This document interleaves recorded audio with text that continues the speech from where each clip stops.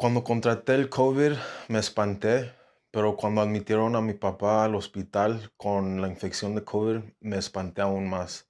Por eso me vacuné, para protegerme a mí y a mi familia.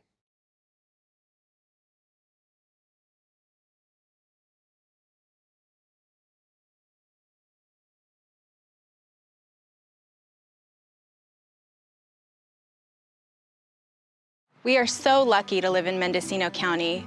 The beauty of this place is reflected in the hearts of the people who live here.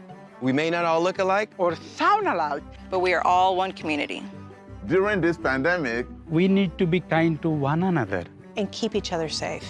By being careful not to spread the virus. And by getting vaccinated as soon as we can. We need to do this for each other. And we can do this together. We can do this! हम सब कर सकते हैं. ये bet में आया. 我们能够做到. Podemos hacerlo por todos nosotros. Idi manandarki sadyam. A gente pode fazer isso. Yun robrum knia. Wamanye mape. Aba, kayang-kaya natin to.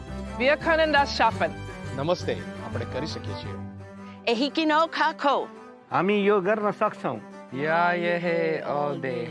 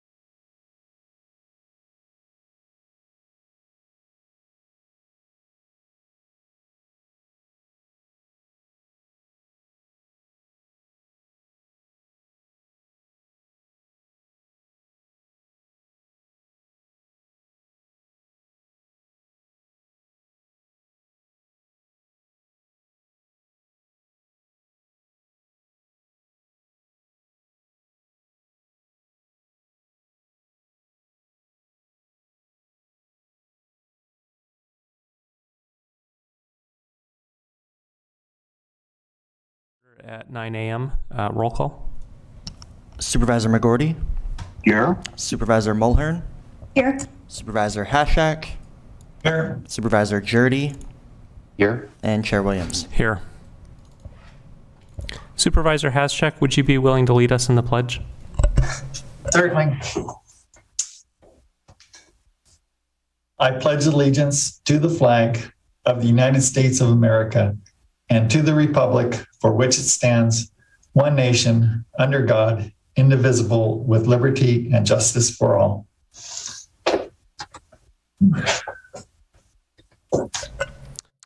Item 2, public expression. First on the line will be Peter McNamee.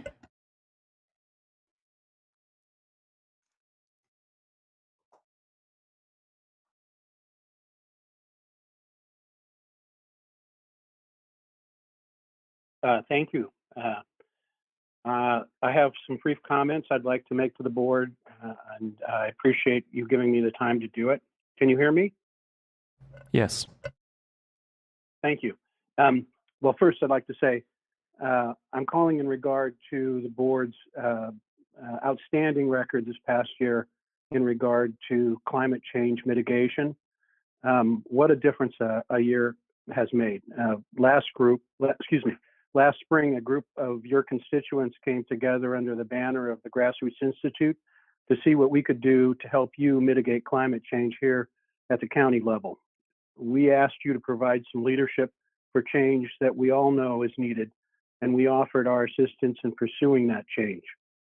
You stepped up beyond our wildest dreams, and we want to thank you for that today. I'd like to just briefly summarize some of the accomplishments that your board's made in the last year. You adopted a net zero carbon emissions policy for the county. You allocated $2 million towards achieving the goals of that policy. You completed an energy audit and the identifying smart infrastructure investments that both cut county operating costs and reduce county carbon emissions.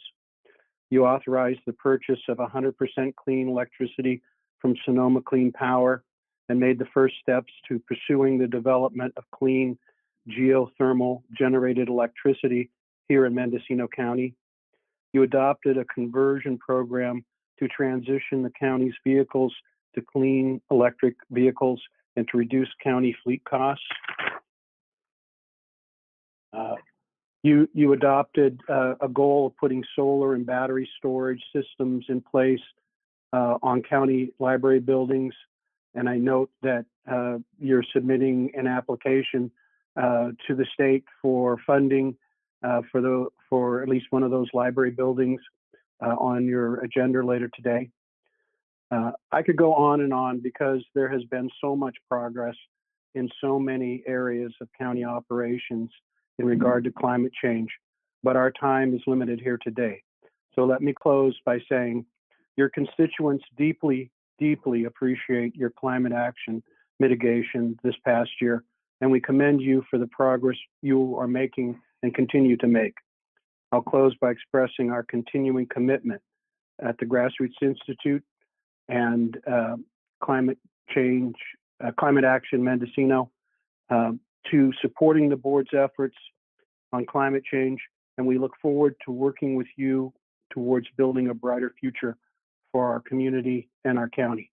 Thank you very much.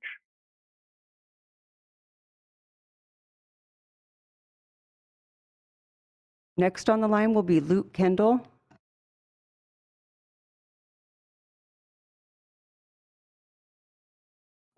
Good morning. Can everybody hear me?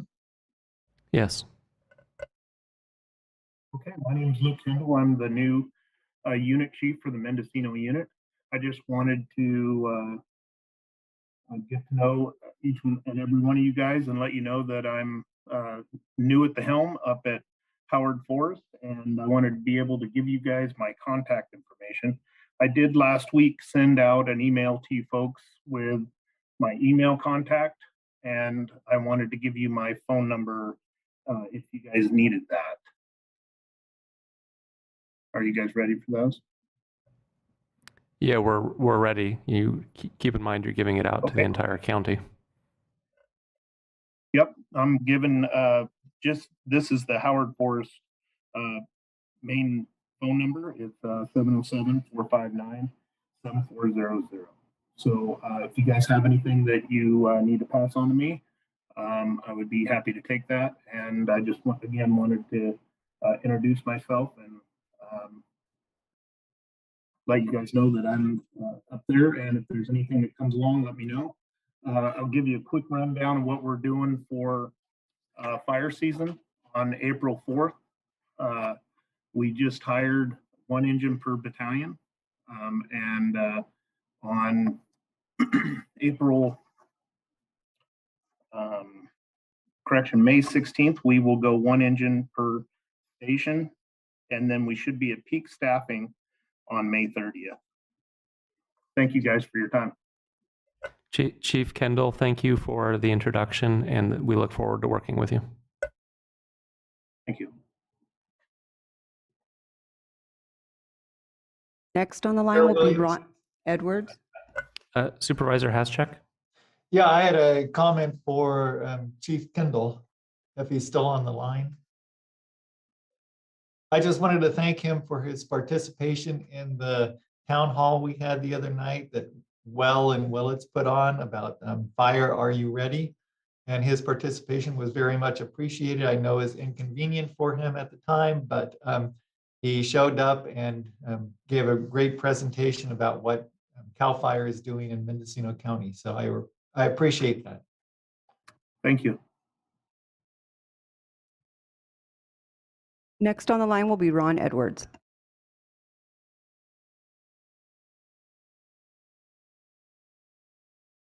Good morning, board. I'm not going to go overtake my whole time. MCA put out a great memo. I'm just concerned about the way the county is doing accounting on the equity program. With the 2 grants we have and the number of applicants, I'm not sure what you're planning to do.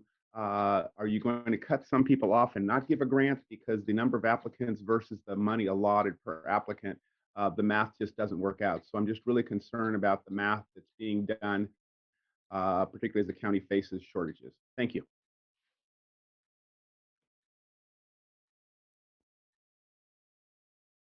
Next on the line will be Katrina Bartlemy.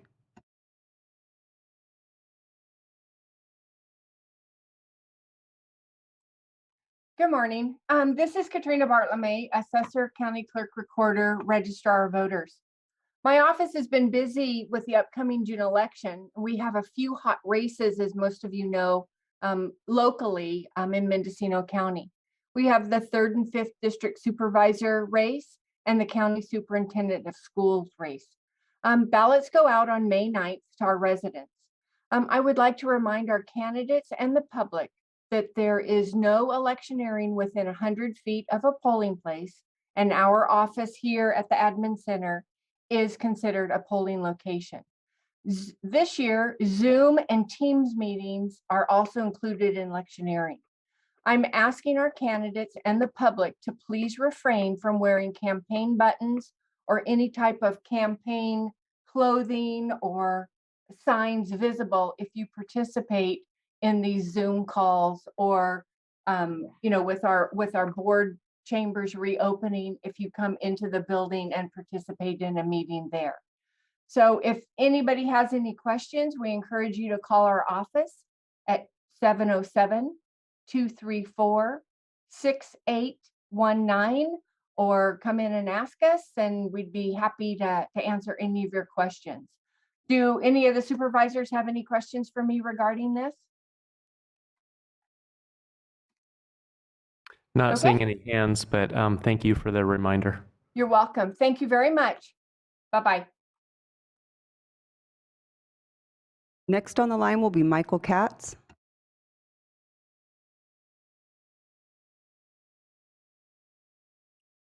Good morning, supervisors. This is Michael Katz, Executive Director of the Mendocino Cannabis Alliance. I'm calling in this morning on Public Expression to explain some concerns that the community is raising around recent revelations regarding the equity program. The Friday MCD meeting last week, it was expressed to folks that the direction that the board had given, which was to streamline the process, remove barriers to access, and increase allowances of allowable uses of funds to anything that the state would allow.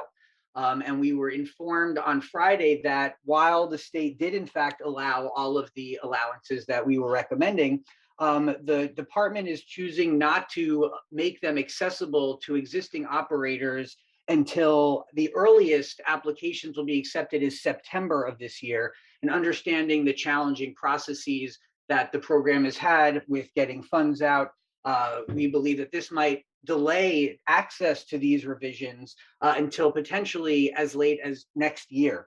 We understand this is an ongoing program, and we understand that there will be funds continually potentially made available by the state. But the intent of the board and the direction of the board and the intent and direction of the ad hoc were that these revisions should be made accessible to the operators in the program as soon as possible.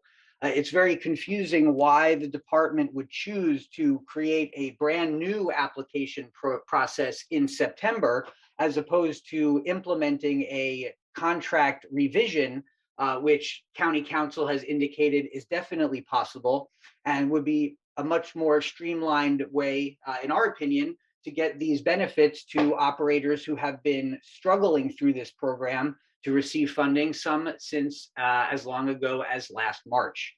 So we are imploring the board and encouraging you to direct that MCD and the equity staff initiate the approved changes immediately and to order simple modifications of existing grantees and applicants' budgets to include newly allowable items, so the initial applicants have the same opportunities as those that applied later in the process, and so that these essential revisions, including the ability to cover the taxes that are incurred by receiving these grant funds, be accessible now.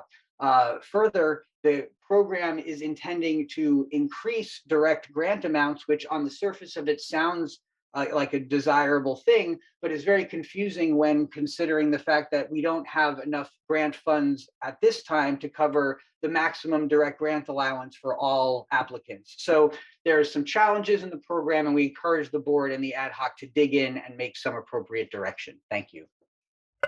Michael, thank you for those comments. We don't have this item on the agenda today, so we can't get into detail discussing it. But I would like to ask the ad hoc if we could direct it to them, and the ad hoc could bring it back to the full board if appropriate. Thank you so much. Is the ad hoc willing to take this as an action? Certainly. Glenn? Absolutely. Thank you. Next on the line will be Andy Corin.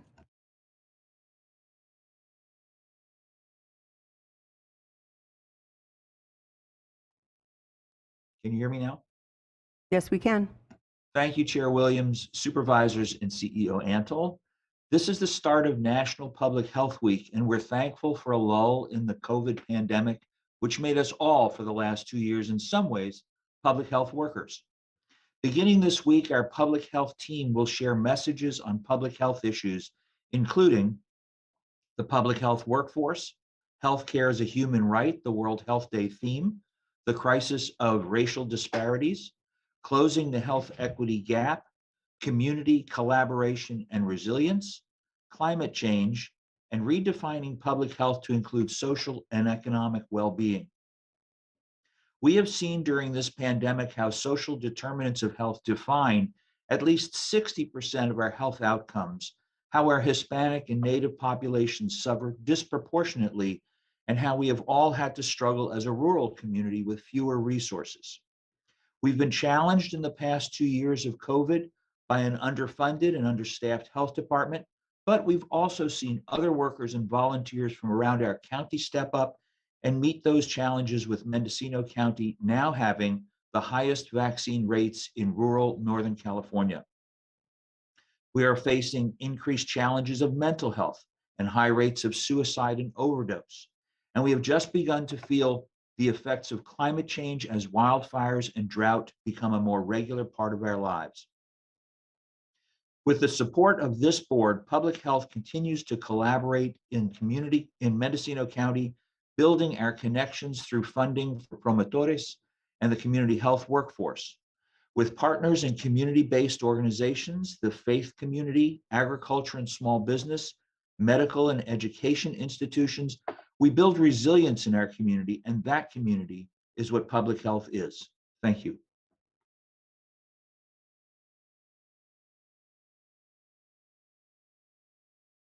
Next on the line will be Anna Stockel.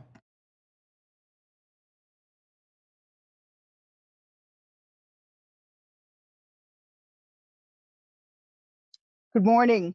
I'd like to give the residents of Mendocino County an update on the lawsuit, Mendocino County versus myself.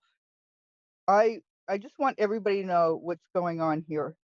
It's County of Mendocino versus Anna Stockel, Superior Court Case, SCUK CVG 20-74829. Mendocino County sued me in November of 2020, and that case is still ongoing. My crime is that I live in my own RV on my own property. The Board of Supervisors gives a lot of lip service to homelessness, yet for some reason they're on me like a dog on a bone to get me off of my own property. I have all the property utilities, my sewage is permitted, there's nothing bad going on here. Furthermore, Mendocino Code Section 20168-045 Family Care Unit allows me to legally live in my RV on my own property. Part A, not more than 2 adult persons who are 60 years old of age or older. I don't understand why the Board of Supervisors would push this in a negative direction instead of looking at the code and fixing it in the first place. I have people live in coach trailers all over Mendocino County. The solution is simple. Have a permitting process that allows for it and ensure proper sewage and garbage. It makes complete sense. I've already submitted one permit application and it was denied, and my almost $2,000 was kept by the county. I have been working with building and planning, and they said if I submit a second application based on 20168-045A, they will deny it. Finally, since my time is running out, I want to let everybody know that my last court case, my court appearance was on March 18th, and County Counsel Michael McDissey came completely unprepared. He said he was going to file demurrage, but the deadline has already passed, and I don't even have another court date now. The whole thing is a train wreck. I will find a way to let the people of Mendocino County know the time of my next appearance so you can be involved if you're interested. Thank you for your, oh, and I'm also going to file discovery. So I want everybody to know all what's happened in the closed meetings and who's pushing this and what you all have to say about it. So there is going to be a filing of discovery coming. And I'm not even an attorney. I had to learn this the hard way. Thank you. Bye. Next on the line will be Heidi Corrado.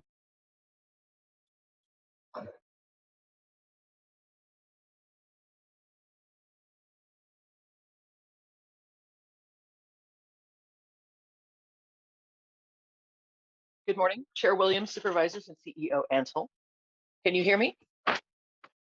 Yes, we can. Very good, thank you. My name is Heidi Corrado, and I am your Public Health Emergency Preparedness Coordinator. As Dr. Corin addressed you earlier, this is Public Health Awareness Week, and I wanted to tell you about a tiny little piece of the important work that we do. Over the last few years, we've heard a lot about disasters and disaster response. We've had a lot of disasters and disaster response. And the Community Emergency Response Team, also known as the CERT team, is an integral part of our preparation. The CERT team is a FEMA-sponsored program which educates volunteers about being prepared for disasters that may impact their area and trains them in basic disaster response skills such as fire safety, light search and rescue, team organization, and disaster medical operations. Mendocino County CERT program is operated by North Coast Opportunities via contract with Mendocino County OES. Certified CERT team members are able to assist emergency services personnel when requested in accordance with standard operating procedures developed by the sponsoring agency and by area of training. They can assume some of the same functions as emergency services personnel following a disaster, and they help us prepare families and communities prior to emergencies and assist neighbors during an emergency when first responders are not immediately available. Mendocino County OES, the Ukiah Fire Department, and the NCO Volunteer Network are sponsoring 2 CERT hybrid hands-on and virtual trainings.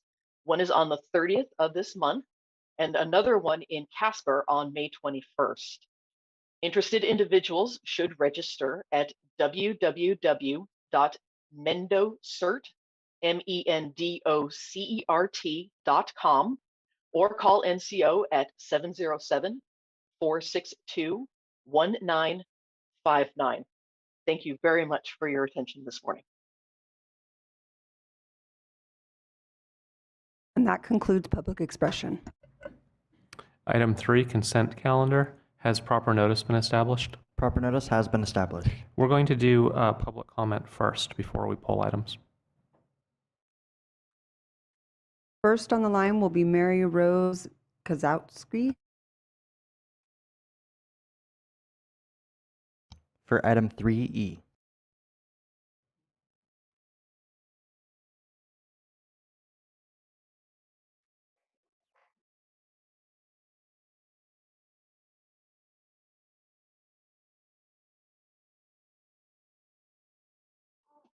Can you hear me? Yes, Hello we there. can. Yes, we can. Okay, thank you so much. My name is Mary Rose Kachudowski. On March 4th, I participated in the Zoom meeting, Women, Peace, and Security in the Face of Russian Aggression, Perspectives from Ukraine, hosted by several international women NGOs. We listened to women impacted by war, how their cities were blown up and other horrors. My heritage as first-generation Polish American is steeped in the region of Ukraine, now under attack. My father was a refugee from the catastrophe of the Nazi Hitler-Russian invasion of 1939, and my father's whole side of the family, my grandparents, aunts, and uncles, cousins, disappeared and were murdered by the Stalin regime. My father escaped and then was captured by the Nazis and became part of their system of slave labor. And to make a long story short and spare you some horrific details, he was liberated by the Brits and ended up being welcomed to the US as a refugee. This is very personal to me, this item on the agenda. I intended to visit Poland and Ukraine for the first time in my life in my family's area of origin, but I postponed it and then the war happened. A few weeks ago, Johanna Wildoak and I interviewed on KZYX radio Maria Tushik from Kopinski, a small municipality in western Ukraine. Maria and her husband, Mayor Bogdan Kelikovic of Kopinski, have mobilized their town to help cope with the influx of internally displaced Ukrainians and to supply the areas under siege. We keep listening. I keep listening to these stories, and as we all know, they're horrific. Ironically, Kopinski I found out, is only 20 kilometers away from where my family originated, which is now in Ukraine. And you know what I'm really wanting to say is how amazing Mendocino County is stepping up to help the Ukrainians, and acts of solidarity have been emerging throughout our county, from fundraising to displaying Ukrainian flags and their colors are blue and yellow. And if you walk through the village of Mendocino, you'll see so many tall and blue-yellow banners fluttering in the wind, all in solidarity with the Ukrainian people's fight to preserve a free, democratic, and sovereign Ukraine. I myself have set up a fund to help the town of Komchinsky, and if people want to help get direct funds through what we're doing, you can reach me at 510-459-9448. And another organization that we have featured on Wild Oak Living is NOWA Ukraine. That's NOW and the word Ukraine. And your help is important, no matter how you feel about the situation. Thank you. Next on the line will be Michael Katz for item 3F.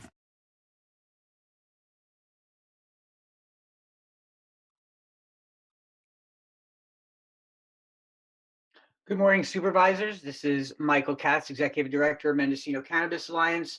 MCA would like to fully support the recommended action for item 3F, the two bills, SB 1074 from Senator McGuire and AB 2691 from Assemblymember Wood. Thoroughly consider the political landscape and would provide significant support for our struggling local industry. We are all aware of the many challenges that we face here in Mendocino County, and that many of them can only be addressed at the state level. These pieces of legislation are essential to move us in the right direction. We encourage the board to approve the transmission of these letters as soon as possible to put our full support as a county behind the efforts of Senator McGuire and Assemblymember Wood. Thank you so much for your consideration.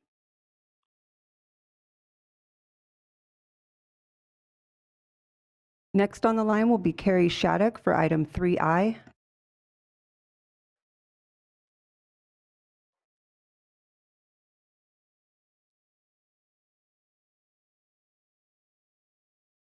Carrie, if you can unmute. I'm here. Okay, go ahead and speak. Yes, we can. Okay. I'm just wondering on 3I, which was the continuing of the local emergency for the October wind events and the PG&E shutoffs from October 23rd of 2019. Just curious why we're still in a state of emergency 2.5 years later for those events. That's my question, and I'd like a response. Thank you very much. Have a great day. Carrie, that's a great question. Maybe we could go to CEO for an answer. I think this has to do with recovery of funds. Darcy Antle, interim CEO. That is correct, Chair Williams. This does have to do with the Cal OES and funding opportunities, but we will review this with County Council moving forward. We were told these were due every 30 days for continuation for possible state or federal funds. Thank you. Next on the line will be Ron Edwards, followed by Michael Katz for item 3M.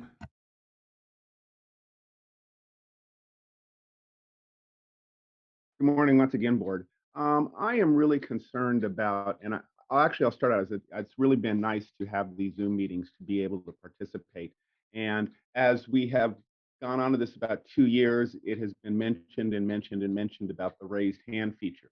And even noticing the weekly cannabis meetings are able to do that. Almost every jurisdiction in the Bay Area is able to use the hand raise function. In fact, most boards publish the Zoom meeting link publicly for the public to participate. There are lots of things that are concerning in the new format, particularly in the telecomment section, to where now it's a first come, first serve basis, really limiting where in the past it has been a time limit when there's more speakers, as opposed to just cutting off the number of speakers and one does not know when they will speak.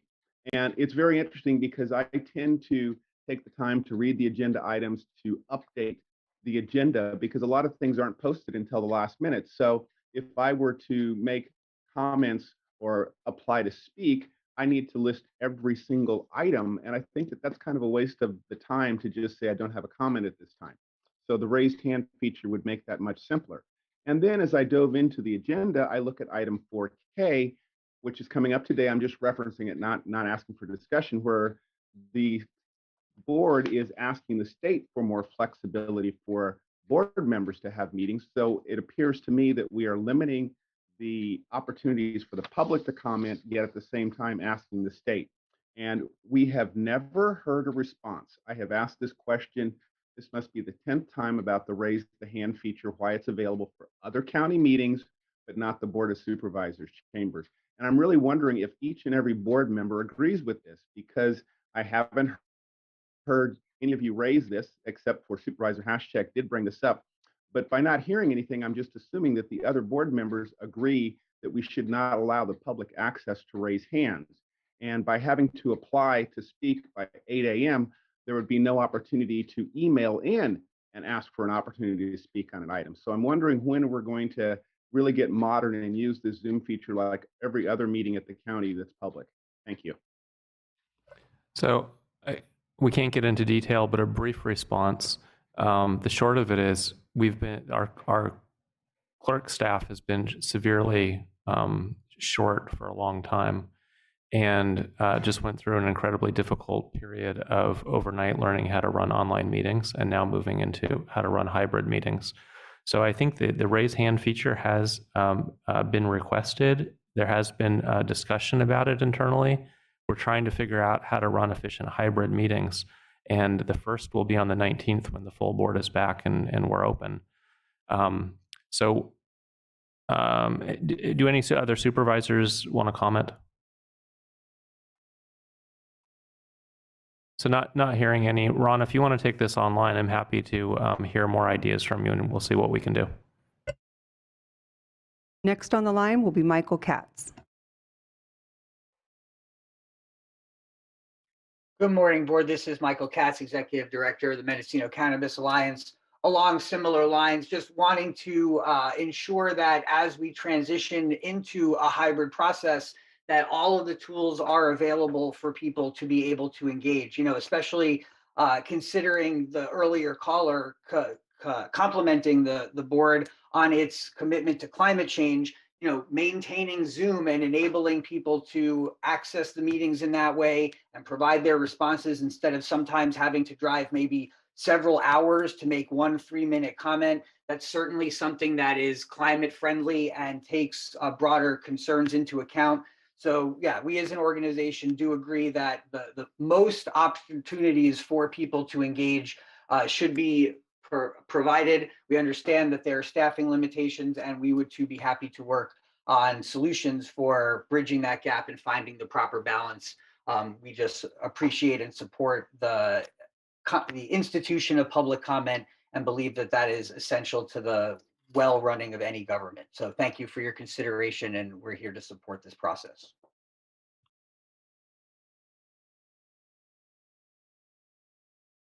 Next on the line will be Ron Edwards for item 3Y.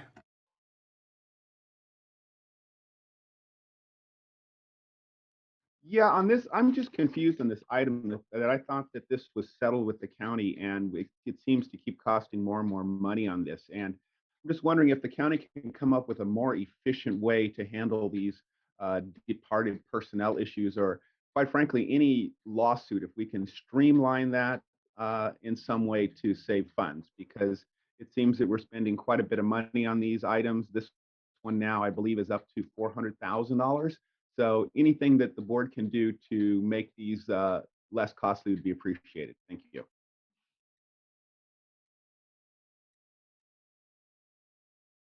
Next on the line will be Becky Emery for item 3AU.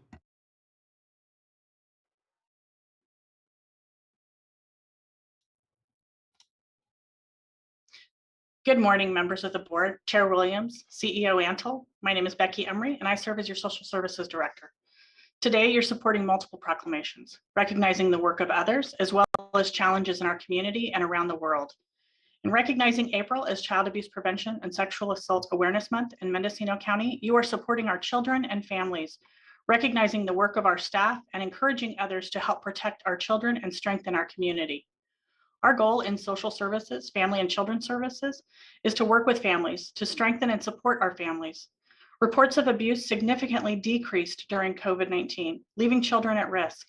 And even with these decreases, we received 1,746 reports of abuse in 2021, knowing that 9 out of 10 cases of abuse go unreported. Our staff work diligently to support and strengthen families, to reunify children with their families. There are just over 200 children currently in foster care in Mendocino County. And through our efforts last year, 64 children were reunified with their families. That's 64 families that we helped strengthen. How many more could have been stronger with our support? We recognize that abuse is often unreported for a variety of reasons. People don't want to get involved. They're not sure if what they're seeing rises to the level of abuse, or they don't know how to report abuse. Reports can be made in person, by fax, by email, or by calling 707-463-7908, or toll free at 1-866-236-0368. This information is shared on our website. Reports are taken and responded to 24 hours a day, 7 days a week. Our goal is to strengthen and support the families in our community. We investigate claims and take every report seriously. We present the information to the courts when it rises to the level of long-term intervention and supports needed. And I encourage everyone to protect our children and support our community in being healthy, thriving environment for everyone, but especially for our children. Thank you.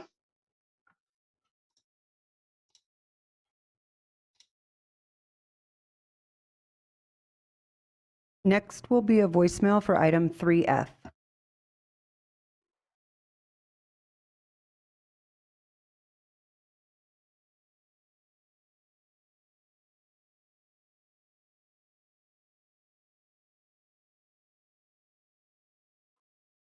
Hello, my name is Michelle Peñalosa, commenting on item 3F. I just wanted to say that I fully support and hope that the whole Board of Supervisors fully supports the recommended action for this item. I think both of these bills that our state representatives are trying to make happen would really help us in Mendocino County as well with our struggle as small cannabis cultivators. So I hope that you all vote for that. Thank you very much. And that concludes public expression.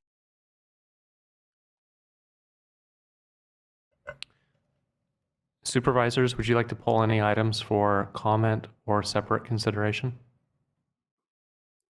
Glenn? Item 3E. For a comment? Just for comment. John? You're muted. Thank you. I'd like to pull item 3C for comment and 3G for separate consideration. Okay. Let's start with 3E for a comment. So thank you, fellow board members, for supporting the people of Ukraine. I'm second generation Ukrainian American.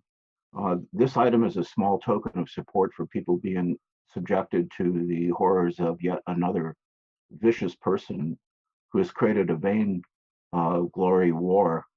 People of conscience must speak out to condemn this awful situation and an affront on humanity, rights, dignity, and democracy. And that's what we now have. So I thank you very much for your consideration of this item. 3C. All right, with 3C, I see that there's one appointment to the Museum Advisory Board. Thank you for that for District 2. And there's been an issue with getting a quorum for the Museum Advisory Board. So if anyone doesn't have their position filled or has a position that's not attending those meetings, I can certainly find people in the 3rd District who'd attend those meetings. So I think for the functioning of the Museum Advisory Board, they need a quorum and they need full participation. So thank you for your consideration of that. On the other, I see that there are two appointments to the Public Safety Advisory Board. It seems like we now have pretty much a full board, so I'd like an update on what the status is, when those meetings will get started. On the museum board, there is an applicant from the 3rd District who would like to fill the slot of the 5th District. And I did give the thumbs up to the clerk, but I don't know if the paperwork has been processed yet. Maybe Supervisor Haschek could get involved in that review. But I want to thank this individual. Okay, very good. And then CEO, could you give us an update on when the Public Safety Advisory Committee is scheduled to meet? Darcy Antle, interim CEO. At this point, due to the low staffing and CEO, a clerk of the board, I will work with the clerk of the board staff to come up with a timeline of when we can do that in the near future. Thank you. Okay, and then item 3G for separate consideration. Yeah, with item 3G, this came up, last meeting, and then it got pulled at the last second. It was sponsored by Supervisor Williams and the Cannabis Department. Now it's sponsored just by Supervisor Williams. This bill, I see, would, well, with my conversations with people in the state capitol, that it would blow a huge hole into the budget, okay? And, the budget from those cannabis taxes go towards public health, they go towards environmental programs and law enforcement, okay? And this is supported by big business. It's supported by the CCIA, the big cannabis industry groups. It won't do very much for the people in Mendocino County. And that's why you're not seeing any support for this bill, in our public comment. What it will do is it will take away, the drug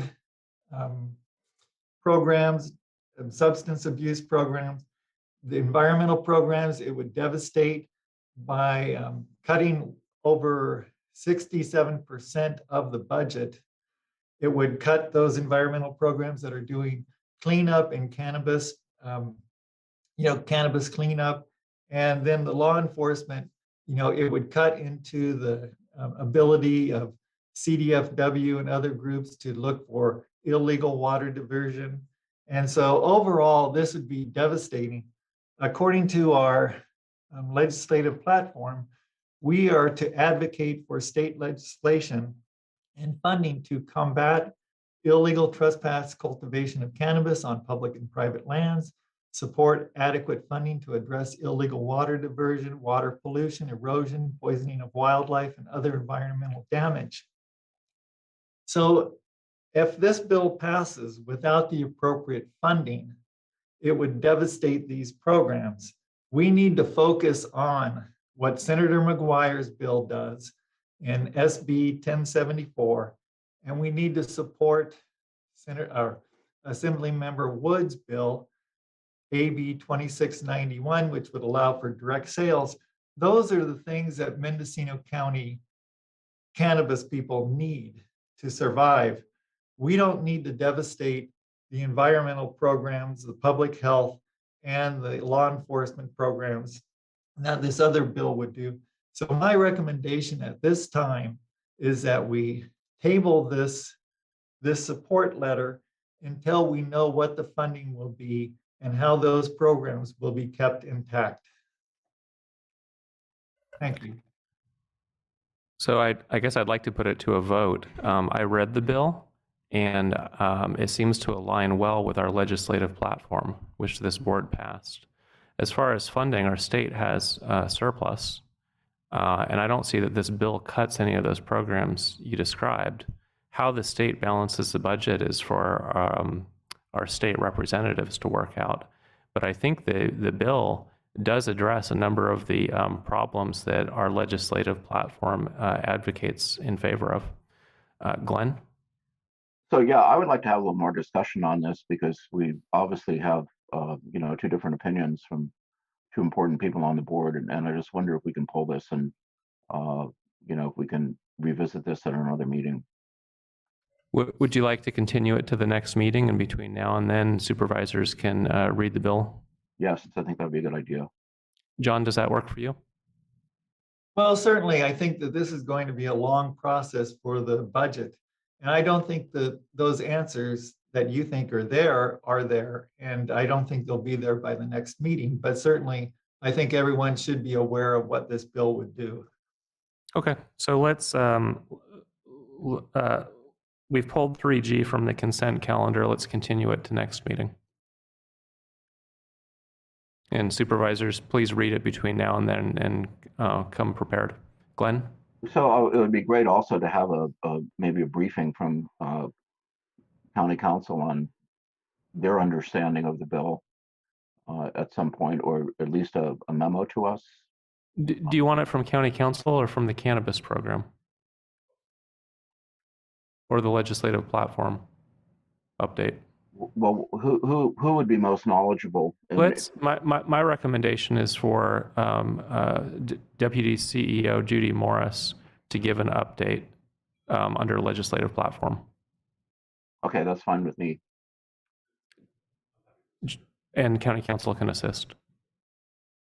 Okay, not seeing any more hands. Can I invite a motion for the consent calendar sans 3G? Move approval. I think that was a motion by Glenn and a second by Mo. Take it, yep. Okay, not seeing any further discussion. Ready to vote?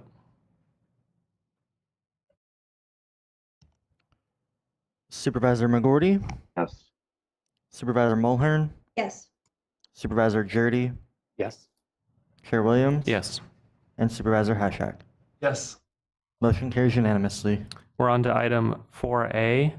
This is in regards to a hiring incentive for deputy sheriffs, and it's sponsored by Sheriff Kendall.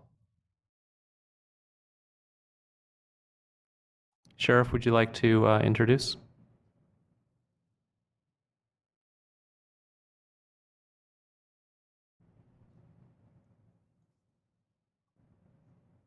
My apologies. When they let me into the room, there's about a 15-second lag time there. Good morning, Supervisors, Chair Williams. This morning, I wanted to thank the board, first off, for continued support of full staffing and staffing increases in the deputy sheriff's positions. At least 3 times in the past year, this board has voiced support for getting our numbers up and where they need to be. As explained in the agenda summary, the temporary closure of the police academy, nationwide shifts in public perceptions towards law enforcement, and various other things have reduced the hiring pool and increased early retirements throughout the state of California. In addition, other local agencies now pay considerably more for new hires and lateral transfers. The Ukiah Police Department recently opened up negotiations proactively and gave their personnel approximately a $6 an hour raise over what a deputy sheriff at the same level is making. As a result, instead of staffing up, as supported by the board, staffing levels continued to decline.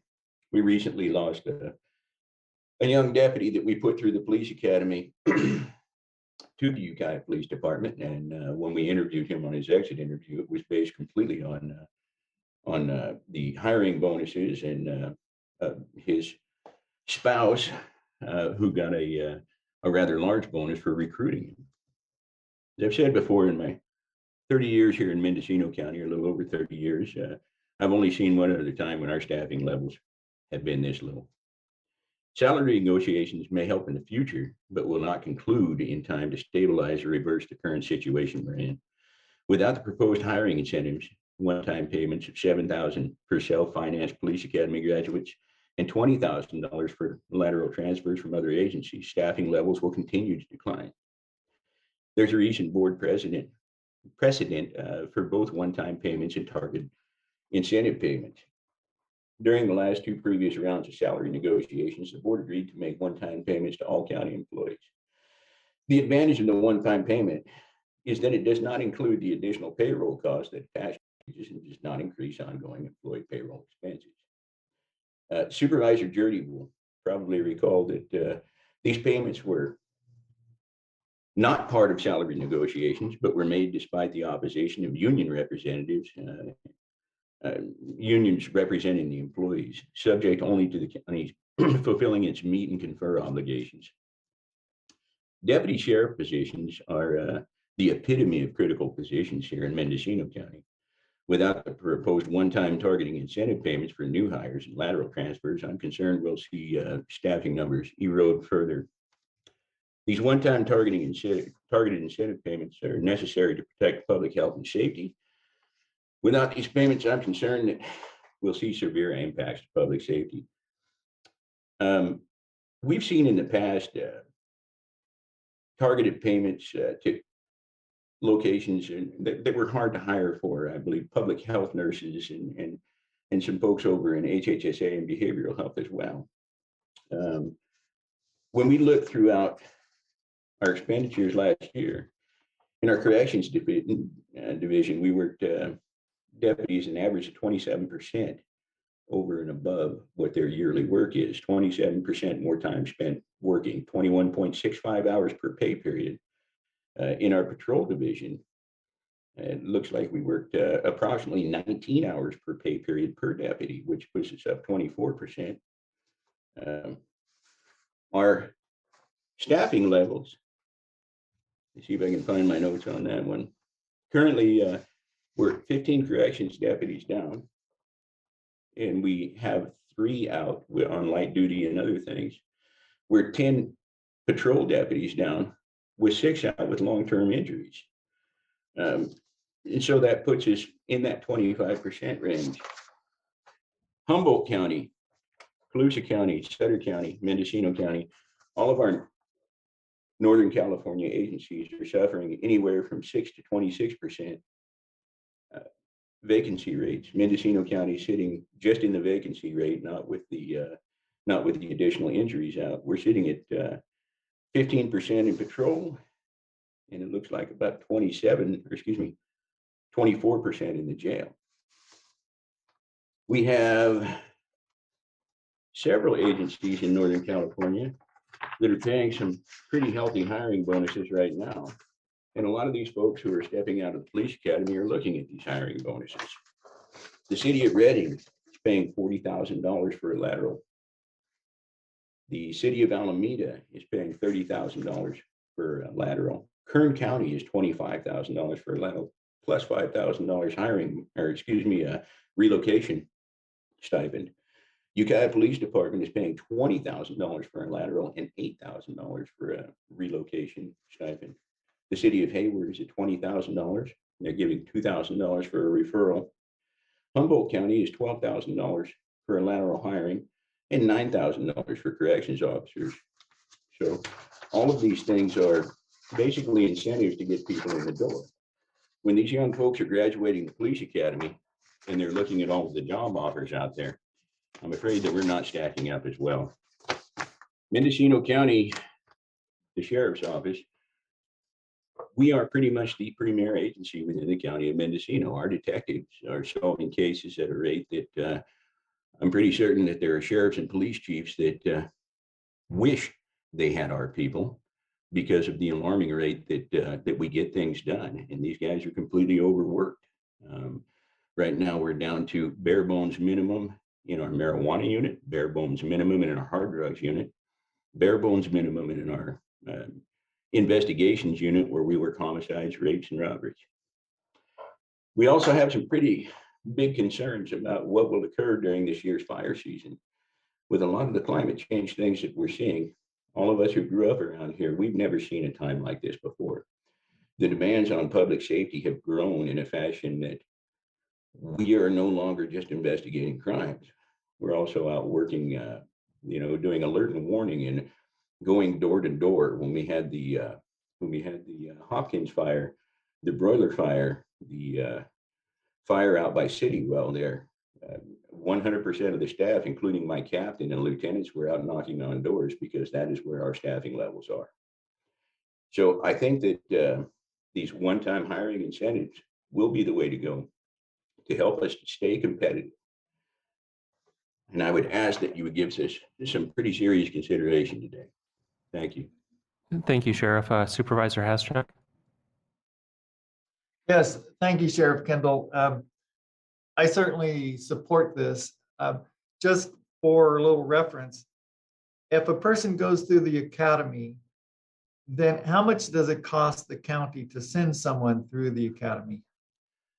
Under Sheriff Brewster was able to crunch the numbers on these, and I believe that we were looking at, I'm going to have to go back just a little ways in my memory, almost $40,000, because we're paying that person's salary while they're going through the academy. We're also paying per diem and paying for either lodging or travel.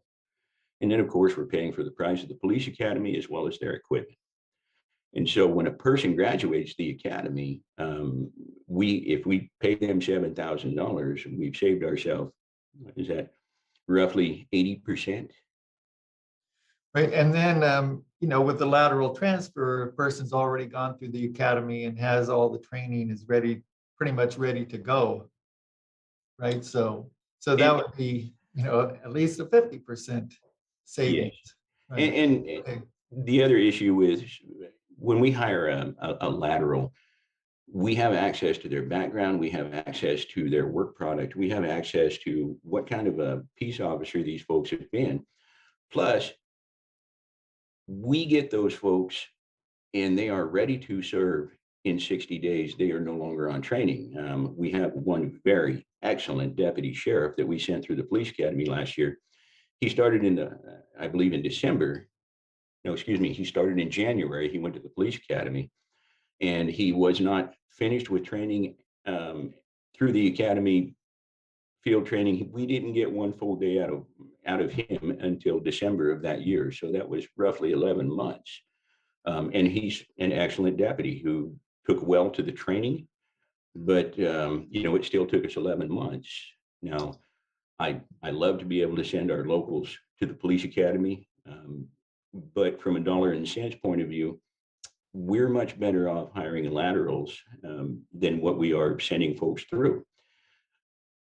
I know that we have a much better work product when we send these young men and young ladies who have worked in our custody setting. We have roughly an 80% success rate when we send them versus someone who's just walked in off the street, when we have about a 31% success rate sending them through.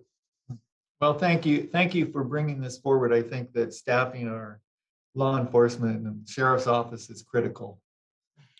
Well, and some of the steps that the board have taken in the past with the housing and bonus incentives for the South Coast and Covelo, those are beginning to pay off. But we were able to get that grant to take up the slack on those, and that grant's going to be utilized. We've got one young man right now who's looking to purchase a home on the South Coast. He's just having trouble finding something in his price range, and so we know that is looking pretty lucrative to some of these young folks.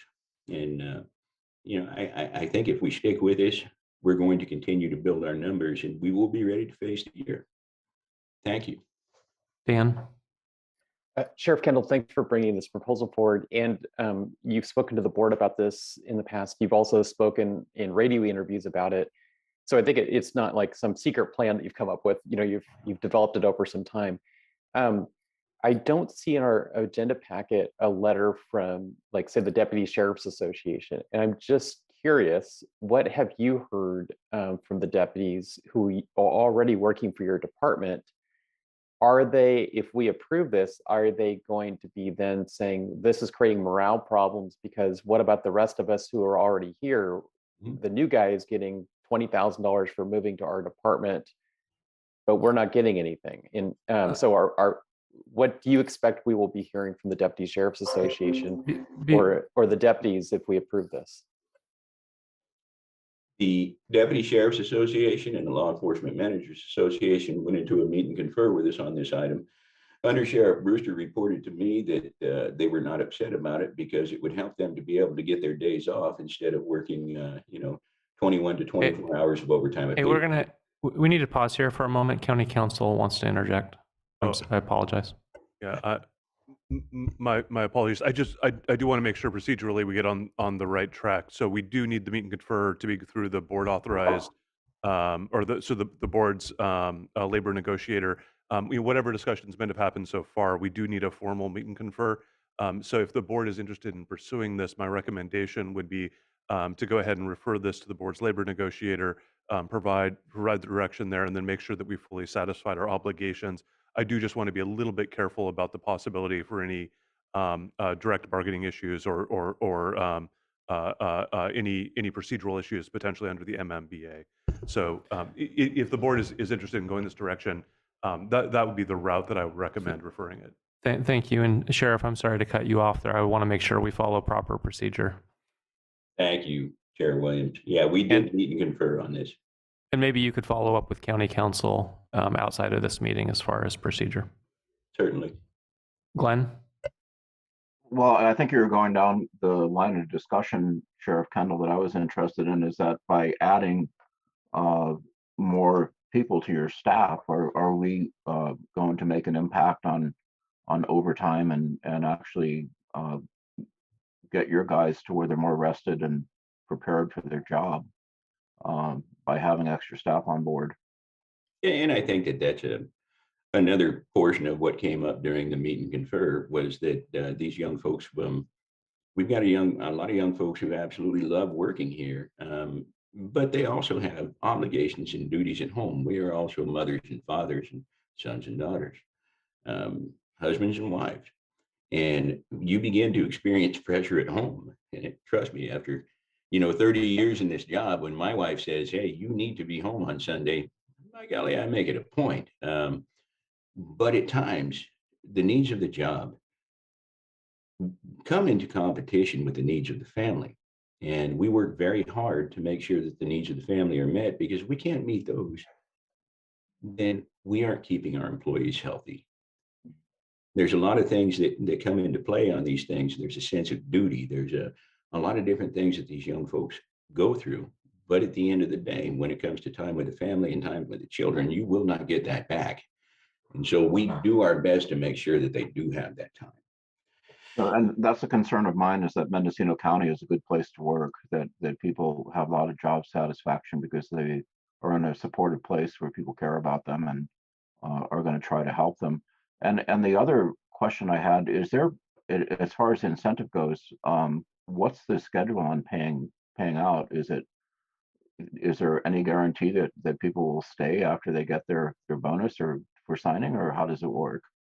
Well, I believe that getting people to stay will continually be on us. And if we don't provide that good working environment where they can get their days off and they get their time with their families, they could look elsewhere.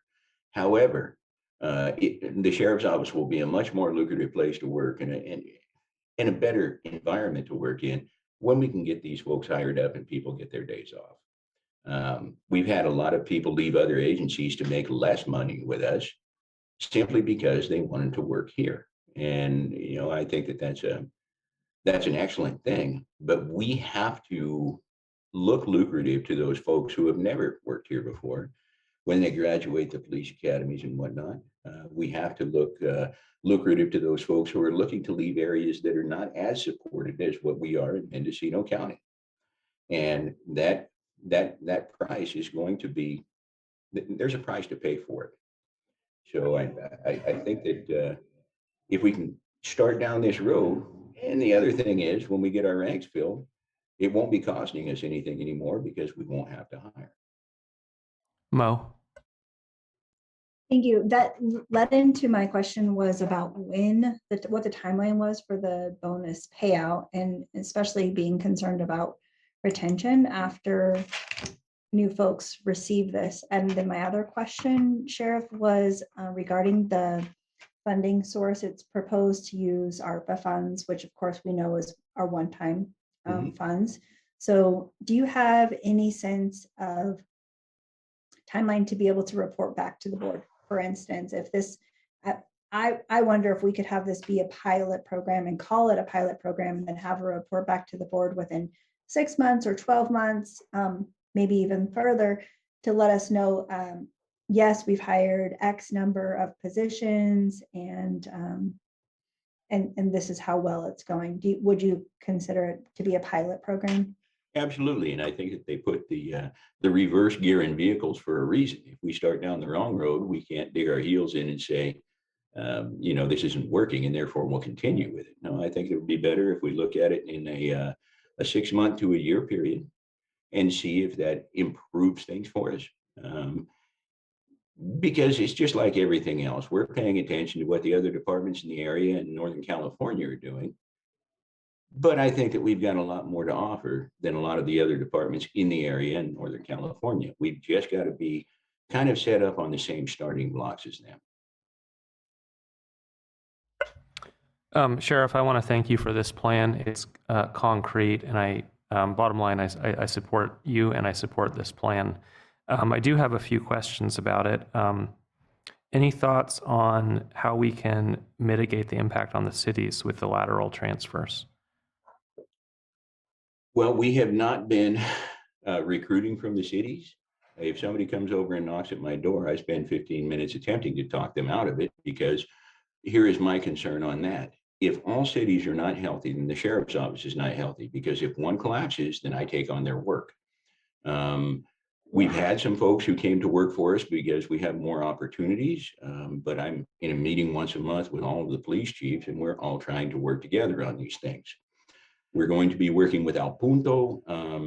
Jackie and Juan Orozco have agreed to come over and help us to reach out and work towards picking up a lot of the youth that are DACA kids and whatnot. I've got a couple of buddies who, you know, reached out to me and said, my daughters want to go to work for you, but they're DACA. Well, we have this wonderful thing going on where we have a young man who is doing all my hiring for me as a sergeant. He was raised in Israel and was not a citizen when he first came to the United States. And so he's been through that process. And so we're going to start reaching out to those folks and helping them to get their citizenship in the exact same fashion that he got his. I'm working with Chief Weidlich from the Ukiah Police Department on that. We've got a meeting set up next month this month to meet with Al Punto and to get these advertisements out and to show these folks, hey, we're here to help you. I've got folks from Nepal who work for me. I've got folks from the Philippines. I've got folks from Scandinavian countries who work for me. And I think that when we show, hey, you know, we have a need here and we need you good folks to go to work for us, that's also going to help. On overtime, I don't want to give a false impression that reducing overtime will save in the aggregate. The last analysis I saw showed that overtime was actually less costly. I think there are good reasons to avoid it. You know, safety of the officer, having public servants not be overworked probably benefits long-term retention. And I imagine they're sharper on the job if they're not overworked. But I don't want to give the public a false impression that by reducing overtime and hiring full-time, that we're going to save in the aggregate.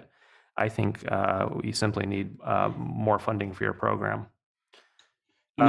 I Go agree ahead. with that, Supervisor Williams, but what we also need to understand is that crime does not occur on bankers' hours. And with our detective unit, we have an excellent unit, but it is pretty small. And when we have a homicide at 9 o'clock on a Friday night, that creates overtime. These are the types of things where when we have an emergency, a fire, a flood, something like that that goes on, we don't have the ability to handle that with the two deputies that are working in a sector. We have to call people out to be able to serve. Makes sense. I think a theme this year will be austerity, given that we're looking at a deficit. We have bargaining groups up for negotiation. It's a hard time for the board. It's a hard time for the county. A favor I'd like to ask of you is, could you help provide some visuals, a chart, or help communicate to the public what you see as appropriate level of staffing, what you have now versus what you should have? So that when the board is criticized for spending in this direction and cutting elsewhere, we can show we're relying on our sheriff. It is subjective, but you're the guy who's going to tell us what we need, and be able to show the public where we're short and what that impact is if we don't fill the holes. Absolutely. And then last, for CEO Antle, I support using the ARPA funds. I understand out of the 16 million, there's 10 million that can be used under one set of criteria, 6 for another. Can you explain what will this come out of, the 6 or the 10? Darcy Antle, interim CEO. As this is a public safety event and getting staffing up to pre-COVID levels, we would be able to use the 6 million remaining.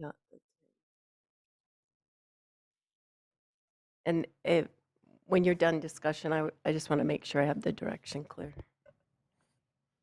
I don't see any more hands. Can we go to public comment? There is no public comment for this item. Supervisor Jurdy? Yeah, so I just want to float some ideas. One, I like Supervisor Mulhern's suggestion that we be real clear that this is a pilot project, because we're embarking on something new and different, and we are unsure of our revenues, and we do have the labor contracts with all the county employees coming up very, very soon. And on the other point of just making sure that someone accepts this transfer bonus and stays with us for some amount of time, I'm thinking that maybe it would make sense that it's paid in even amounts. Let's say just tossing out an idea, but it's $20,000. What if it was every other pay period they received $1,000 of the $20,000? So over basically 1.5 years, they would get the $20,000. So just putting that out there, see what the sheriff thinks about that. That's an excellent point. And several different agencies have broken it down between 1 and 4 years. Some of the agencies that are paying larger amounts, they're paying, a smaller stipend in the first year, and then it grows progressively to make up, that $40,000 that seems really, really huge.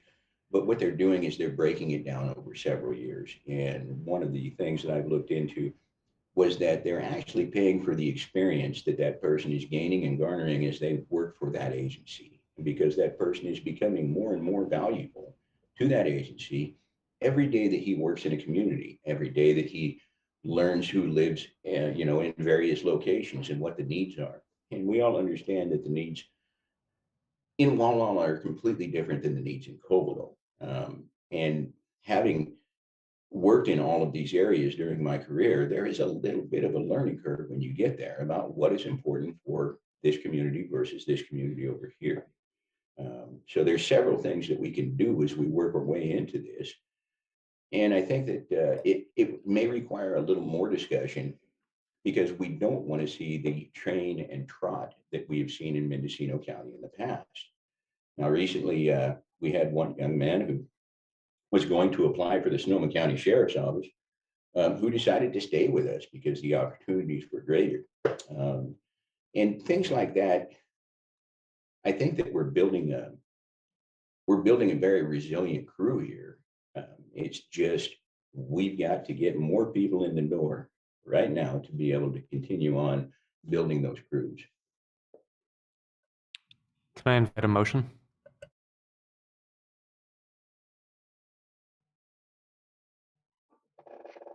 Well, I'll move that, let's see, I guess we need to direct the negotiating team to work with the sheriff to come up with a plan for this incentive program. That's correct. That would be the motion. I would second that.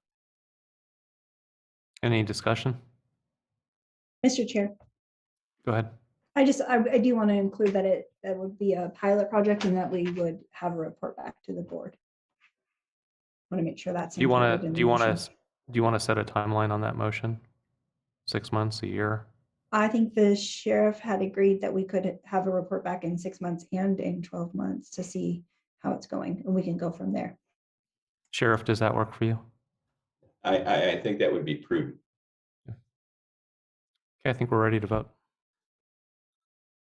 This is Atlas Pearson, Deputy Clerk of the Board. So I just want to clarify, the motion is to direct the labor negotiations team to work with the sheriff regarding the process of the deputy hiring incentive and return to the board within 6 to 12 months.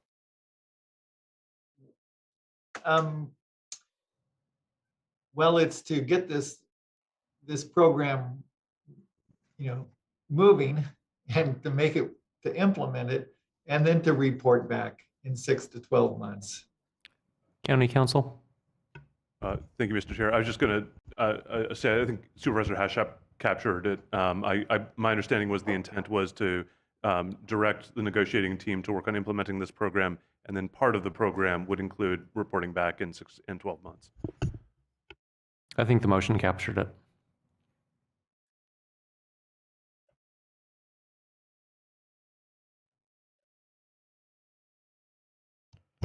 Supervisor McGorty, Yes. Mulhern, Yes. Jurdy, Yes. Williams, Yes. and Hashak. Yes. Motion carries unanimously. Thank you.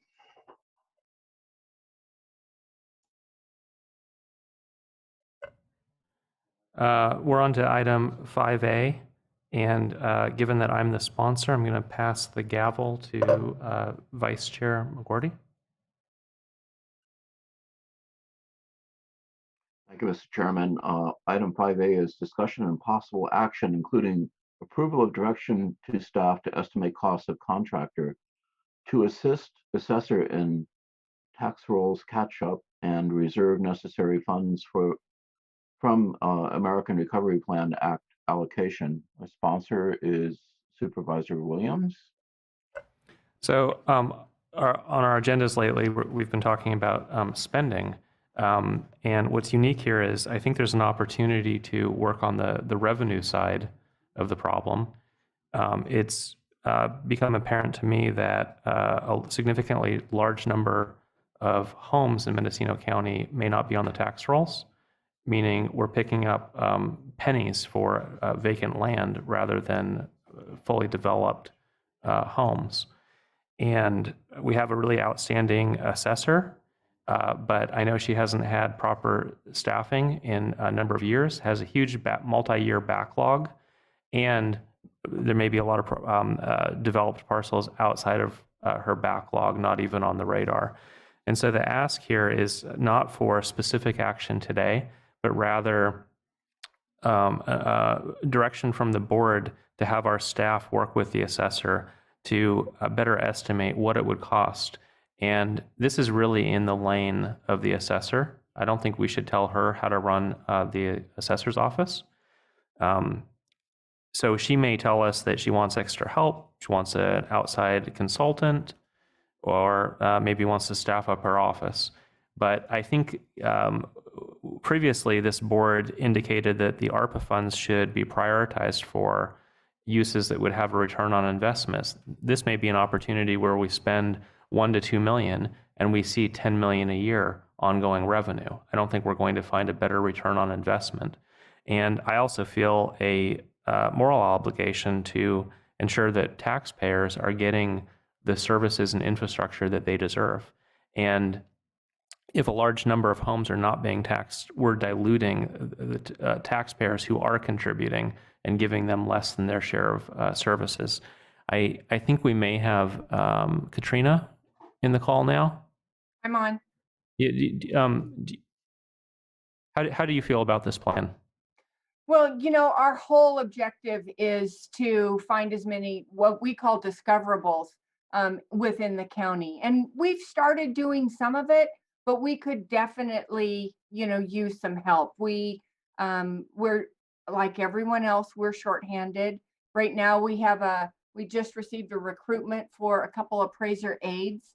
And thanks to Dan Jurdy, he helped me get that together. And so they will be able to actually assist some of the appraisers. But of course, we're shorthanded in appraisers too. So, we're definitely open to this. We want to discover as many unassessed properties as possible. That's just our continued thing. But because of everything else being shorthanded, we have our new property system. We've been able to do a whole lot of that. So it would be amazing if we could get some extra funding to get this done. And there is a company out there that is able to take our data and put it countywide to see what is unassessed. Because of the election, I haven't been able to research that a whole lot. So, there's different things that I think that we can do to help our people. And isn't that what it's all about? We need to help not only our employees, but we need to help the public as well. And, our assessments go right into the revenue of the county. So, I just can't see how it would not be a win-win solution. Vice Chair, I believe we do have one caller who is a volunteer who helped me with some research in tallying a sample plot to determine how severe this problem may be. Maybe with your permission, we could bring him in to co-present. Certainly.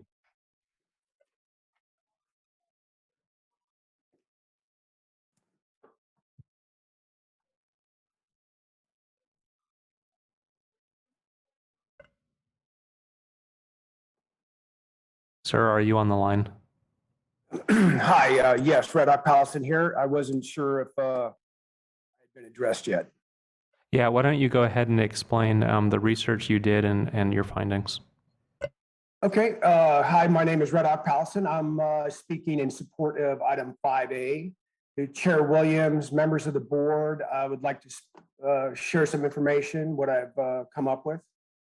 Based on my research, Mendocino County is currently has approximately 3,000 unpermitted homes.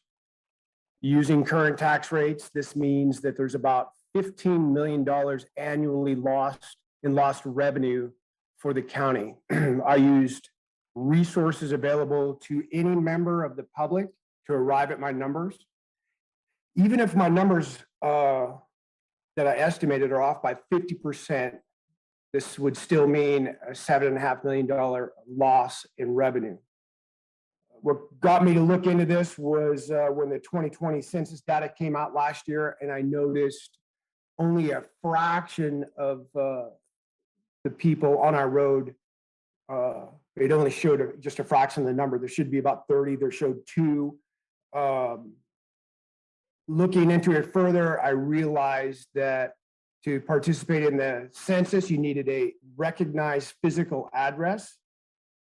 I started looking further. The majority of the homes on my road are unpermitted without recognized addresses. I then expanded my search to a 1.5 mile radius of my property. I found 47 unpermitted residences. Of these 47, 39 also included unpermitted cannabis operations. I didn't include unpermitted outbuildings, barns, ponds, and any other improvements that would add to the assessed value of the property. To ensure that this wasn't a fluke, I continued my search throughout the county. I found similar numbers in every district of the county except for District 2. The homes I identified were not inferior subpar structures. The majority were comparable to median value homes in the county, and many would be assessed far above the median value. We're talking of homes, about homes valued $500,000 to $1 million. Addressing this issue to the untapped revenue is critical, especially in the era of budget deficits and increased need of county services. The data makes it clear that handling this problem is too large a task for the current county staff. It would take decades to complete. The benefit to the county as a whole more than justifies the cost of hiring a contractor whose sole focus is mitigating this problem to allow the county to collect revenue owed by all residents. To give you a little bit more of an example, I pulled 4 just random parcels throughout the county. My example number 1 is listed as a 40-acre parcel. Timber Preserve has 7 unpermitted homes. The last home was built in 2010.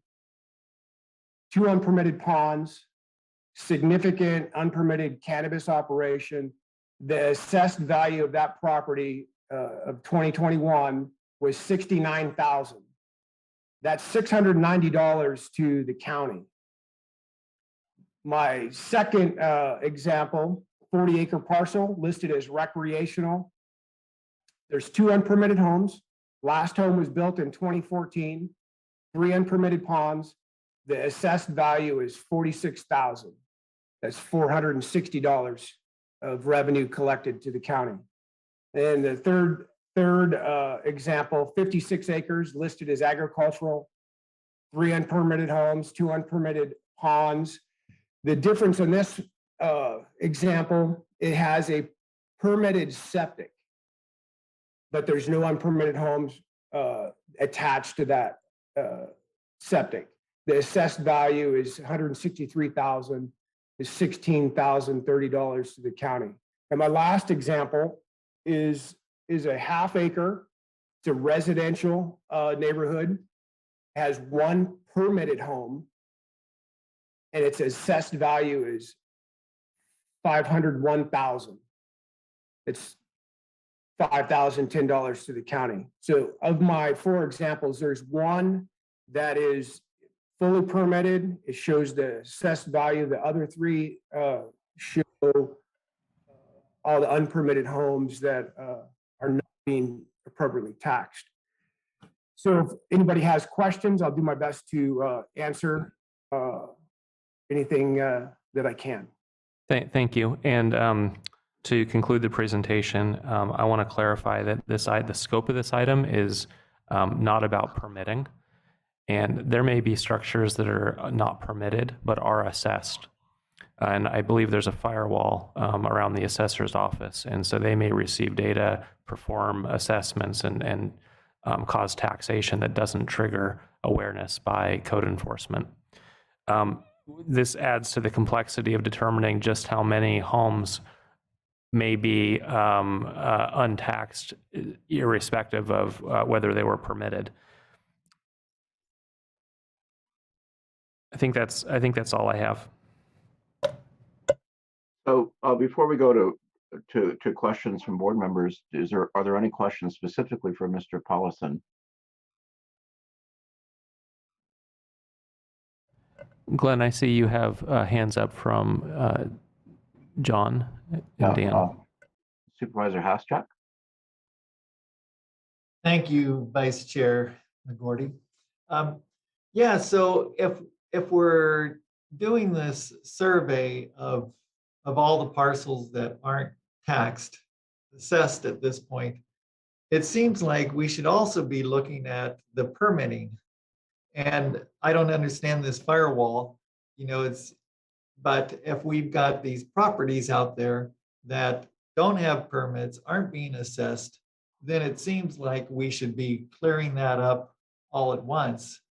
And in talking with the auditor's office, that satellite imagery isn't going to give us the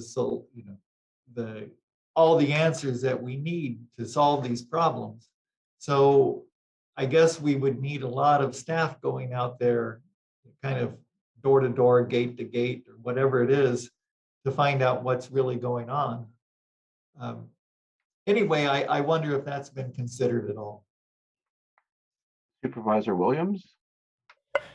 Yeah, the board did recently give direction to our planning department to look at higher density, the possibility of a general plan update. I don't want to red tag what could be 10% of structures in our county. We already have a housing crisis. I think the worst thing we could do is exasperate it by red tagging structures. Yes, they should have been permitted, but it may be so widespread that we need to envision something like a clean slate 2.0. I see that as separate from the tax issue. The getting structures permitted could take a long time. Meeting current building code may not be feasible for a lot of those structures, but they still have an obligation to contribute fairly to our tax base. I did do a little bit of research about other counties that have used contractors. It seems like the satellite imagery may not give us everything we need, but it could give us an initial snapshot to understand how widespread this problem is. Imagine if you were to generate a mask of all the parcels that we know have development, houses, overlaid on top of the satellite image. You would look at the remainder and say, hey, there's a lot of houses here that we think are vacant land. Is that 1%, or is that 10% or 25%? I don't know. In some areas, it looked like it may be 1 out of 4 houses are not on our tax rolls. Other parts of the county, it's not quite as pronounced. I don't have a good sense of how widespread, but I think it is millions of dollars of revenue. Ms. Bartlemy? Hi, Katrina Bartlemy, Assessor, Clerk Recorder. So, we've been dealing with this for as long as I've been, probably longer than I've been with the county. And, we do our best. We are not code enforcement. We are appraisers. And we are not, most of the information on our appraisal records is not public record. It's for the owner only. So we do not include code enforcement with what we have. Our objective is to get, as many parcels out there that have structures permitted or not permitted on the tax roll. We have been working with code enforcement. They give us a list. If they go out to do some code enforcement and they discover unpermitted structures, they do let us know. So we're able to put that within our work. But, we dance on a fine line. We can't share our discoveries with planning and building. So, which is sometimes unfortunate and sometimes it's not, because then the owner will actually give us a little bit more information. We tell them we're not going to call code enforcement. We are just here to assess it. But in this day with the cannabis grows, there are so many places that are completely inaccessible to us. There's lock gates, there's mean dogs, there's guns. So, we have to tread very lightly on this as well. So that's where our new GIS systems that we have do come, into play. We can look at that. We can make an educated estimate on what the assessment might be and send it out. And then that way the owner can respond to us. So, there's several things that we can do. I'm definitely interested in looking into the contractor. And, the whole thing is to getting the assessment on the roll, right? Supervisor We're behind you. We know what you're talking about. Yeah. Supervisor Williams. Yeah, a couple more points.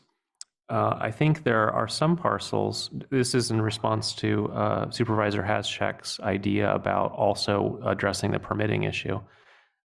There are some parcels where more than 2 houses exist. Maybe there are 4 houses, yet zoning only allows 2. And so unless we update our zoning, maybe a general plan update, we may not have a mechanism to bring them into compliance. And yet, no matter how these structures came to be illegally, but they may be housing Mendocino County residents today. Those residents don't have anywhere else to go. Rather than ask that they demolish the houses, I would like to have our planning department work on increasing the allowance of density and see if we can grandfather in some of those structures. So I'm not against Supervisor Haschek's proposal. I just think it's outside the scope of this item. And then for our assessor, Katrina, would you be surprised if 10% of structures are untaxed in Mendocino County? Or what range do you think may be realistic? Honestly, I don't know. I would not be surprised if it was that high. There's a lot of places that are off the grid. There are a lot of places that maybe aren't off the grid, but are so rural that, we have no idea unless we happen to discover it, or unless code enforcement gives us a heads up on it, or unless we see it when we're looking, for stuff on our GIS as well.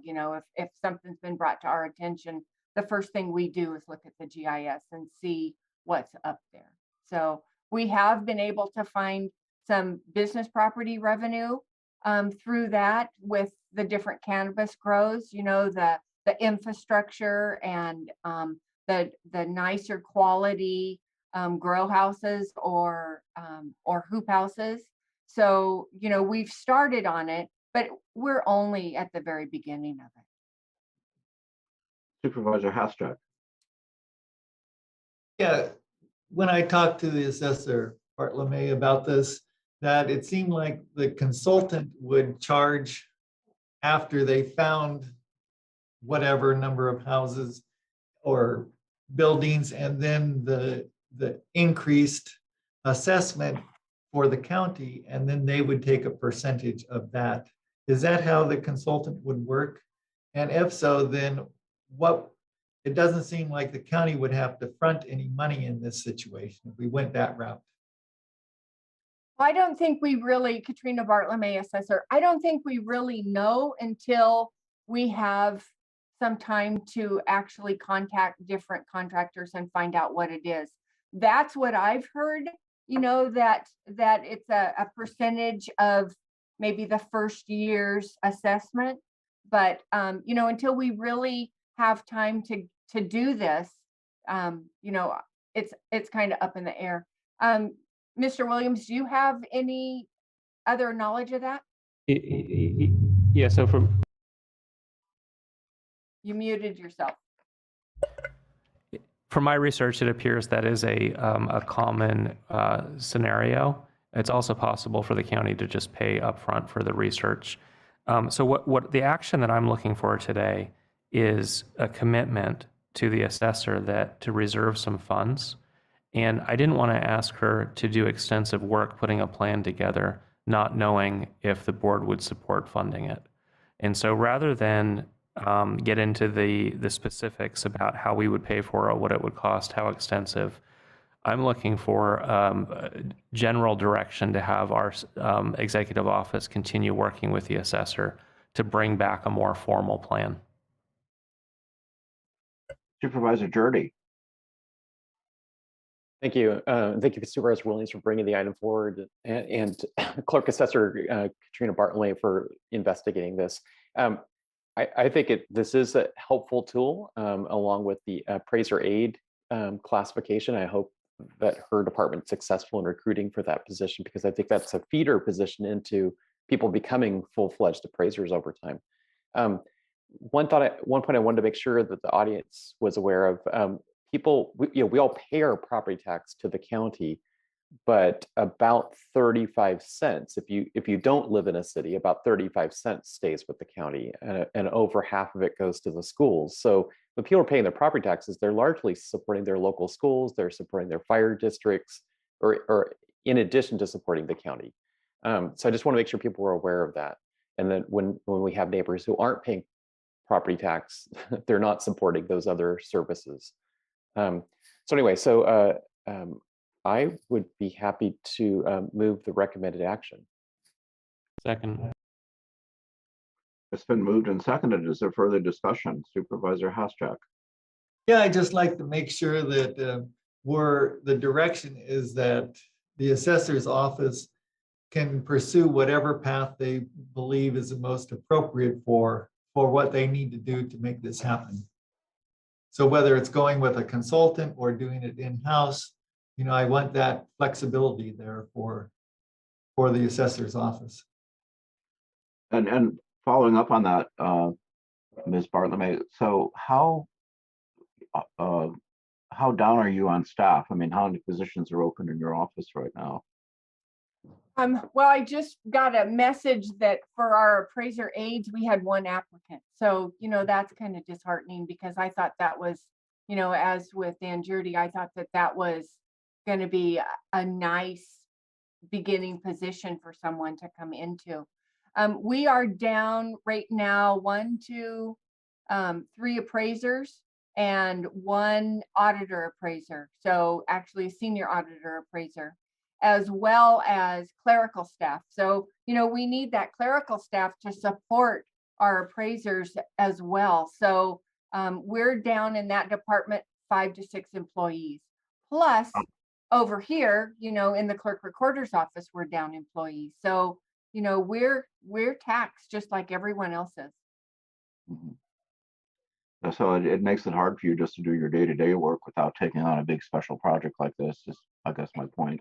It does, but with the help of the executive office, when I've needed help from the executive office in the past, boy, they've been right there helping me. And, thankfully I don't have to ask them too often. So I think they're probably glad about that. But, when we need their help, they're there, and they ask great questions, and they take what we say as the priority, and they've been there to help us. Okay, any further discussion before we call for the question? Excuse me, Vice Chairman Gordy, this is Atlas Pearson, Deputy Clerk of the Board. Now might be a good time to go to public comment. Oh, I'm sorry. Yes, of course. Is there any public comment on this item? Yes, there is. We had 1 person signed up. Okay.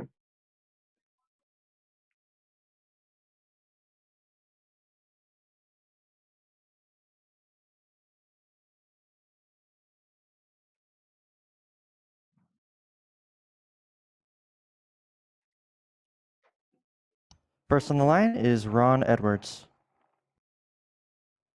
Yeah, good morning. I really need to cry foul on this one. On this item on the agenda, as I was talking about being able to see the agenda, there was no attachment about this presentation. So had I have known that, I would have gathered some specific data to put out there. I mean, this really should be an education program of educating the county, and maybe even changing the sign of "Welcome to Mendocino. It's no longer the forest and the freedom you thought it was." I understand the county needs to and should collect property tax on these. I know that when we bought our property in 2001, lots of neighbors and friends were saying, "Nah, you don't need a permit to build a house. Go ahead and build it." Well, I looked into it and found out the advantages of getting a properly permitted structure. Definitely came at the sale of the property and being able to get financing. I know this may not be a concern to a lot, but you are opening this up with the cannabis program to see what the unintended consequences are when you go down this road. And it's just going to be horrendous. You cannot put the cat back in the bag. If somebody is living in a structure that is not permitted, is not up to code enforcement, the building and planning can't just say, "Oh, well, we can't force you out." I mean, look at what's happening with Anna Stockel. She's in an RV with a septic and power, and she's being sued by the county to be removed. This has some real serious consequences, and I think that a workshop should be opened up on this. There's just endless problems that can come from this. Not justifying what the people did, but I think it needs to be a much better approach than just going and using this satellite, because like I said, with cannabis, we're finding out all of the little unintended code problems that happen when you start down this road. And good idea, just really poor execution. And I think the public really needs to be aware of it. The description on the agenda sounded nice, but again, had this document been attached, I think we would have heard a lot more back from the public, particularly when this item was posted on social media. There was a lot of pushback. We haven't heard from the Farm Bureau. We haven't heard from the real estate companies. We haven't heard from ranchers. How is this going to affect them? So I mean, we need to hear from a lot more people in the public and be consistent in policy. Thank you. And that concludes public comment. So if I understand this correctly, we're giving direction to staff. So it's not like this is going to absolutely happen immediately without a plan. So I think that this item will be heard again after the assessor's office is investigated. Then there should be ample opportunity for us to have a second go at it with public comment. Correct? Do other board members see it that way? Supervisor Williams? Yeah, that's exactly how I see it. And I want to be clear, we're not talking about raising taxes on anyone. We're talking about sending bills to 100% of those who should be billed. And we don't know whether we're sending those bills to 80% or 90% today, but we know there are a lot on the table. And, you know, the pushback is almost like property tax should be optional. Well, maybe Glenn and I want to opt out also, if it's optional, right? And I think Dan brought up a really good point earlier, that this is not just about revenue for the county and the services the county provides. This is also about funding our schools, funding healthcare on the coast. There's an assessment that's probably not being picked up on all applicable parcels. It's about funding fire departments. We have 21 fire districts, and they're all struggling, and it's almost entirely volunteer efforts across the county. You know, even if it's a $60 assessment per house, that's a boost. So Glenn, I think you said it well. No action will come out of this other than a plan coming back to the board at a future time. Okay, Ms. Bartolome. Katrina Bartlemy, assessor. And also, you know, we can't really move forward at all until we have staffing. So, you know, that's a big part of it too. We want to be able to get our staffing and get them trained and, you know, to be able to do this. If we don't have staffing, we can't do any of it. So, and we don't rely on the GIS programs unless we can absolutely have no entrance to the property. So we can send out letters, we can ask them what they have, we can visit the property if they'll allow us to visit the property, and you know, go from there. So, you know, we're here for not only the assessed value, but we also, you know, we're here for the better of the taxpayers as well. So, you know, we deal with appeals all the time. We've got appeals coming in the next couple of weeks. So, you know, hopefully if we do get a contractor, and we get appeals through this, that they'll be able to assist us in that as well. I think that might be a good aspect of the contract as well. So, you know, we have to, by the Constitution, assess everyone for everything that we can within the law for their structures and their houses and stuff like that. So, you know, we discover properties often, and we wish we discovered them more often, but, you know, we can only do what we can do right now with our limited staffing. Okay, so are we ready to call the question? Clerk of the board, do you want to read back what you have? I have the recommended action. Okay. Then I think we're ready for a roll call vote. Supervisor Mulhern? Yes. Supervisor Jurdy? Yes. Chair Williams? Yes. Supervisor Hashak? Yes. And Supervisor McGordy? Yes. Motion carries unanimously. Okay, I'll return the gavel to Chair Williams. Thank you very much. Katrina, thank you for being a partner. Thank you very much for helping. I think we should take a 15-minute break. So let's come back at 11:05.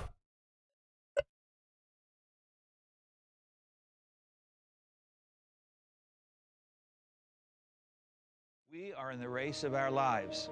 For all of our lives. Against COVID-19. The virus keeps changing into new variants, which is what viruses tend to do when they spread. Some variants are more contagious, while others cause more disease and death. If we do not stop the spread of COVID-19 soon, some variants may develop that we do not have antiviral therapies for.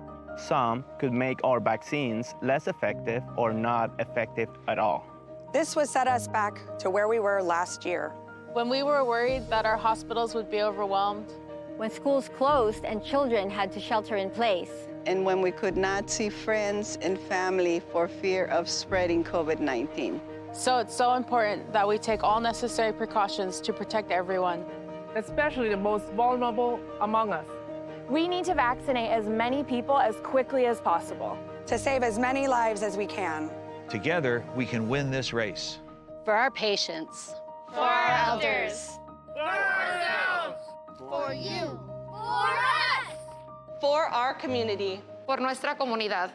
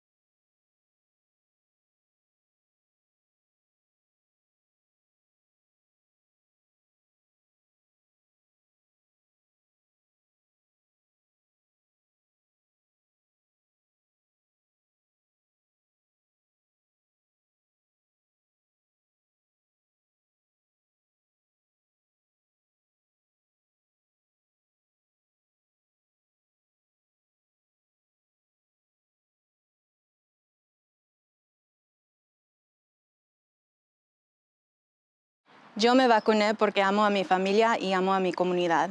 Yo me vacuné para no exponer a personas vulnerables y no poner en riesgo las personas que amo. Yo me vacuné. Mi vida es importante, mi salud es importante. La salud de mi hijo, de mi familia, de la comunidad y la humanidad es importante. Vacúnense.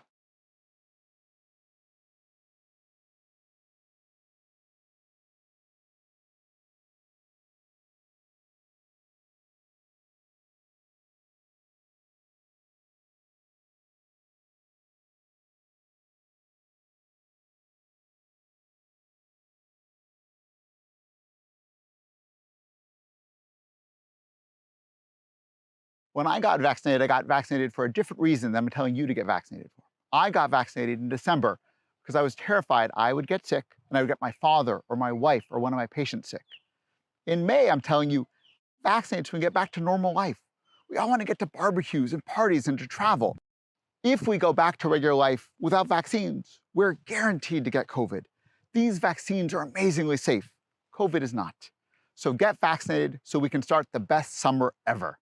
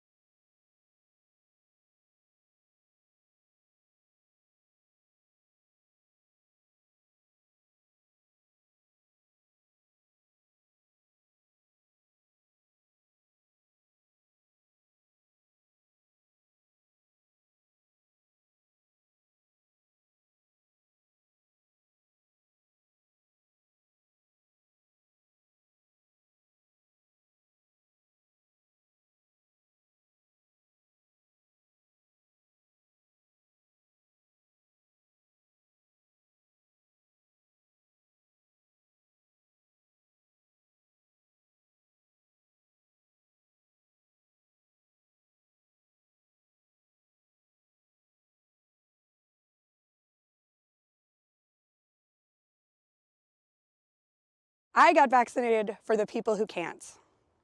I got vaccinated because I want to be part of the solution. I love Mendocino County, and I want us to be able to live our lives again and build stronger communities. I got vaccinated because I believe in science. I want to protect my community, my patients, and my family. I want to do my part for others, for children who should be in school, for frontline workers who we so depend on, and for the millions of people worldwide who lost their lives to COVID this last year.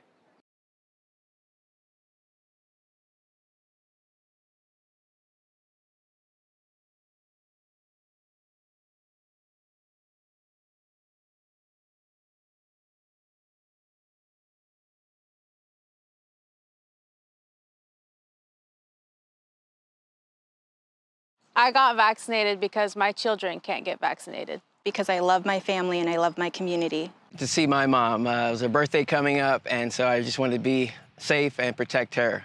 To take care of my health and the health of those that I love. I felt it was the right thing to do. My parents are in their 90s. My husband teaches children. I'm active in my community, not only to protect myself, but for my ohana too. Because it's the only way to stop the spread of coronavirus. So please get vaccinated.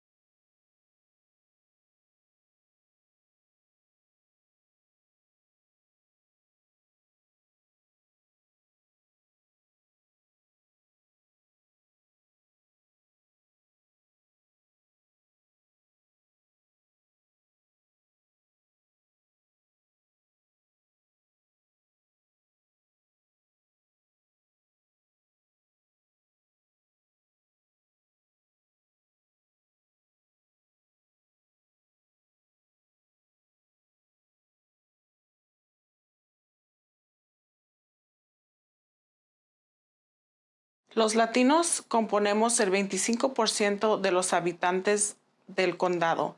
Aún así, la mitad de los casos del COVID somos nosotros. Nuestra comunidad depende mucho de la población hispana. Desafortunadamente, no recibimos la protección necesaria, así que es importante que nos cuidemos uno al otro. De este modo, no perderemos a nuestros seres queridos y podremos disfrutar de nuestras reuniones familiares.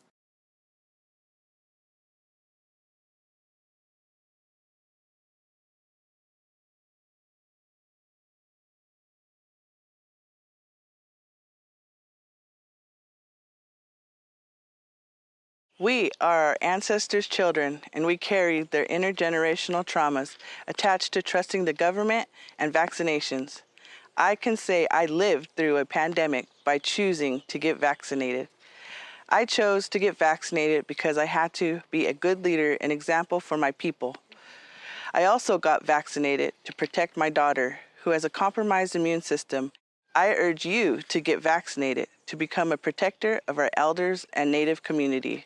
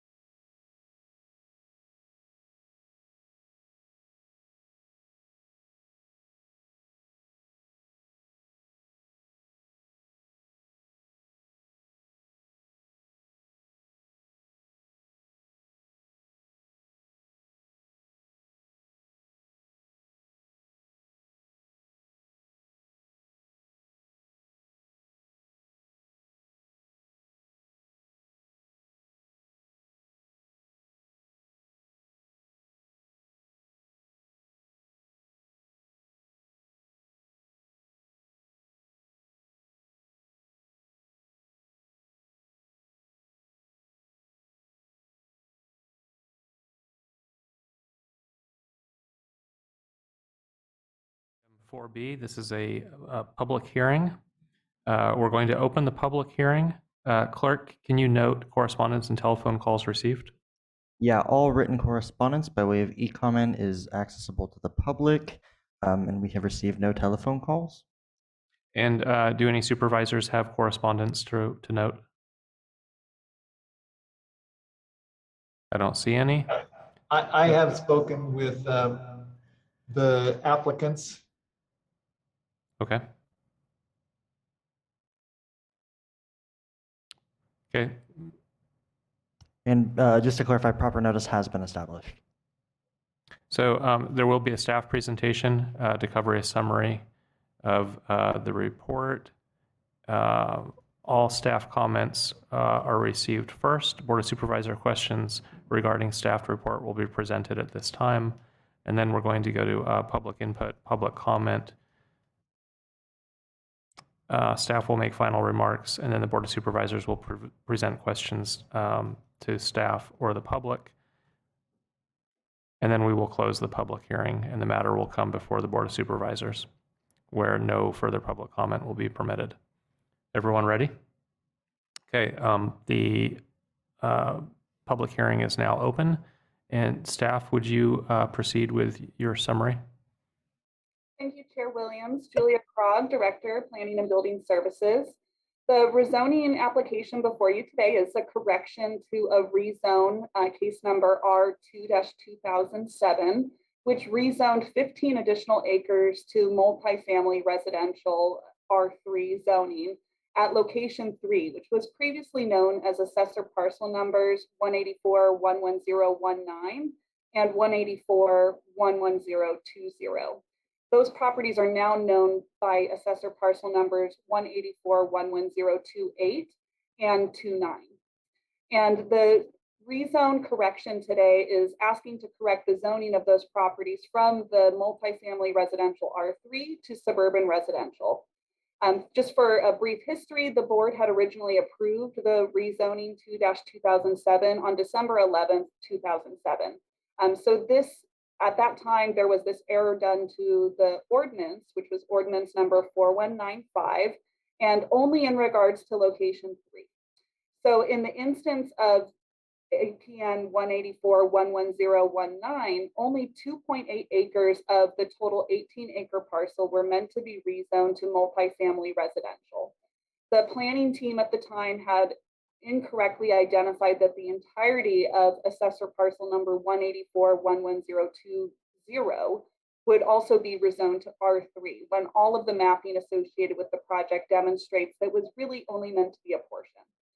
In addition, the historical assessor parcel numbers were utilized, and those had been changed as the result of a boundary line adjustment in 2006. That boundary line adjustment from 2006 adjusted the parcel boundaries in part between the previously noted assessor parcel numbers 184-11019 and 184-11020. And that boundary line adjustment was meant to align the parcel boundaries with the portions of those parcels that were meant to be rezoned to R3.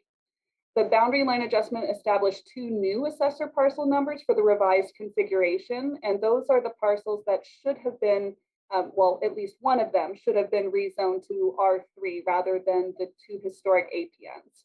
So to restate it simply, the ordinance number 4195 should have rezoned assessor parcel number 184-11028 instead of rezoning assessor parcel numbers 184-11019 and 184-11020, as those parcels in their previous configuration no longer existed and were then historical APNs.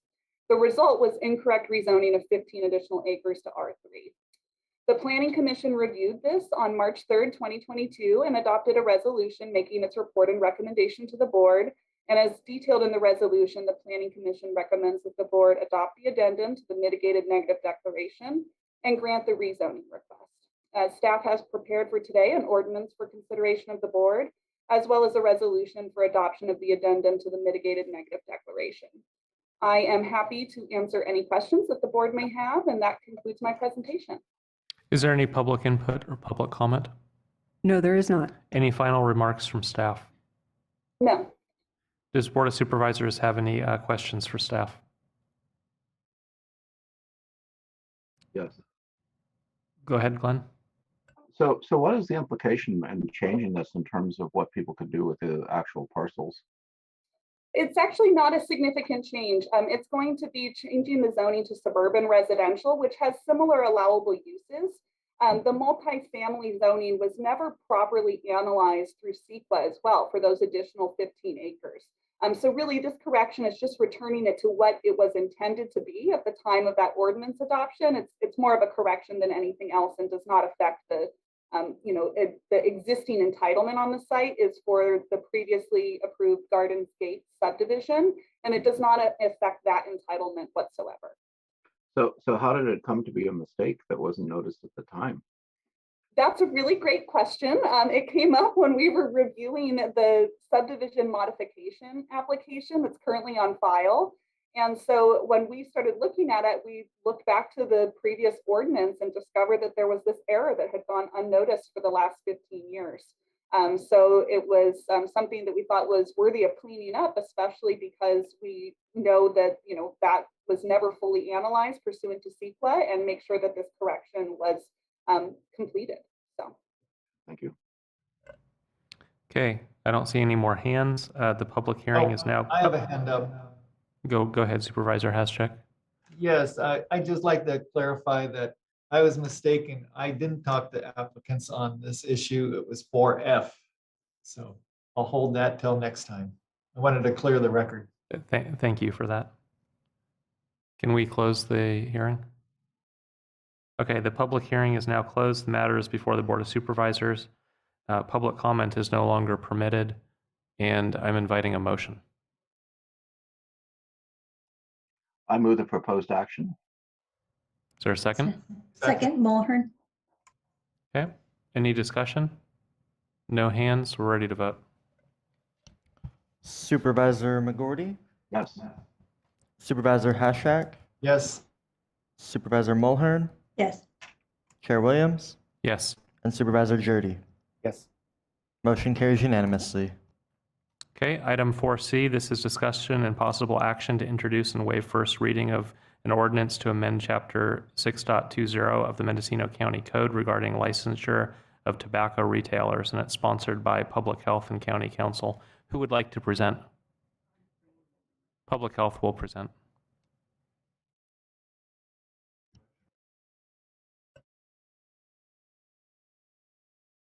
Bear with us, it just takes a minute for everybody to promote the panelists.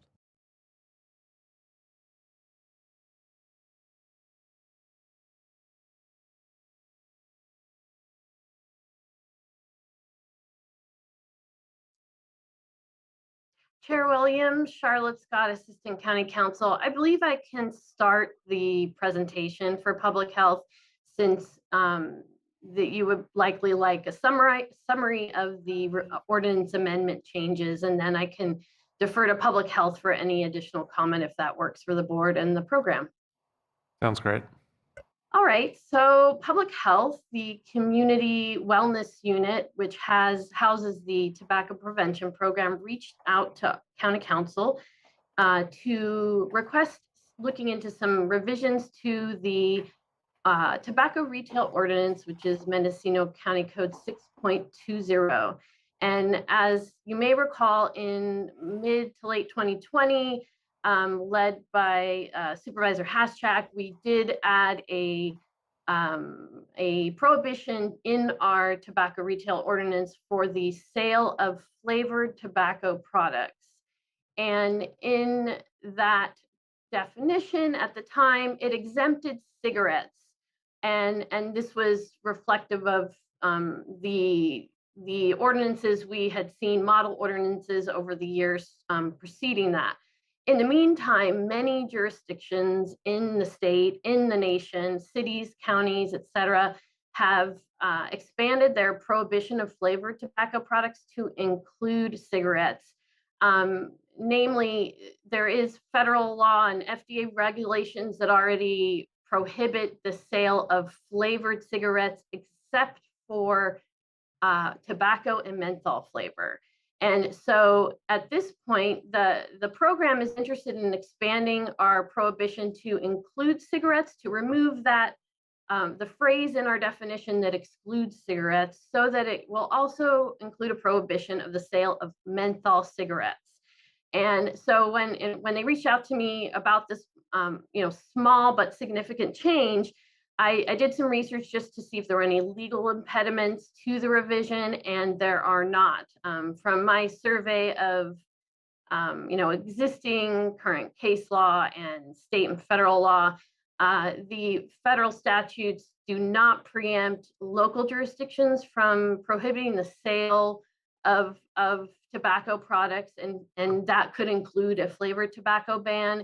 Although there's, we can never foresee if there will be a legal objection or, any kind of case challenging the expansion. I don't see it as there any legal impediment to expanding the definition. So if you look through the red line, you'll see that the revision to this definition is in 6.20.010 subsection F, just removing the phrase that exempted cigarettes. And then the other two categories of revisions are less substantive, mainly just revising every entry that address every portion of the statute that refers to Health and Human Services Agency, to just remove that reference and highlight the Public Health Department. And so that there's a few areas in the ordinance where we just made that small revision to just reflect the organizational changes that are in motion.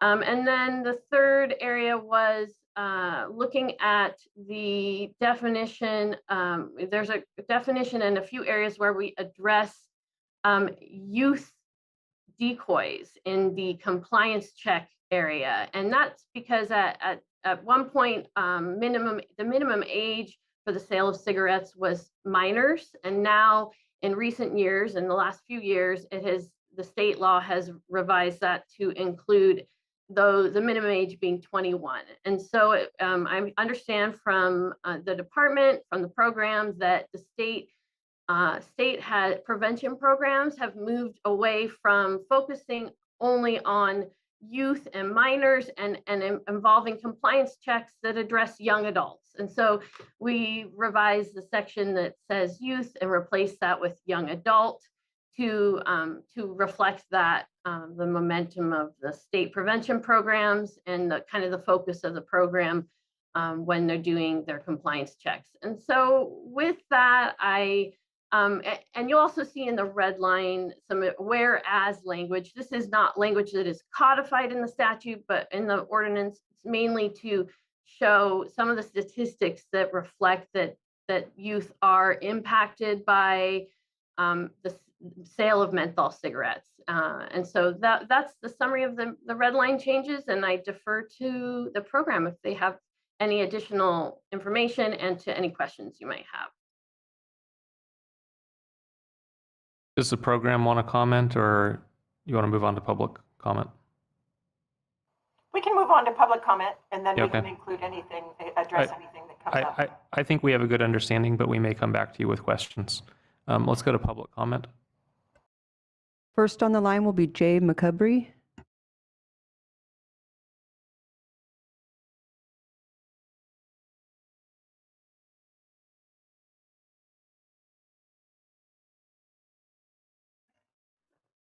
Okay, good morning, everyone. James, tobacco-free North Coast. You may recall originally,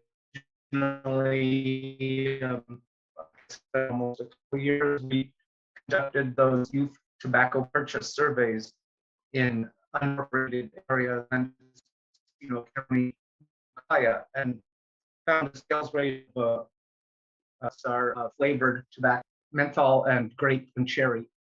Menthol flavorings have been used by the tobacco companies for decades to help people initiate smoking, and those are borne out in the statistics. Over half of current high school youth and 48% of middle school youth smoke menthol cigarettes compared to 30 to 35% of adults. So I think it was the intent of the policy to include menthol cigarettes from the beginning, and today as a tobacco control expert, I suppose. If you here on hand to answer any questions, and that's it. Jay, your audio is really hard to follow, but I think we understood the intent. Do we have any more public comment? That concludes public comment. Okay, back to the board. Supervisors, any questions? Yes. John? Yeah, I would like to thank, the advocacy groups and the school personnel, health professionals who've stepped forward to bring this back to kind of close out this loophole. I appreciate what the Department of Public Health has done with it and County Council. So I would move the recommended action.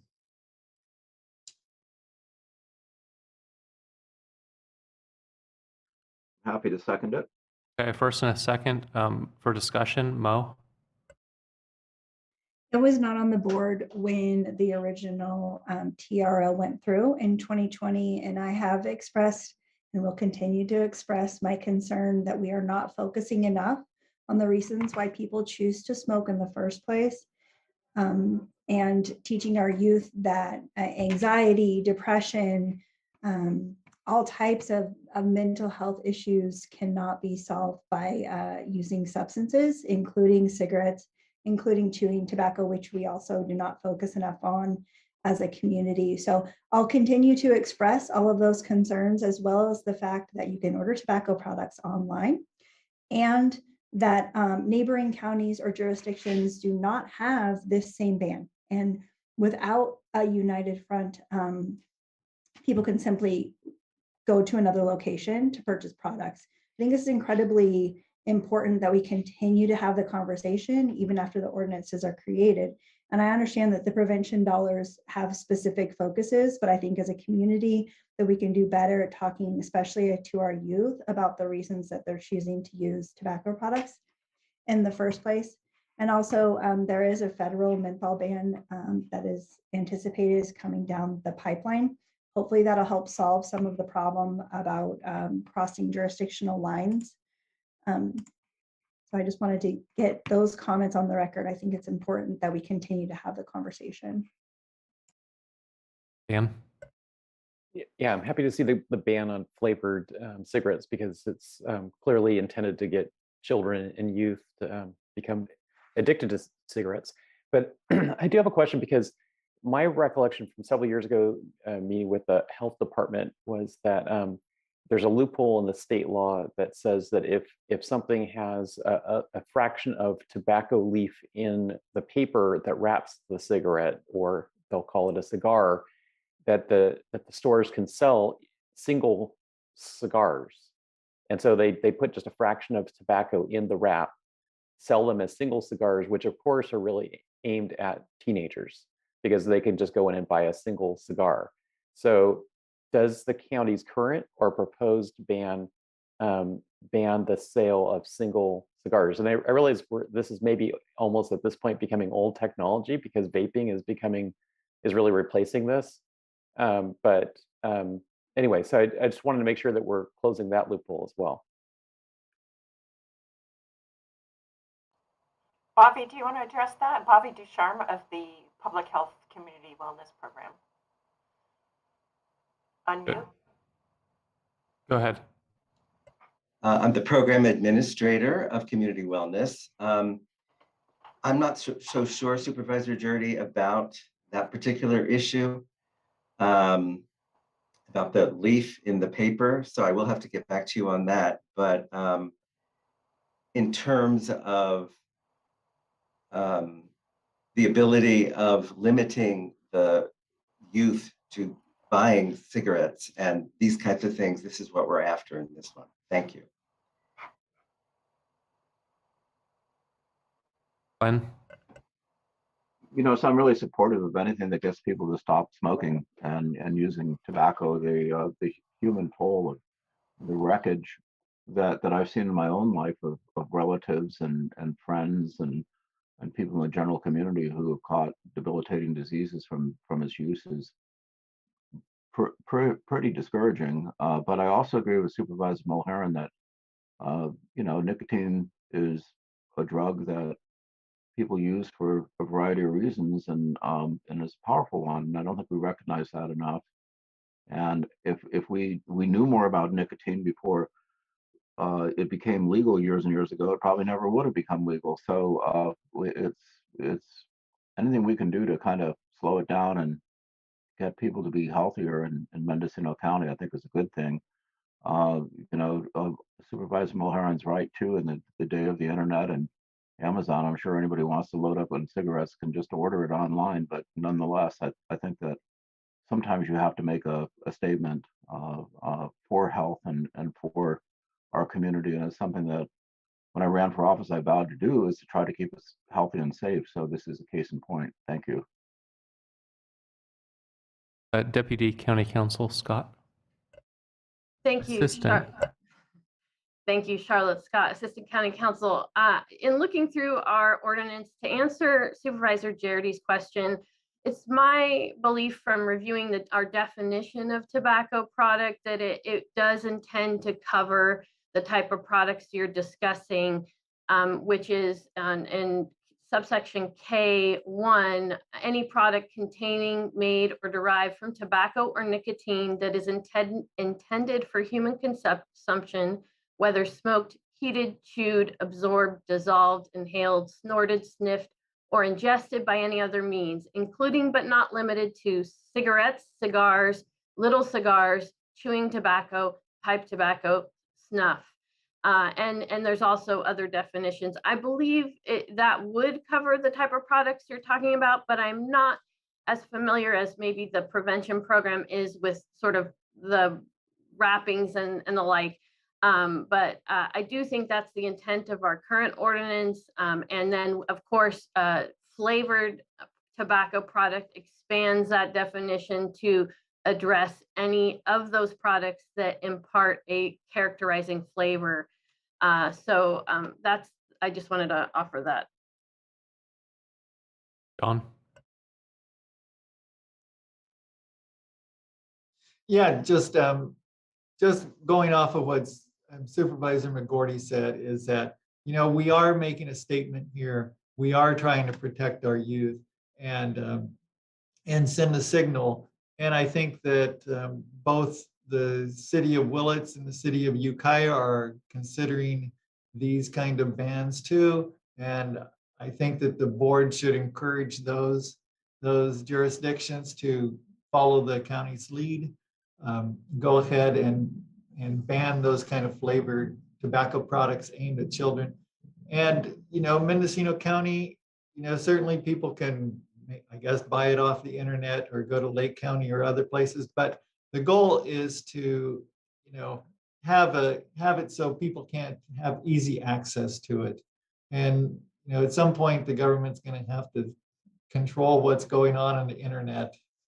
And if it's prejudicial to our youth. So anyway, I just hope that we can move forward with this. Director Mulgard?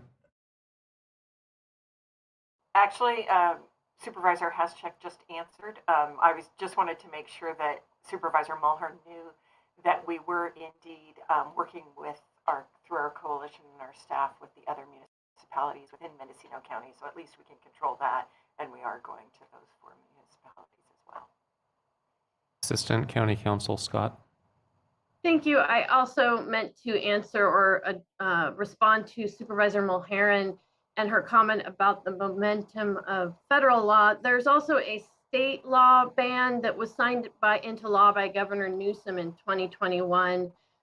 Revisions to Health and Safety Code Section 104.559.5, and it was intended to be effective. It was SB 793 and would have operated a statewide flavored tobacco product sales ban. and that to include also menthol cigarettes. However, I believe that was is now being put before the voters in our fall 2022 election for the state of California. So right now that is paused for the state, but it is the momentum in statewide is moving that direction as well. And I'm going to support this proposal. I share some of Mo's concerns, and I'm hoping she might volunteer to work with the program and clarify how we're going to report outcomes. I'm not convinced that government banning, you look at countries that have decriminalized drugs and you see a drop in drug use. I think the difference is street drugs aren't backed by advertising and marketing firms that we see in corporate tobacco. So it's not completely apples to apples, but I would like to track to see what positive effect do we see from this change? Where is it falling short, and what are the logical next steps based on those findings?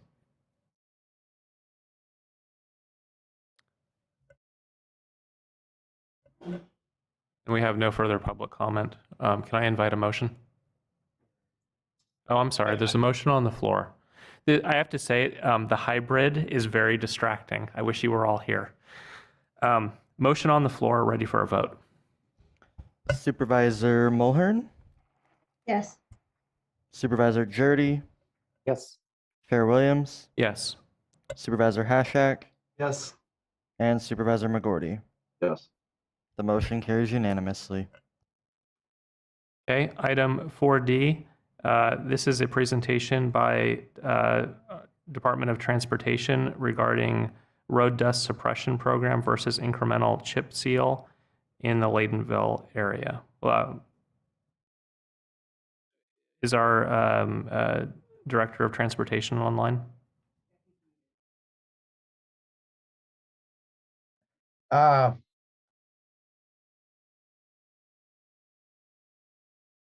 Sorry about that, Chair Williams. I'm here now. We can hear you now. Would you like to introduce? This is for the dust off item. Yes. I unfortunately was talking to someone else. Apologize for that. So good morning, Chair, members of the board. Howard DeShield, your Director of Transportation. Last year, we suspended the dust off program. Did have that discussion with the board last July because of the drought. This year, and we were directed at that point to come back in the spring this year. So we have a discussion when we knew how much natural moisture we would have. And as everyone knows, it doesn't look like we're going to have any natural moisture this spring. So I just prepared this item so we could have the discussion about whether we suspend the dust off program again, or we even consider the idea from last year where we convert the dust off program to a more permanent incremental chip seal program. So I'm open for questions or conversation. Any comments from the board? Glenn? So Howard, I've thought about this a lot, thinking back on experiences of gravel roads, which that seems to be our future in Mendocino County, unfortunately.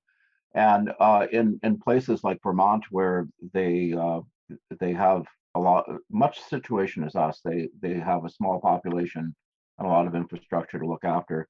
They typically have a lot of gravel roads. They do some paving around people's residences, especially when it's in a rural area. And I'm wondering if that might be a solution, because I know people are concerned about dust right around their buildings, and I'm wondering if we can do strips of paving in places where people live, and then not dust off in other locations. What's your reaction? Well, the department pretty much has not been surfacing our dirt road system because, as you know, it's quite expensive. If you do patchwork surfacing, then you've got a whole different type of equipment you have to dispatch to the area to patch it. In other words, you need a patch crew versus a grader at that point. So I don't think it's efficient to do the patchwork surfacing. if we decided to incrementally look at the 19 miles of road we're presently presently dust offing, those were heavily traveled dirt miles. They seem to, it seemed to be beneficial to give them some additional treatment. Again, these are main stem type collector roads, and I think it would make sense to connect them up and make them the same. That's one of the reasons that I even suggested, there was some surfacing paid for next to the Spy Rock School a number of years ago. The Air District actually paid for that because of sensitive receptors. And there's now a 3-mile gap of dirt between pavement and pavement. And that's why I would recommend we start there, because it's actually better from a maintenance standpoint to have a crew doing one type of work over a segment of road. Dan? And speaking with Kent Stanley, Deputy Director, he said that a number of these roads where we get complaints, there needs to be more gravel on the road. And so Howard, what's your understanding of the cost of adding additional gravel to, let's say, a generic 1-mile stretch of graveled road? Well, that's a good point. And you could probably add gravel to a road for, we've been talking about the dust off program being around $100,000 a year.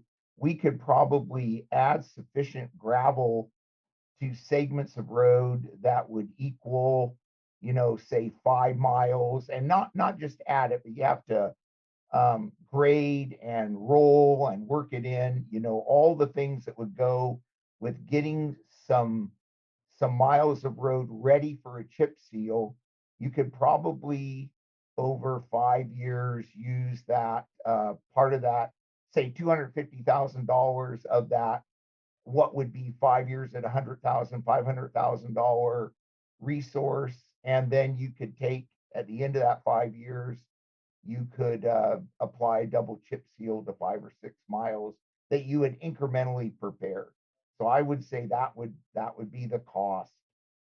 We would rock first and then chip seal last. Oh, I'll yield to Supervisor Hashak. John?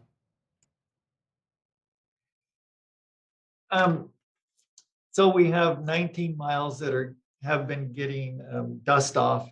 And, people are concerned about the roads up in Spy Rock, up in Bell Springs, about the conditions. So it seems like if we can start rocking them and getting some more of that kind of base down for a greater length of, and build up, 5 miles or so at a time and do it over a series of years, then that might be better, because it just seems like the dust off is a solution that is going to have to go on forever and ever.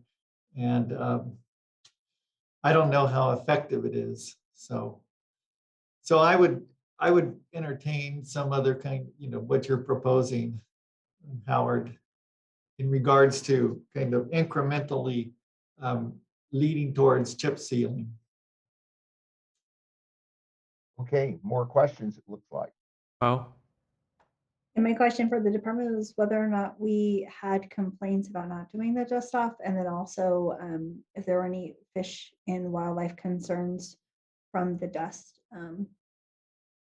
that we needed to be concerned about for not doing the program last year. Well, in my agenda item last July, I addressed that. It's actually, dirt roads are exempt from the Clean Water Act, terms of violation.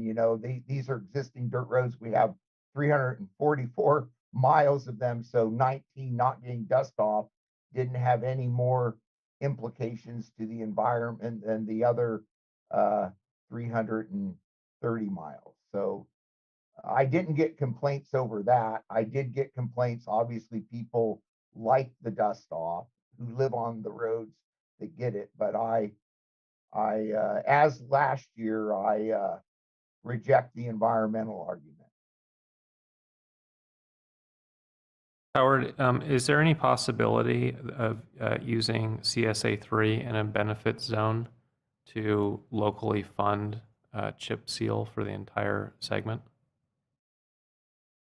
There's always the possibility of doing that, Supervisor Williams. I found I'm learning some things, particularly yesterday being at the LAFCO meeting, and I'm not knowing that CSA 3 is the easiest way, but there are other provisions.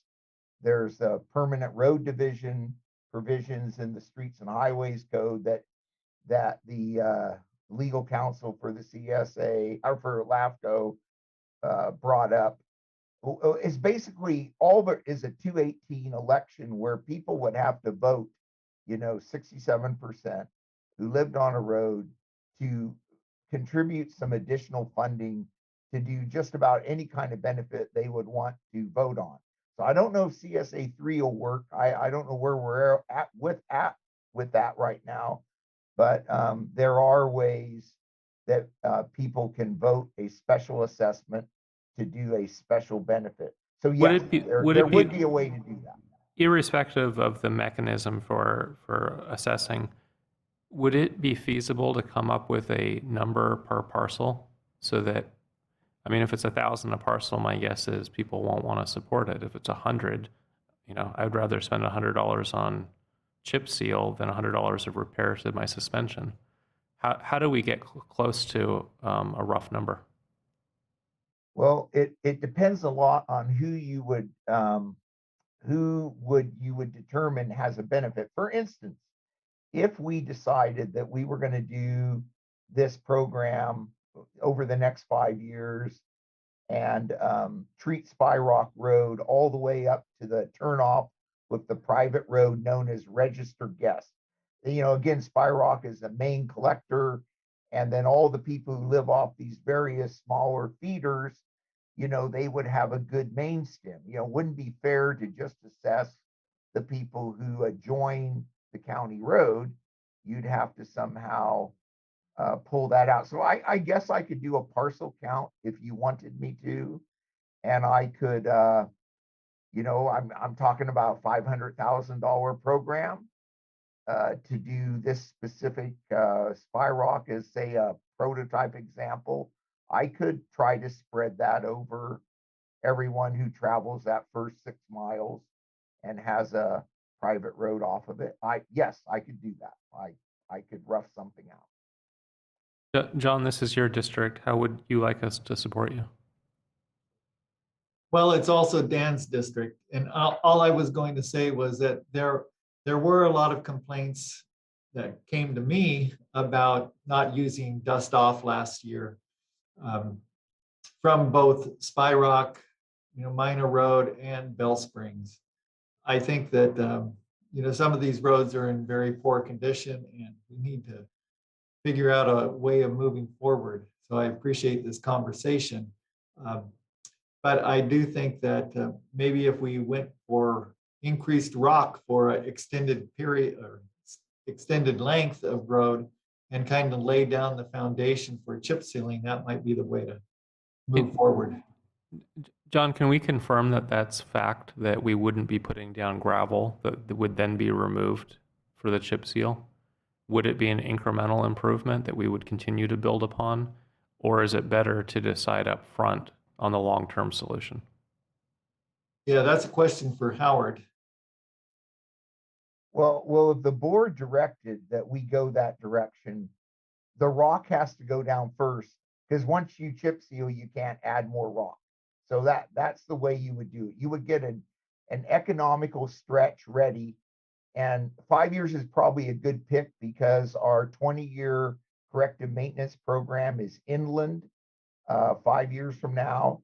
So I would probably do a bid additive because I'd have to have a contractor go up and do the actual chip seal, and it would be efficient to tie it to that other project that's inland in 2026, 2027. That would be 5 years from now.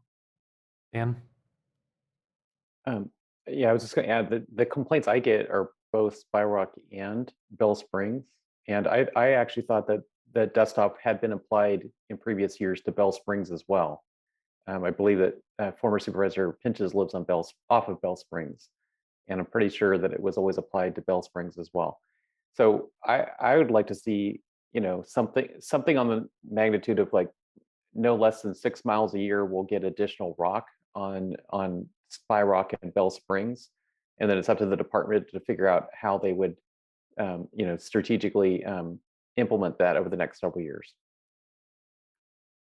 Well, if the board's directed that, I would say that we should probably do the 3 miles between Spy Rock School and the end of the surfacing, and then go 3 miles of Bell Springs and shoot for 6 miles. I don't think for the budget we've been operating under, we could do more than that, but I'm certainly willing to do 3 miles on Spy Rock and 3 miles on Bell Springs, if that's the direction of the board. Don? Yeah, that seems like an appropriate way to proceed. So I support Supervisor Jurdy in that, since we share kind of Spy Rock and then Bell Springs. Do we have any public comment? No public comment. Can I invite a motion?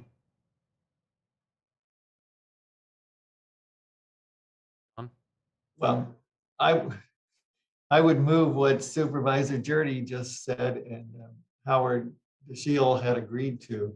Can you 3 miles each on Bell Springs and Spy Rock, and of rocking it in the process of chip sealing.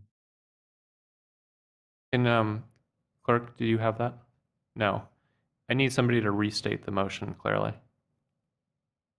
It would be to do 3 miles on Bell Springs and 3 miles on Spy Rock of a rock overlay that would lead towards chip sealing. So I have a question about the motion, but I can wait for a second if you'd like. Yeah, I'll second the motion. Okay, motion's on the floor, discussion. So I'm wondering if we want to be a little bit looser with the motion and leave discretion to our Director of Transportation to, as far as how much to apply, where to apply it, how to maximize the value. Because I don't want to find out that he took our direction and went against best practices. Yeah, that would be fine. You know, I think Howard understands what the intent is.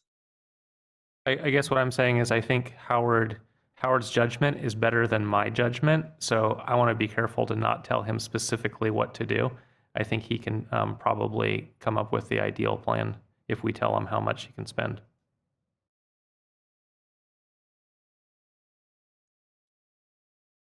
No, I could leave it up to Howard too. Supervisor Jurdy, are you in agreement with that? Yeah, I just think it's helpful though if the board says, you know, with a target of 6 miles a year. You know, just leave it at that. Mr. Chair, I can't do 6 miles a year. I was saying over 5 years, I could prepare, and it was about 5.5 to 6 miles to go to registered guest. I could prepare that and then chip seal the 5th year. So the gravel would go down incrementally in the next 5 years over 3 miles on Spy Rock, 3 miles on Bell Springs. I'm fine with that direction of the board. And then I'd bring back a chip seal additive alternative in the 2027 corrective maintenance program to go up there and chip seal it. I think that's achievable. Howard, I wonder if you could give us your ideal motion. Oh, you know how we get the direction of the board thing on the spreadsheet? What we're talking about is taking the $100,000 that would normally go to dust off and applying it to improvements on Spy Rock Road and Bell Springs with an eventual permanent chip seal in 5 years. I think you could almost have Atlas just put that on the Excel sheet as direction from the board. I don't know. Atlas can confirm that. It could just be board direction. That sounds good with me. Okay, well, it sounds like the motion that we just characterized is what Howard just repeated. So maybe we could just vote on the motion. Can you repeat the motion back? The clerk does not have it. To direct the department to work in additional rock on the first 3 miles of Spy Rock, first 3 miles of Bell Springs over the next 5 years in preparation for future chip seal for the department. And the second degrees? Yeah.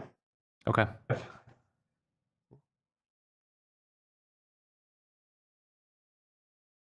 And we accepted the presentation as direction. We're ready to vote.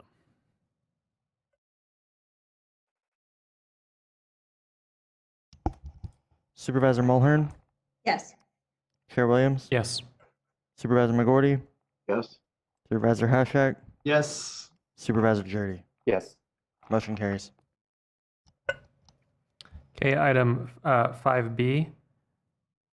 This is in regard to one or more pilot programs to reduce illegal dumping, sponsored by Supervisor Mulhern. So we have a trash problem in Mendocino County.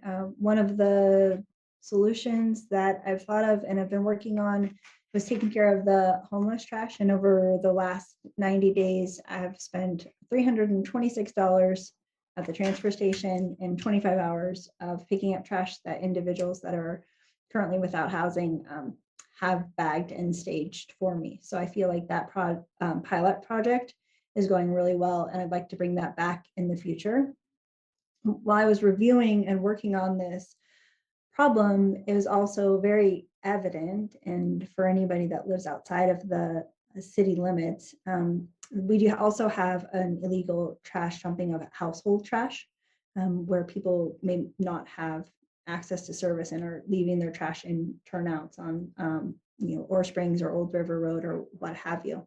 MSWA is an agency that is tasked with going out and cleaning up those illegal dumps. However, they have been short-staffed, and we're also lacking the funding to be able to do all of the cleanups necessary throughout COVID. So they are currently seeking to hire an individual to take over that program.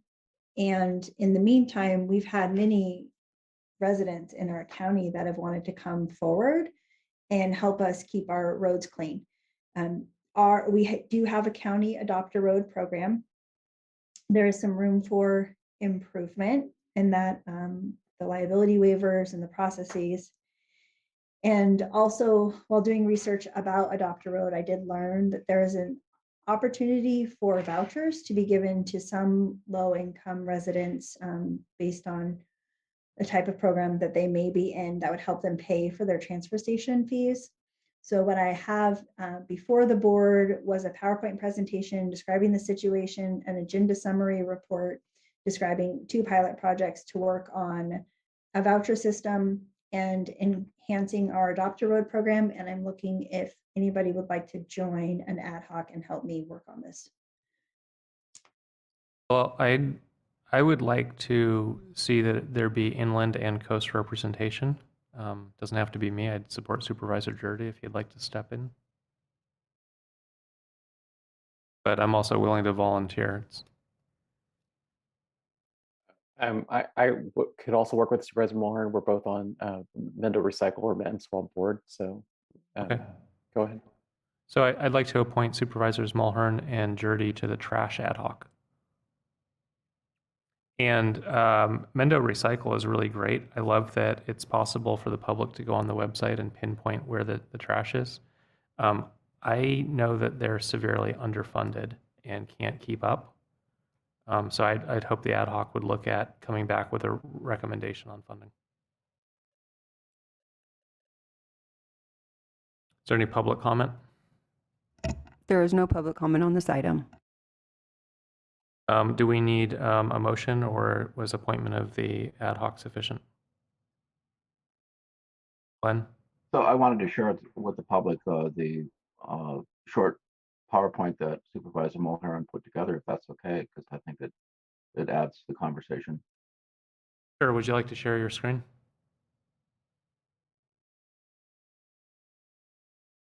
Sorry, I was not prepared to share that. I can post it on social media and on my website. I was not prepared to share the presentation today. Besides it's in the agenda packet, so hopefully everybody's had an opportunity to review it. And I just wanted a point of clarification. So this agenda item is really about the county adopt a road program and enhancing that and working on a voucher system. And as Supervisor Jurdy and I are also continuing to work with MSWA and updating what their needs for funding are. So I just wanted to clarify that's a different ad hoc and wouldn't be the expectation of this item. I think the newly created ad hoc will have the entire scope as included in the recommended action and that you just stated. Glenn? I also just want to thank numerous neighbors who helped clean up Old River Road in the last 2 weeks. So there, we hauled away a lot of garbage. So Mike Giacomini, Gene Murray, David Head from Fetzer, and a lot of other volunteers who picked up almost a full big dump truck full of garbage from the turnouts in Old River Road. It's really discouraging. I don't understand why people do things like that. So I hope that we can make an impact on this. And it's unfortunate that the sheriff is so busy that we can't take on a little bit more of a photo reconnaissance program and find people to help pay for this, as has been done in the past, and also commit them to helping clean up. So I think that this is a good step forward, but I think there's more to do. So thank you, Supervisor Mulhern and Supervisor Jurdy, for agreeing to serve on the ad hoc, because this is a problem that won't go away. And it's really funny, again, going back to campaign promises, people have the same wish all over the county, which is fix the potholes and pick up the garbage. So this is definitely a step in the right direction. John? Yeah, and at the last board meeting, I think we approved the $200,000 to get that free dump day program going with Caltrans as part of Clean California. And the first dump day that we will have is for free tires at the Ukiah transfer station on April 23rd, on Earth Day. So if anyone has that, that's going to be the kickoff. And hopefully we'll get the other dates set very shortly after. Thank you for that. And I would like to ask the ad hoc if they could take a look at scrap metal value and help the county time a mass vehicle hauling endeavor. We've done this before in parts of the county. It's more financially feasible to bring flatbeds in that can take several vehicles all at once, but it only works if scrap metal value is up sufficient to cover some of the cost.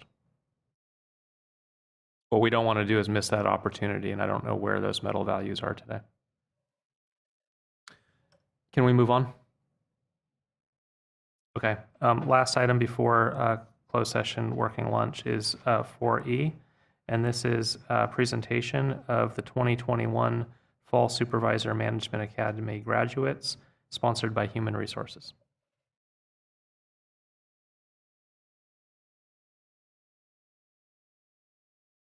Human Resources, would you like to present?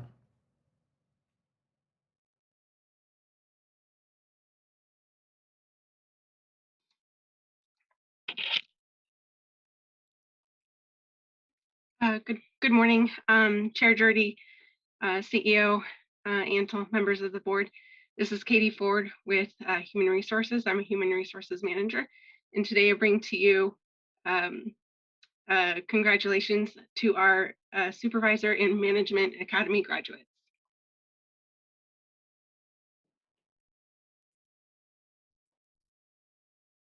Sherry? Good morning, Chair, members of the board. Sherry Johnson, Deputy CEO. So thank you, Katie, for that introduction. So we are going to turn it over to Supervisor Mulhern, and she will recognize the 35 graduates. Thank you. Thank you. Congratulations to all of the graduates. We'll start with the Supervisor Academy graduates: Andrew Alvarado, Sue Anzalotti, Sherry Arrington, Sandy Kennedy, Lily Caravello, Heather Chris, Diane Delgado, Melissa Elverton Carr, Audrey Gardner, Jessica Gold, Steve Gornigs, William Hardman, Shenandoah Harris, Venus Hoagland, Karen Jason, Eldon Johnston, Lori Knapp, Robert Moore, Soledad Muniz, Cassie Quadrelli, Donna Schuler, Danielle Shields, Lee Stipp, Stephen Studer, Tina Tyler O'Shea, James Wells, and Zohar Zaid. We also have a number of graduates from the Management Academy: Barbara Chapman, Amber Fassett, Patricia Kelly, Travis Forrester, John Griffith, Isabel Oglesby, Jessica Sandoval, and Joyce Spears. I'd just like to congratulate all of the graduates, and I realize that these Zoom graduations are not nearly the same as being in person, but your work is appreciated and valued with the County of Mendocino. Glenn? Yeah, congratulations, all of you graduates, and thank you for taking the extra time to not only improve yourselves, but improve Mendocino County as an organization. And that's my repeating theme of make this a good place to work. And having people who know how to lead and what to do is so important. So we really applaud your efforts. Congratulations and thank you, graduates. We're going to adjourn for a closed session working lunch. We will hear items 7A and 7B. Do we have any public comment on the closed session items? No, we do not. And the plan is to try to reconvene after closed session at approximately 1:30.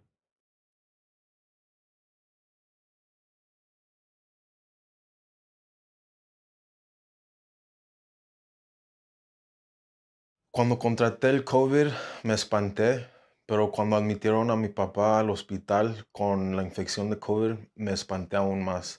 Por eso me vacuné, para protegerme a mí y a mi familia.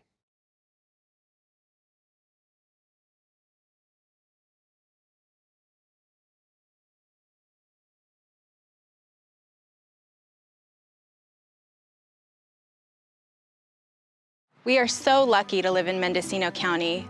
The beauty of this place is reflected in the hearts of the people who live here. We may not all look alike or sound alike, but we are all one community. During this pandemic, We need to be kind to one another. And keep each other safe. By being careful not to spread the virus. And by getting vaccinated as soon as we can. We need to do this for each other. And we can do this together. We can do this! हम सब कर सकते हैं. ये bet में आया. 我们能够做到. Podemos hacerlo por todos nosotros. ఇది మనందరికీ సాధ్యం. A gente pode fazer isso. Yun robrum knia. Wamanye mape. Aba, kayang-kaya natin to. Wir können das schaffen. Namaste. આપણે કરી શકીએ છીએ. Ehikino kako. हामी यो गर्न सक्छौं. या ये all day.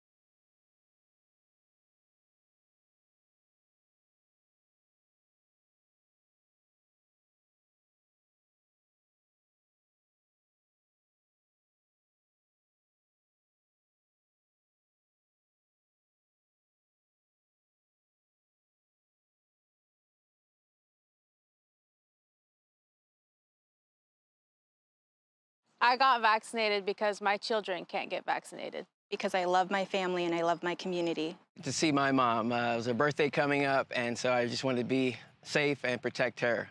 To take care of my health and the health of those that I love. I felt it was the right thing to do. My parents are in their 90s. My husband teaches children. I'm active in my community, not only to protect myself, but for my ohana too. Because it's the only way to stop the spread of coronavirus. So please get vaccinated.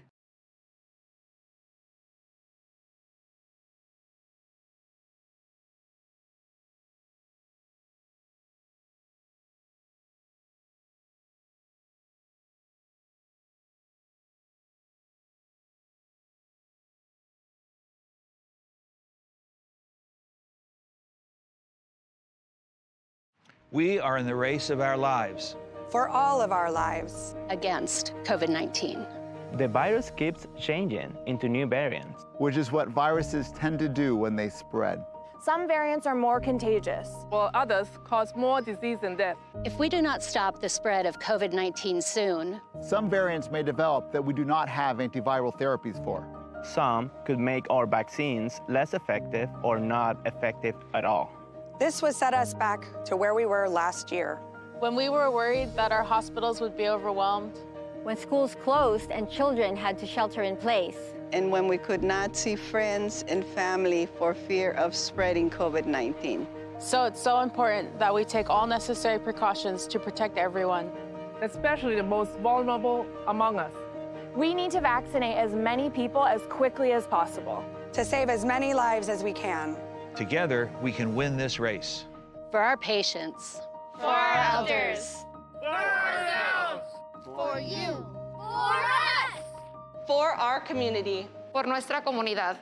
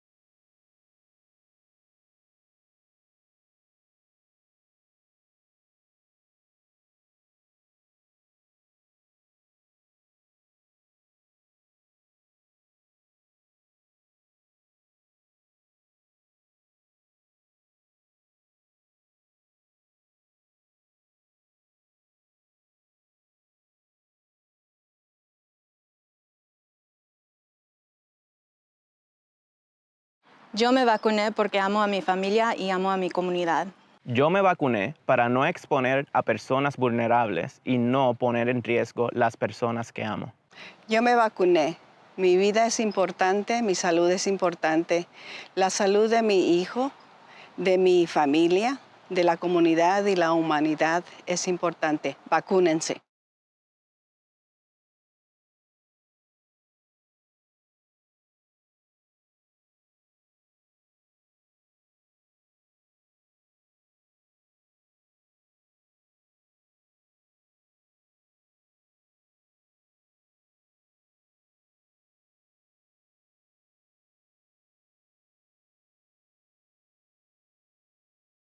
When I got vaccinated for a different reason than I'm telling you to get vaccinated for. I got vaccinated in December because I was terrified I would get sick and I would get my father or my wife or one of my patients sick. In May, I'm telling you, vaccinate so we can get back to normal life. We all want to get to barbecues and parties and to travel. If we go back to regular life without vaccines, we're guaranteed to get COVID. These vaccines are amazingly safe. COVID is not. So get vaccinated so we can start the best summer ever.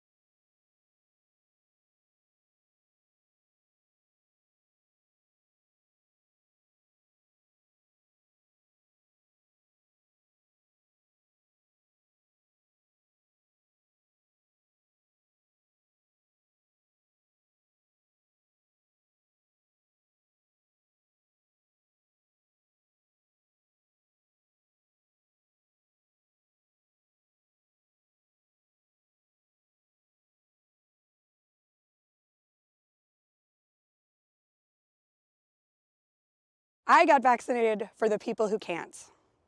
I got vaccinated because I want to be part of the solution.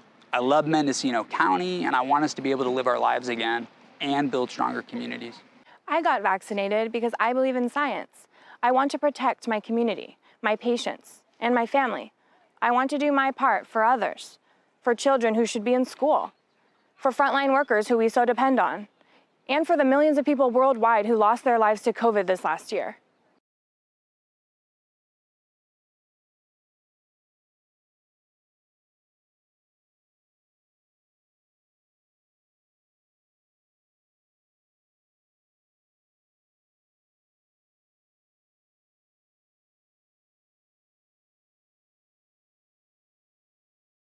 I got vaccinated because my children can't get vaccinated. Because I love my family and I love my community. To see my mom. It was her birthday coming up, and so I just wanted to be safe and protect her. To take care of my health and the health of those that I love. I felt it was the right thing to do.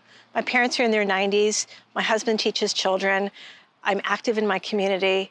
Not only to protect myself, but for my ohana too. Because it's the only way to stop the spread of coronavirus. So please get vaccinated.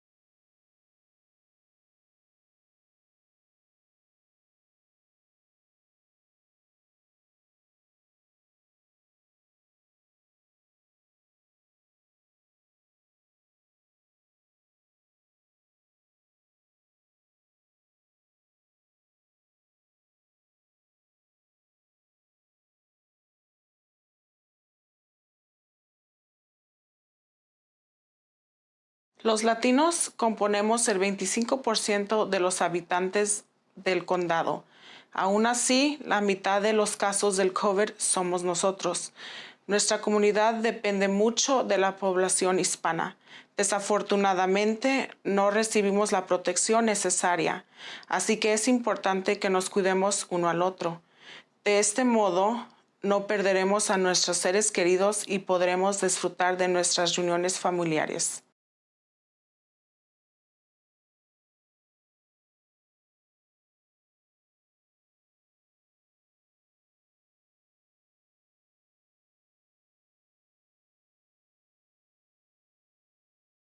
We are our ancestors' children, and we carry their intergenerational traumas attached to trusting the government and vaccinations. I can say I lived through a pandemic by choosing to get vaccinated. I chose to get vaccinated because I had to be a good leader and example for my people. I also got vaccinated to protect my daughter, who has a compromised immune system. I urge you to get vaccinated to become a protector of our elders and Native community.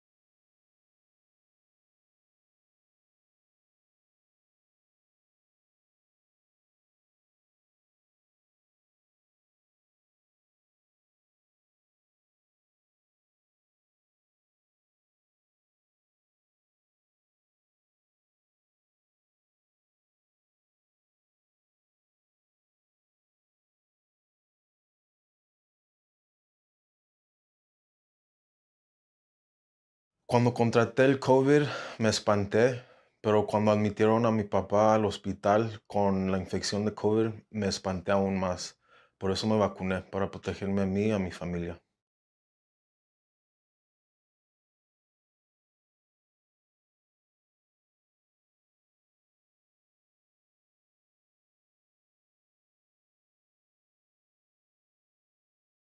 We are so lucky to live in Mendocino County. The beauty of this place is reflected in the hearts of the people who live here. We may not all look alike or sound alike, but we are all one community. During this pandemic, we need to be kind to one another and keep each other safe. By being careful not to spread the virus. And by getting vaccinated as soon as we can. We need to do this for each other. And we can do this together. We can do this! हम सब कर सकते हैं. Ihr werdet mehr, 我们能够做到. Podemos hacerlo por todos nosotros. ఇది మనందరికీ సాధ్యం. A gente pode fazer isso. Yun robrum knia. Wamanye mape. Aba, kayang-kaya natin to. Wir können das schaffen. नमस्ते, આપણે કરી શકીએ છીએ. Ehikino kako. हामी यो गर्न सक्छौं. या ये है all day.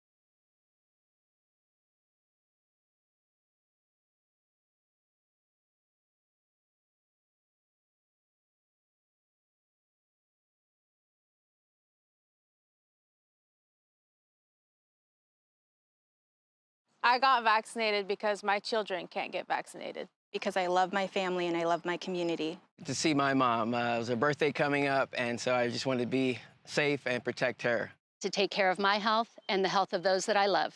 I felt it was the right thing to do. My parents are in their 90s. My husband teaches children. I'm active in my community, not only to protect myself, but for my ohana too. Because it's the only way to stop the spread of coronavirus. So please get vaccinated.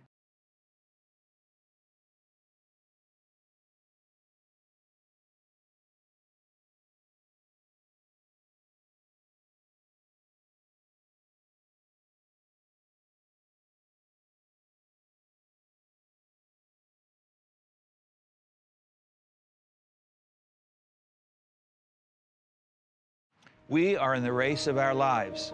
For all of our lives. Against COVID-19. The virus keeps changing into new variants, which is what viruses tend to do when they spread.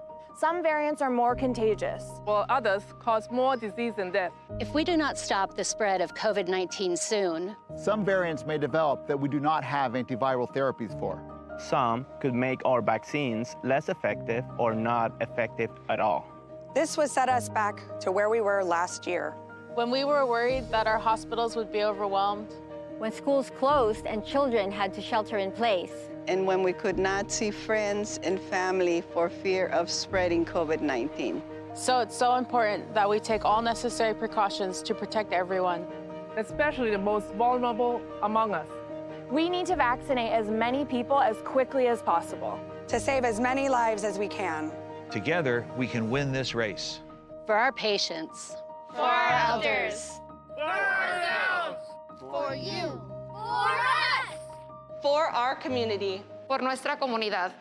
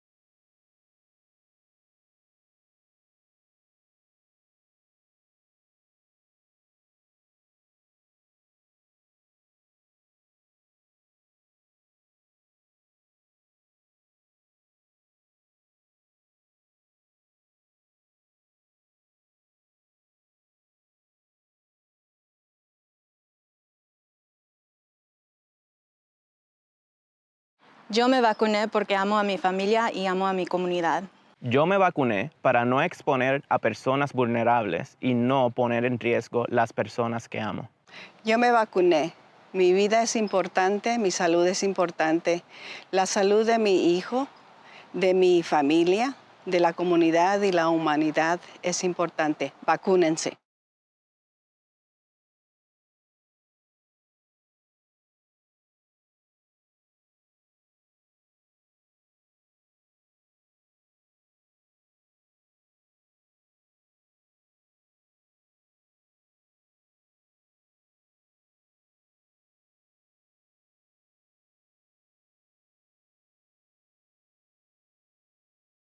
When I got vaccinated for a different reason than I'm telling you to get vaccinated for. I got vaccinated in December because I was terrified I would get sick and I would get my father or my wife or one of my patients sick.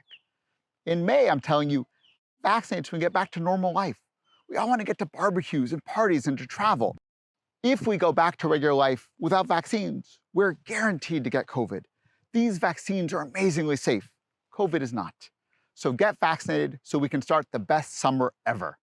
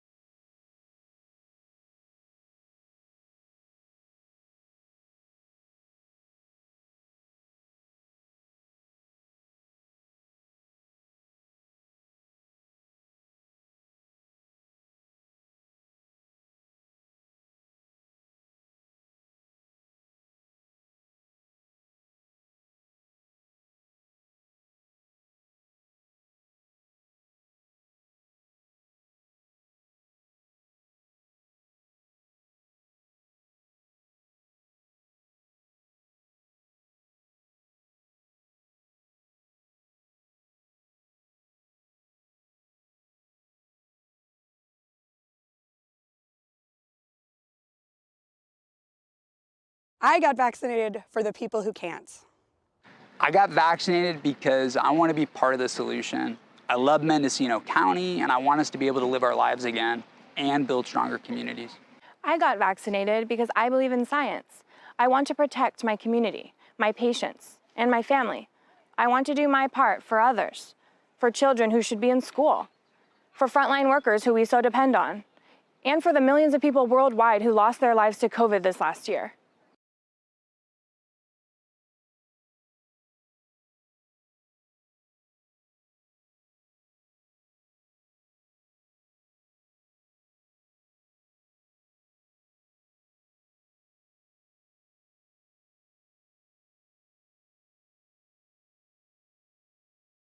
I got vaccinated because my children can't get vaccinated. Because I love my family and I love my community. To see my mom. It was her birthday coming up, and so I just wanted to be safe and protect her. To take care of my health and the health of those that I love. I felt it was the right thing to do. My parents are in their 90s. My husband teaches children. I'm active in my community. Not only to protect myself, but for my ohana too. Because it's the only way to stop the spread of coronavirus. So please get vaccinated.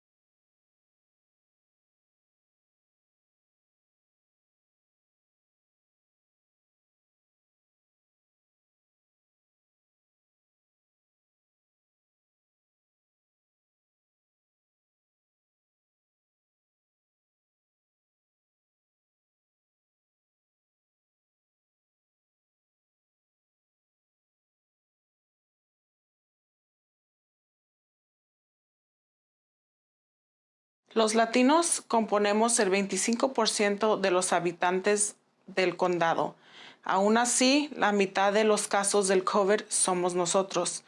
Nuestra comunidad depende mucho de la población hispana. Desafortunadamente, no recibimos la protección necesaria, así que es importante que nos cuidemos uno al otro. De este modo, no perderemos a nuestros seres queridos y podremos disfrutar de nuestras reuniones familiares.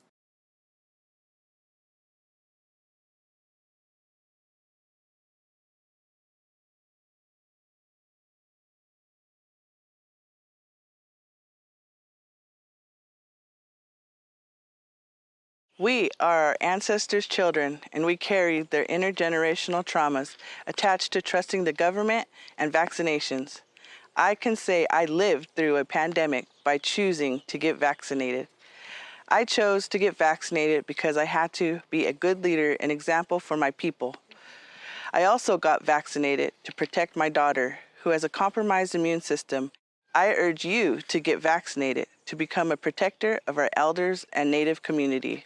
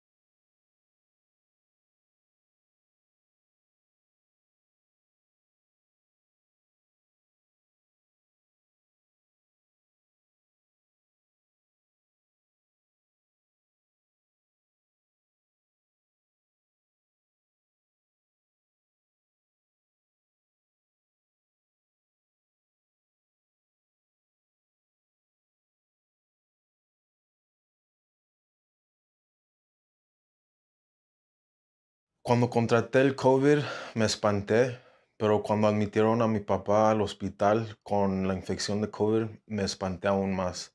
Por eso me vacuné, para protegerme a mí y a mi familia.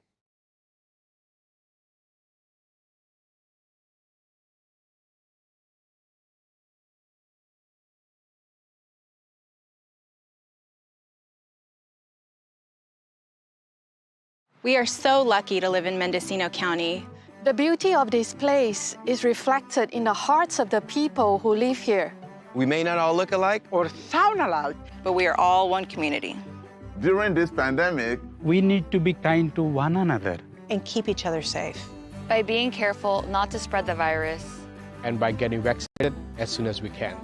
We need to do this for each other. And we can do this together.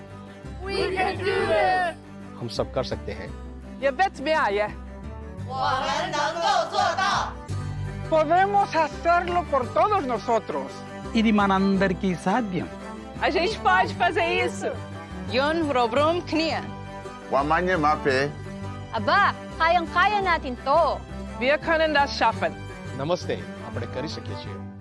Ehikino kako. हामी यो गर्न सक्छौं. Yeah, yeah, all day.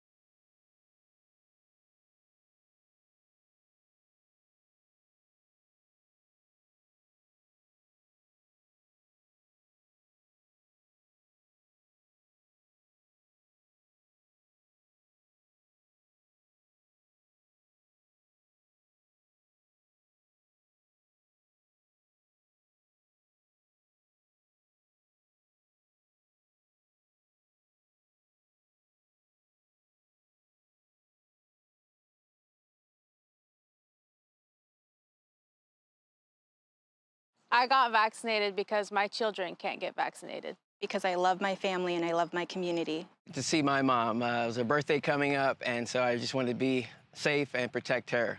To take care of my health and the health of those that I love. I felt it was the right thing to do.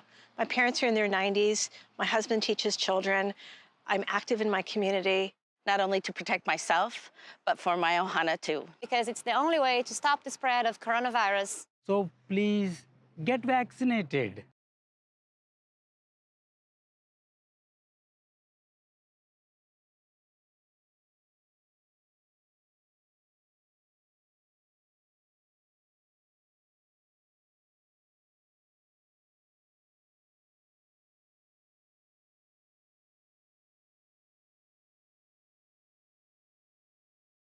We are in the race of our lives. For all of our lives. Against COVID-19. The virus keeps changing into new variants, which is what viruses tend to do when they spread. Some variants are more contagious, while others cause more disease and death. If we do not stop the spread of COVID-19 soon, some variants may develop that we do not have antiviral therapies for. Some could make our vaccines less effective or not effective at all. This would set us back to where we were last year. When we were worried that our hospitals would be overwhelmed. When schools closed and children had to shelter in place. And when we could not see friends and family for fear of spreading COVID-19. So it's so important that we take all necessary precautions to protect everyone. Especially the most vulnerable among us. We need to vaccinate as many people as quickly as possible. To save as many lives as we can. Together, we can win this race. For our patients. For our elders. For ourselves. For you. For us. For our community. Por nuestra comunidad.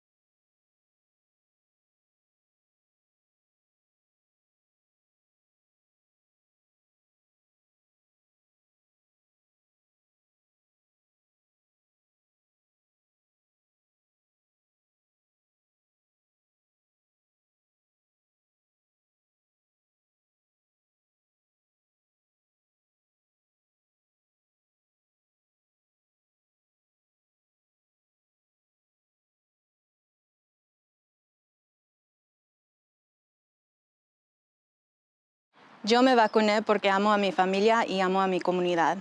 Yo me vacuné para no exponer a personas vulnerables y no poner en riesgo las personas que amo. Yo me vacuné. Mi vida es importante, mi salud es importante. La salud de mi hijo, de mi familia, de la comunidad y la humanidad es importante. Vacúnense.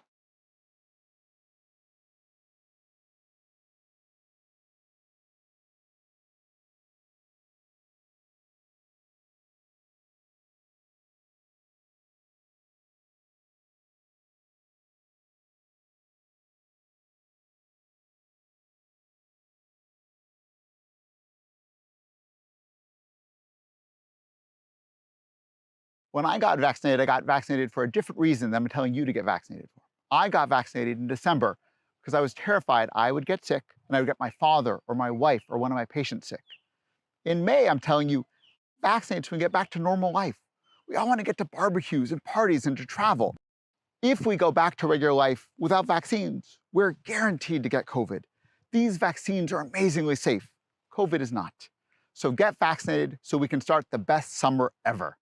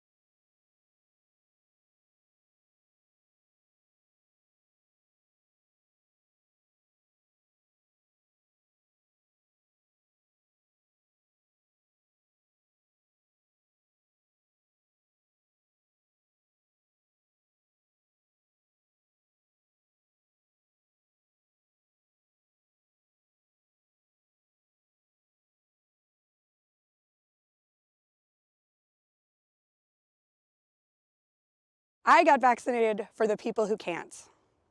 I got vaccinated because I want to be part of the solution. I love Mendocino County, and I want us to be able to live our lives again and build stronger communities.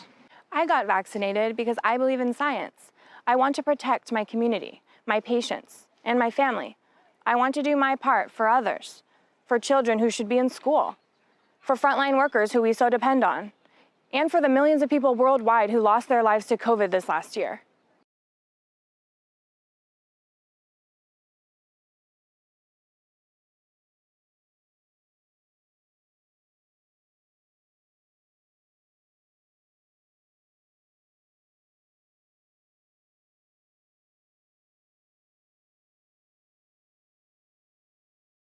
I got vaccinated because my children can't get vaccinated. Because I love my family and I love my community. To see my mom. It was her birthday coming up, and so I just wanted to be safe and protect her. To take care of my health and the health of those that I love.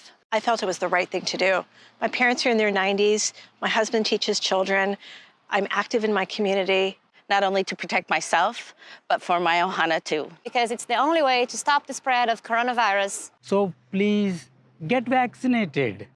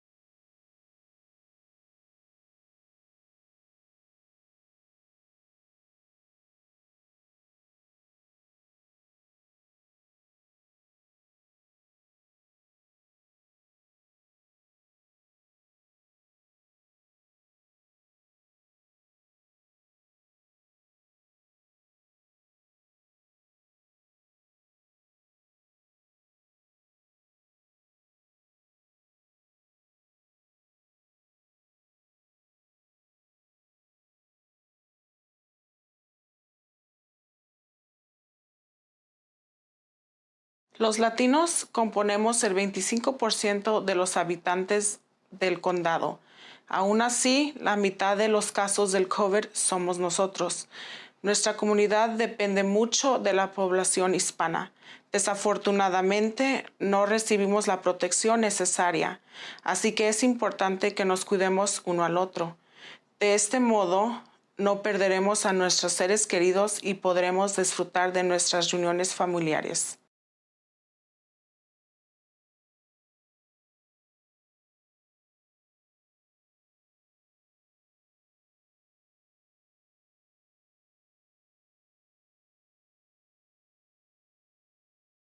We are our ancestors' children, and we carry their intergenerational traumas attached to trusting the government and vaccinations. I can say I lived through a pandemic by choosing to get vaccinated. I chose to get vaccinated because I had to be a good leader and example for my people.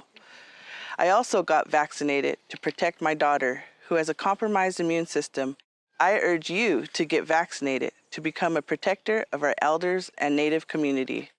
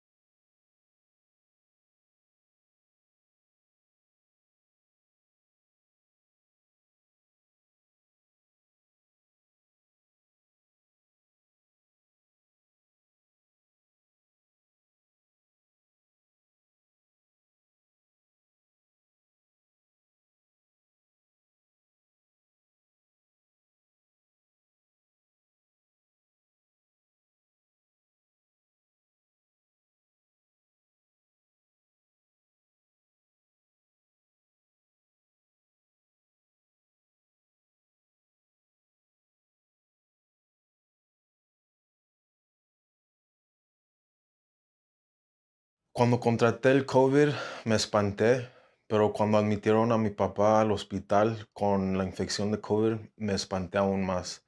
Por eso me vacuné, para protegerme a mí y a mi familia.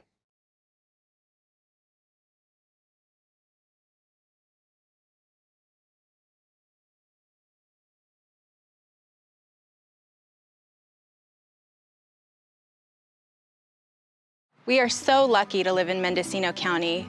The beauty of this place is reflected in the hearts of the people who live here.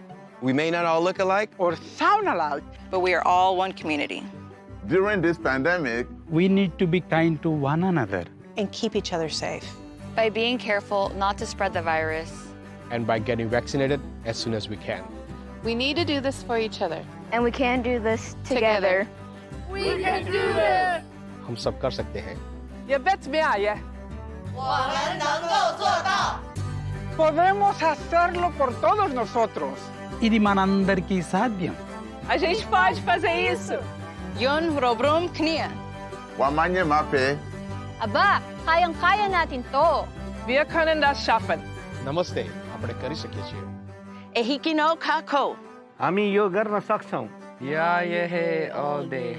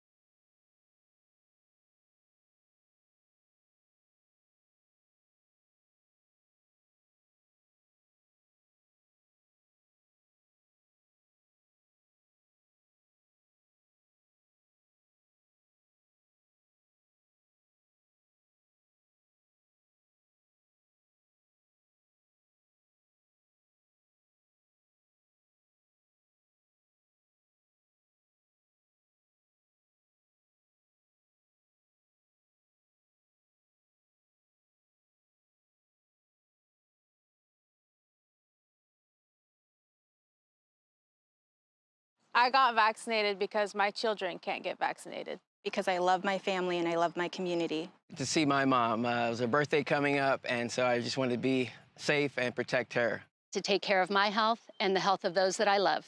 I felt it was the right thing to do. My parents are in their 90s. My husband teaches children. I'm active in my community. Not only to protect myself, but for my ohana too. Because it's the only way to stop the spread of coronavirus. So please get vaccinated.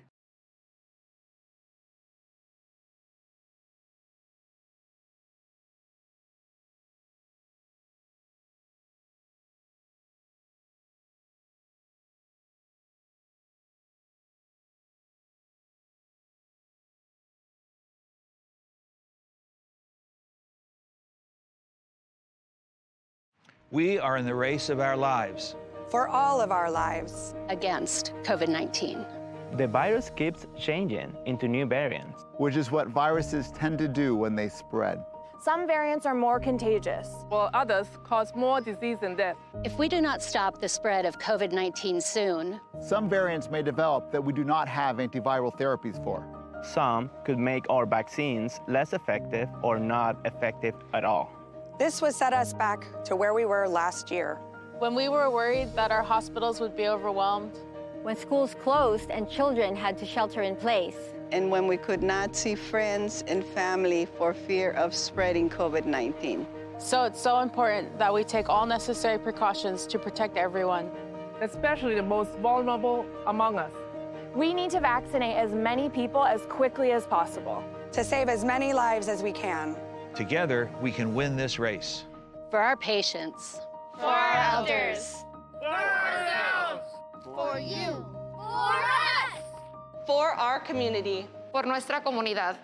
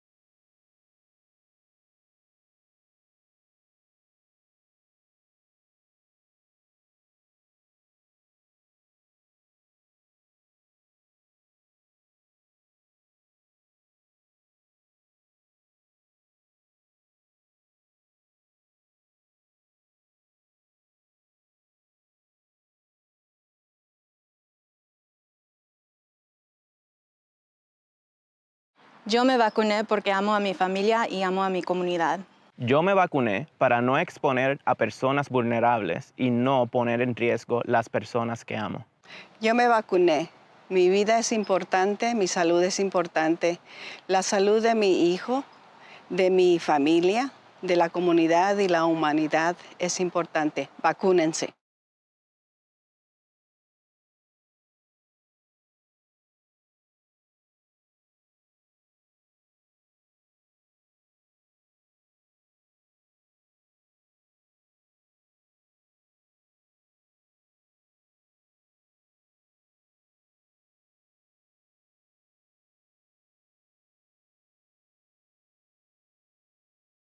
When I got vaccinated for a different reason than I'm telling you to get vaccinated for. I got vaccinated in December because I was terrified I would get sick and I would get my father or my wife or one of my patients sick. In May, I'm telling you, vaccinate so we can get back to normal life. We all want to get to barbecues and parties and to travel. If we go back to regular life without vaccines, we're guaranteed to get COVID. These vaccines are amazingly safe. COVID is not. So get vaccinated so we can start the best summer ever.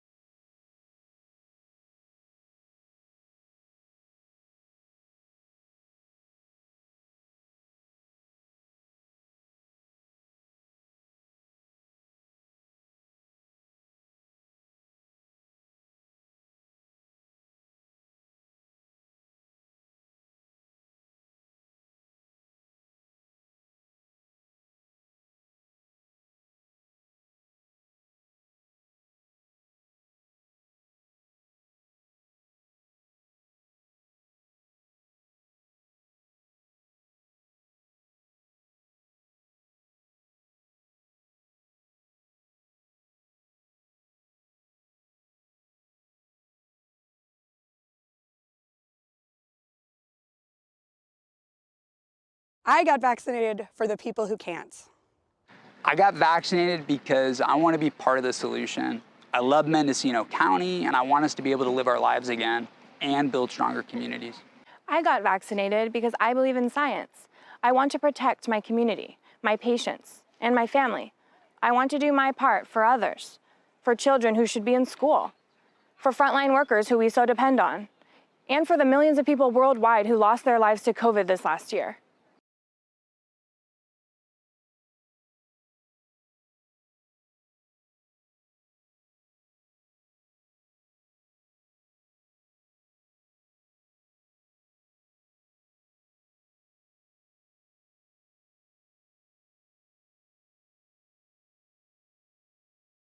I got vaccinated because my children can't get vaccinated. Because I love my family and I love my community. To see my mom. It was her birthday coming up, and so I just wanted to be safe and protect her. To take care of my health and the health of those that I love. I felt it was the right thing to do. My parents are in their 90s. My husband teaches children. I'm active in my community. Not only to protect myself, but for my ohana too. Because it's the only way to stop the spread of coronavirus. So please get vaccinated.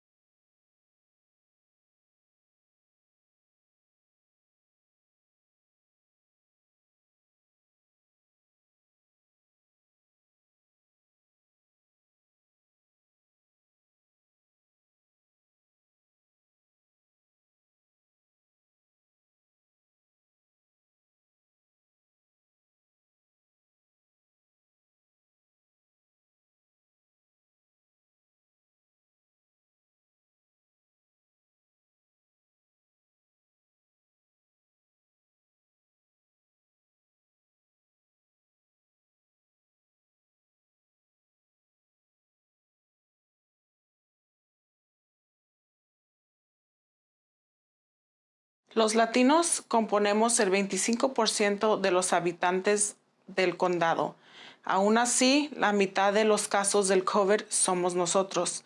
Nuestra comunidad depende mucho de la población hispana. Desafortunadamente, no recibimos la protección necesaria, así que es importante que nos cuidemos uno al otro. De este modo, no perderemos a nuestros seres queridos y podremos disfrutar de nuestras reuniones familiares.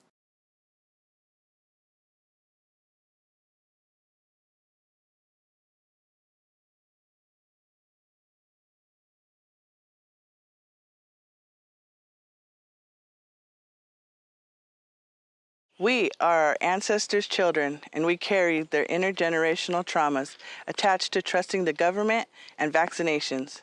I can say I lived through a pandemic by choosing to get vaccinated. I chose to get vaccinated because I had to be a good leader and example for my people. I also got vaccinated to protect my daughter, who has a compromised immune system. I urge you to get vaccinated to become a protector of our elders and Native community.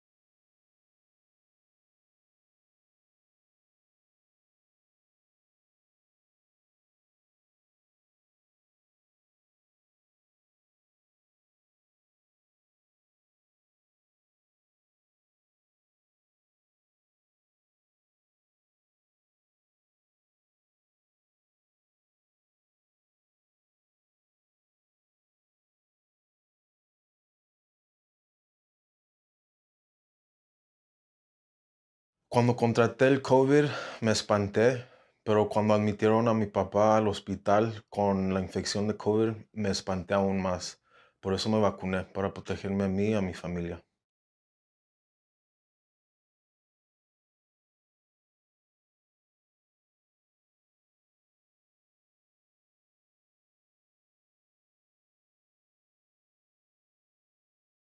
We are so lucky to live in Mendocino County. The beauty of this place is reflected in the hearts of the people who live here. We may not all look alike or sound alike, but we are all one community. During this pandemic, we need to be kind to one another and keep each other safe. By being careful not to spread the virus. And by getting vaccinated as soon as we can. We need to do this for each other. And we can do this together. We can do this! हम सब कर सकते हैं. ये bet में आया. 我们能够做到. Podemos hacerlo por todos nosotros. ఇది మనందరికీ సాధ్యం. A gente pode fazer isso. Yun robrum knia. Wamanye mape. Aba, kayang-kaya natin to. Wir können das schaffen. नमस्ते, આપણે કરી શકીએ છીએ. Ehikino kako. हामी यो गर्न सक्छौं. या ये है all day.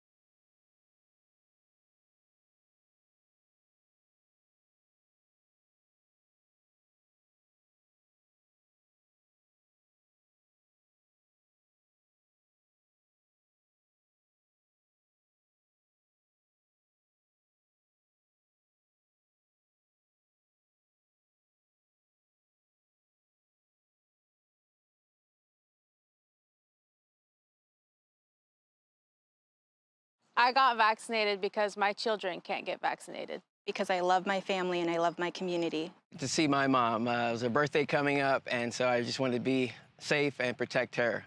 To take care of my health and the health of those that I love. I felt it was the right thing to do. My parents are in their 90s. My husband teaches children. I'm active in my community. Not only to protect myself, but for my ohana too. Because it's the only way to stop the spread of coronavirus. So please get vaccinated.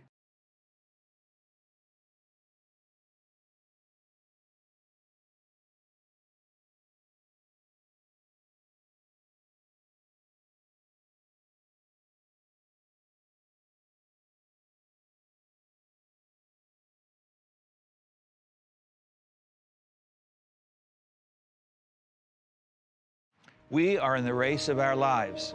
For all of our lives. Against COVID-19. The virus keeps changing into new variants, which is what viruses tend to do when they spread. Some variants are more contagious, while others cause more disease and death. If we do not stop the spread of COVID-19 soon, some variants may develop that we do not have antiviral therapies for. Some could make our vaccines less effective or not effective at all. This would set us back to where we were last year.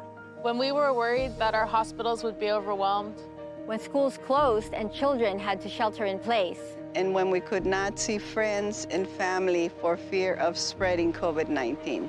So it's so important that we take all necessary precautions to protect everyone. Especially the most vulnerable among us. We need to vaccinate as many people as quickly as possible. To save as many lives as we can. Together, we can win this race. For our patients. For our elders. For ourselves. For you. For us.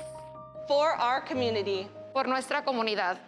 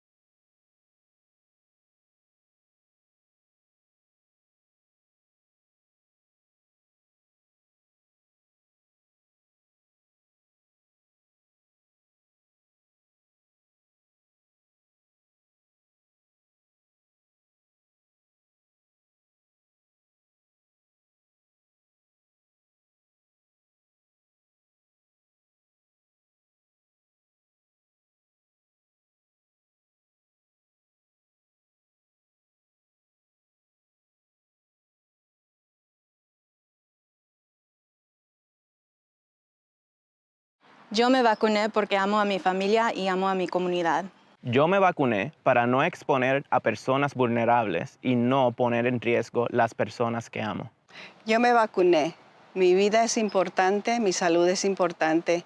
La salud de mi hijo, de mi familia, de la comunidad y la humanidad es importante. Vacúnense.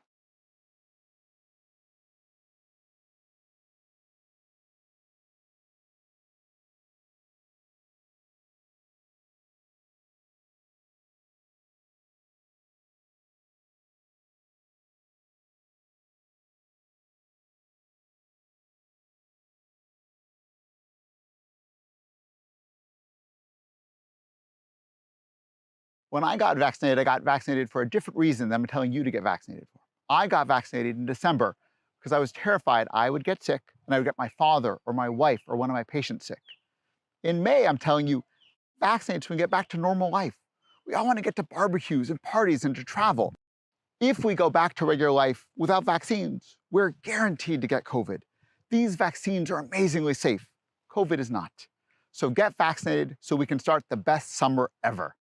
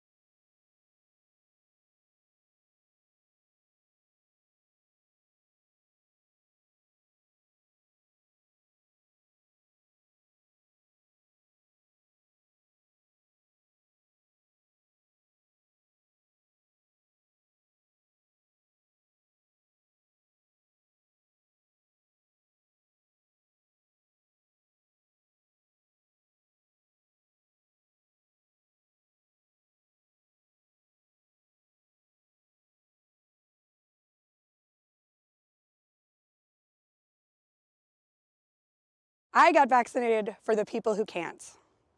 I got vaccinated because I want to be part of the solution. I love Mendocino County, and I want us to be able to live our lives again and build stronger communities. I got vaccinated because I believe in science. I want to protect my community, my patients, and my family. I want to do my part for others, for children who should be in school, for frontline workers who we so depend on, and for the millions of people worldwide who lost their lives to COVID this last year.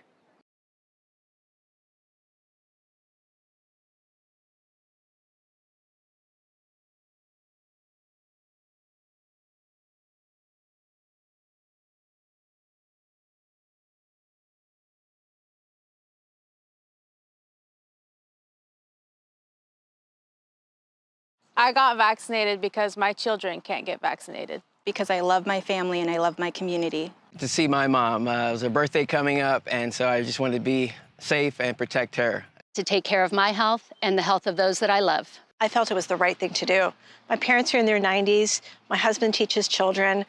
I'm active in my community. Not only to protect myself, but for my ohana too. Because it's the only way to stop the spread of coronavirus. So please get vaccinated.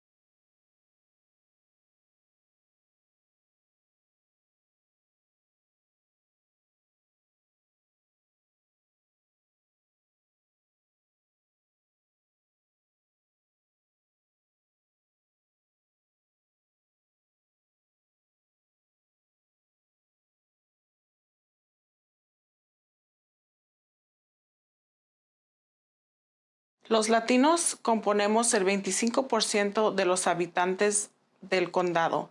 Aún así, la mitad de los casos del COVID somos nosotros. Nuestra comunidad depende mucho de la población hispana. Desafortunadamente, no recibimos la protección necesaria, así que es importante que nos cuidemos uno al otro. De este modo, no perderemos a nuestros seres queridos y podremos disfrutar de nuestras reuniones familiares.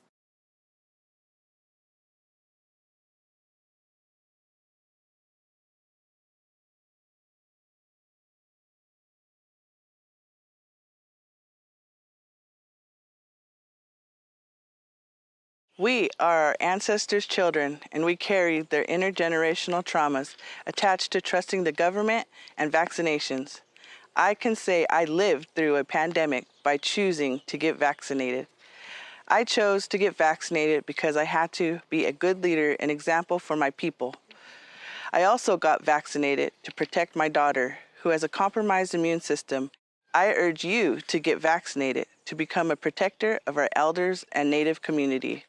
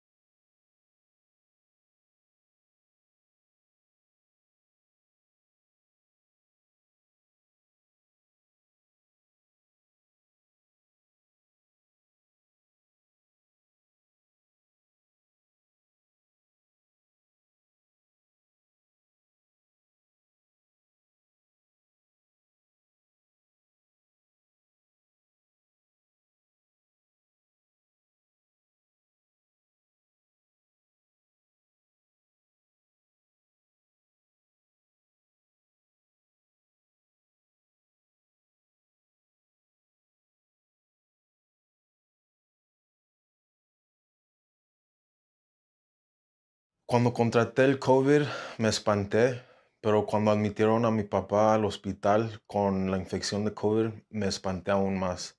Por eso me vacuné, para protegerme a mí y a mi familia.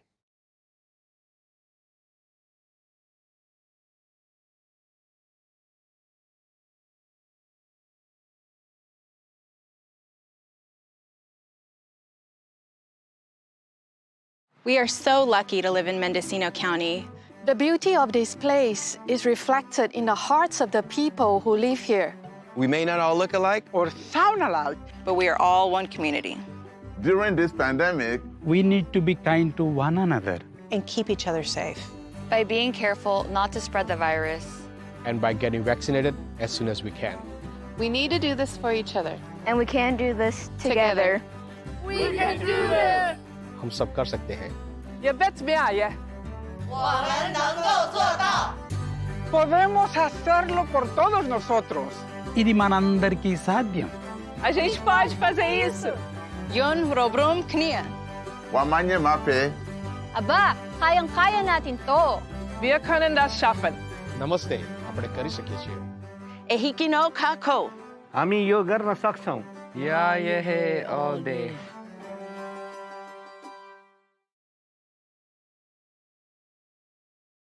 Session. On 7A, there was no reportable action. And 7B, we started but ran out of time, so it was continued. We're on item 4F, which is a noticed public hearing. And maybe we could go to public comment first. First on the line will be Shonda Beltran. And actually, was proper notice established? No, proper notice was not established. If you'd like further clarification, I believe that we have Julia Krog on the line. So I think maybe we'll have Julia explain what happened with the noticing and then go to public comment.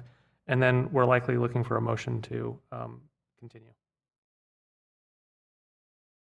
Julia?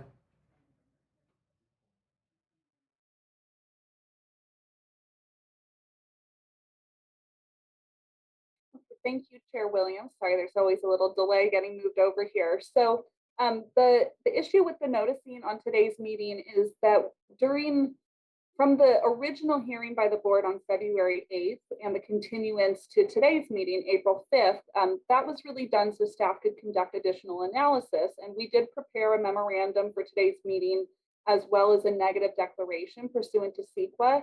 However, unfortunately, the negative declaration prepared for today's meeting was not noticed properly in order to be heard and acted upon by the board today. So as a result, staff is requesting that this item be continued to the May 3rd board meeting so that the negative declaration can be heard and considered by the board. And I'm happy to answer any other questions. Thank you. I don't see any hands up.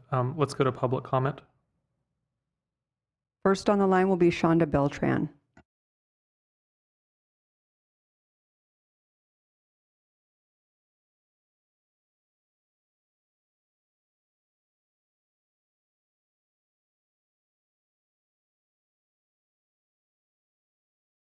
There you are. So just to clarify, I'm speaking on behalf of Joe Cooper and wanted to ask a question if there is going to be a motion to continue the hearing. I anticipate there will be. All right, so if there's going to be a motion to continue the hearing and out of a respect for your time, I can hold my comments until the continued hearing if the board will allow that. Yes, and we appreciate that. Okay, so given that, I will just hold my comments.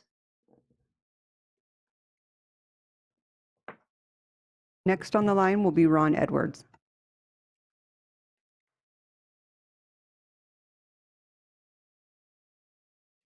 I'm going to hold my comments until the May 3rd meeting. Thank you. That concludes public comment. Okay. Can I invite a motion? I move that we continue this to the May 3rd meeting when the item can be properly noticed. Second from Hascheck.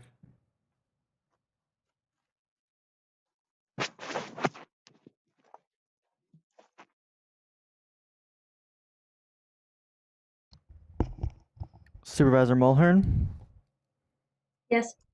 Supervisor McGorty, Yes. Chair Williams, Yes. Supervisor Hashak, Yes. and Supervisor Jurdy. Yes. Motion carries unanimously. Item 4G. This is about an MOU with Superior Court sponsored by Probation. I think Chief Locatelli will be introducing.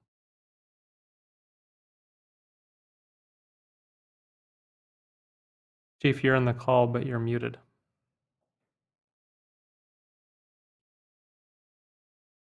Thank you, Chair. They were letting me in there.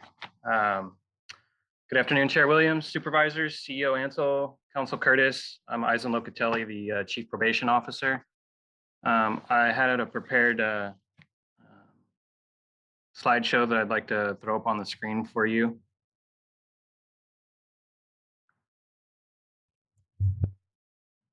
You should have permission to share. Sorry, you should have permission. We can see it. Okay.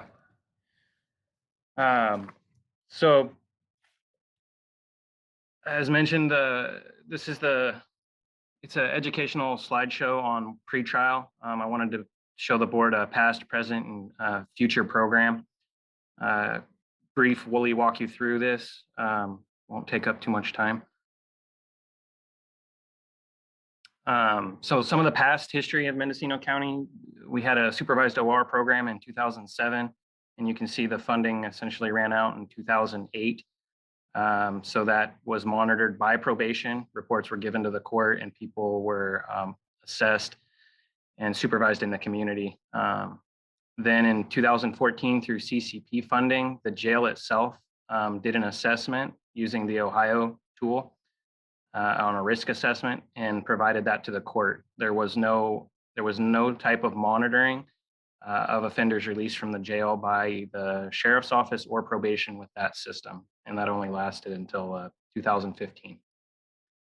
Since that time, there's been no pretrial release program operating in Mendocino County, and we're one of about 6 or 7 counties that have no type of operating pretrial program. Moving along. So your present release options in our county, obviously law enforcement can cite you in the field where they don't actually take you to the jail.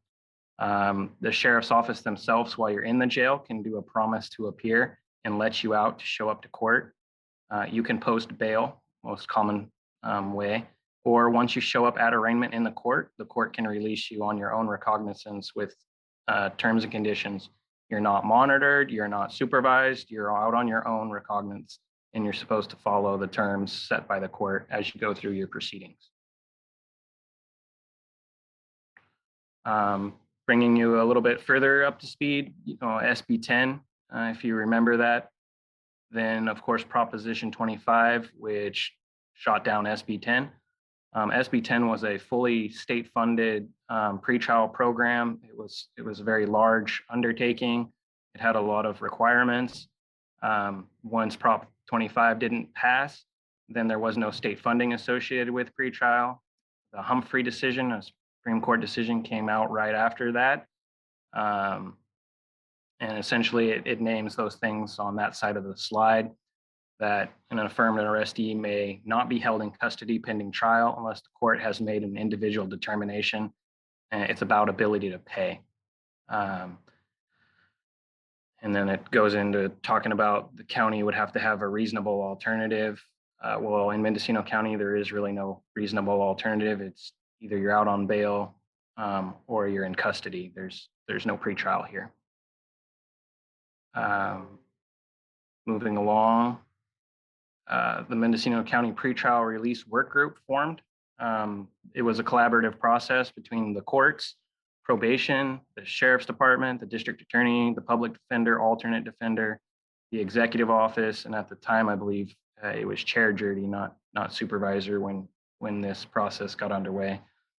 The pretrial work group met repeatedly, many weeks of designing what a program could look like. The board has previously supported this program by assigning 3 FTEs to the probation department, in addition to what we had This is a new program, obviously.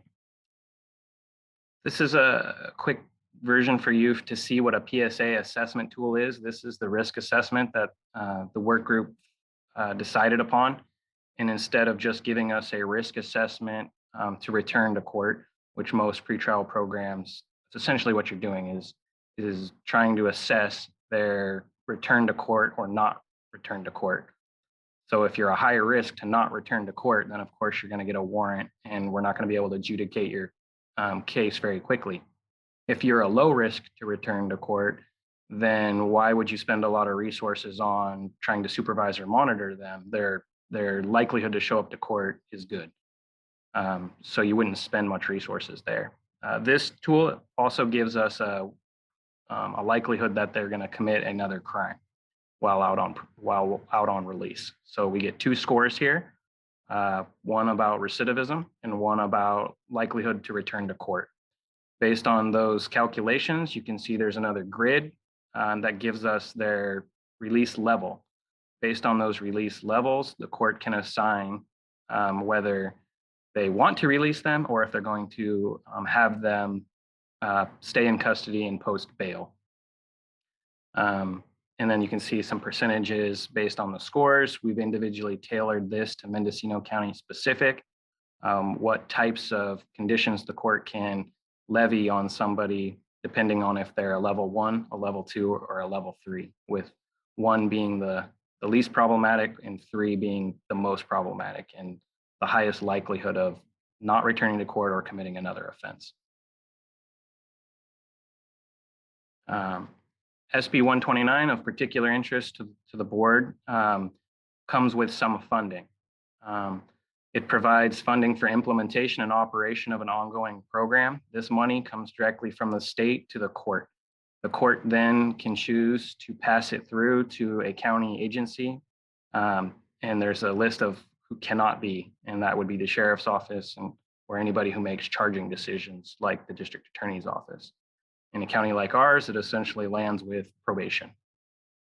Probation can then choose whether we're going to do this or not.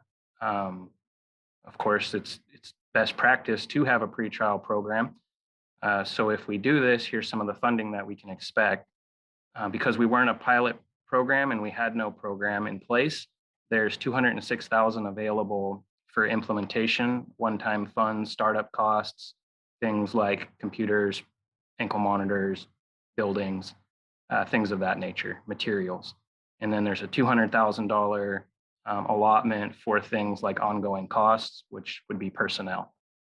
The board, as I previously mentioned, approved 3 FTEs. That's going to be, you can consider it a pilot. I don't know what the data is going to reflect, how many people we're going to be monitoring until we actually undertake this. But 200,000 of it will go towards personnel, which are fully loaded costs. It might give us about 1.5 FTEs. That other funding, I'll take a moment here to caution the board. You have supported the program in theory. My initial net county costs for fiscal year 22-23 didn't actually give us enough to actually run a pretrial program. So whether we have that conversation at a different date or after budget hearings, it would be appropriate to again get you to reaffirm if you want a pretrial program and if you do fully support funding those 3 FTE. As of right now, I couldn't operate the program with my current net county cost. So that's the 7 slides that I have prepared for all of you, and the one notation about the funding. So I'm happy to answer questions. Again, I'll point the recommended action here. You should have your agenda summary, which goes into detail about what I just gave you a general explanation on. And it has the attached MOU, which has been run by County Council, looking for, at the end of this presentation, support for the MOU signature and then allowing us to move forward with this. So I'll turn it back to Chair Williams. Thank you. We have a question from Glenn. So Chief Locatelli, what would be the kind of the profile of somebody who would be a good candidate for this program? Sure. So there's obviously a lot of politics that go behind pretrial bail. if people should or should not be released, socioeconomic issues. I mean, there's just a plethora of issues here. The candidate that you're looking at is somebody like has a minimal prior history of criminal conduct, but they've committed a felony. Bail would normally be set, say, in a felony vandalism case or a felony car theft case at $15,000 to $25,000. There's a bail schedule. This is all pre-plea stuff, which probation is usually not involved with. The DA would best answer that question, but the court essentially brings the person before them at arraignment and tries to make decisions on whether they should be released or not. Those decisions are made on the fly, a gut instinctual feeling. There's no assessment that they're looking at. They don't have any criminality studies except for what the DA has at that time. So this person would potentially, with this assessment, which is on a validated assessment tool, would give the court a better understanding if they should be released or not on pretrial. $20,000 bail might be impossible for somebody to afford if they don't have a job. So you kind of want somebody who's going to be released from custody. They're not there being essentially taken care of by the county. There's less liability. They're back in the community, potentially going back to work or contributing while they go through the court process. But you also don't want to release them with no supervision, monitoring, expectations, terms. That also doesn't warrant public safety. So at present, there is no kind of rubric that's followed, or we just simply don't have a release program in place. Is that correct? That is correct. You have no pretrial program in Mendocino County. People either post bail, stay in jail, or the court releases them on their own recognizance with zero monitoring. John? Yeah, thank you, Chief Locatelli, for bringing this forward. It's just kind of crazy to think that we don't have any kind of programs at this point, but during the pandemic, that weren't people getting released with very little to hold them in place, or without much of a commitment to come back. Was that happening? Yeah, that's the zero bail theory, where people were just being let out. That this is where I was saying I didn't want to get into the politics behind pretrial or bail. Some people say that, with zero bail, meaning that you don't have to post any type of bail, that it's just the revolving door theory that a law enforcement officer could make an arrest, they go to jail, and they're immediately released with no type of monitoring or supervision, and they're back committing crime, and the cycle doesn't get them out of the system, and they're not afforded the treatment that they may need, because there's no carrot and stick model here. It's just release. So that happened with COVID, the emergency rules, those have fallen by the wayside. That doesn't exist anymore. So we're back to having to post bail, but now we have the Humphreys decision, which the court has to go through an analysis, but it's essentially an analysis during arraignment with the defendant in front of them and their defense attorney scrambling to provide information. There isn't anybody doing any type of assessment work between the arrest and the arraignment. Your pretrial functionality would fill that gap for you and allow the court to have a better way to make determinations on who's safe to release and who shouldn't be released. Okay, and thank you. And one more question is, with the startup cost and MOU in place, then you were saying that the net county cost is to be determined afterwards, or I'm just a little concerned about that. And so if we're committing ourselves to this MOU, are we committing ourselves to the increased net county costs too? You are with what the work group put in place. By having 3 FTEs, you're essentially allowing for some type of monitoring in the back end, with even potentially some electronic home monitoring or SCRAM devices on a limited basis.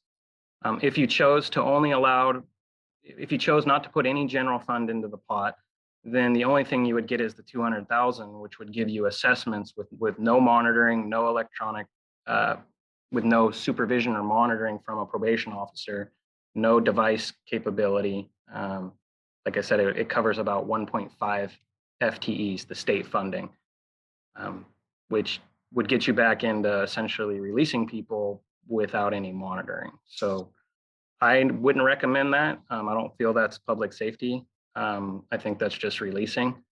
And that's why the group as a whole made the recommendation that we need to start with 3 FTEs and look at what the data shows as to if that's not a big enough program or too big of a program, which I just won't know until we're operational.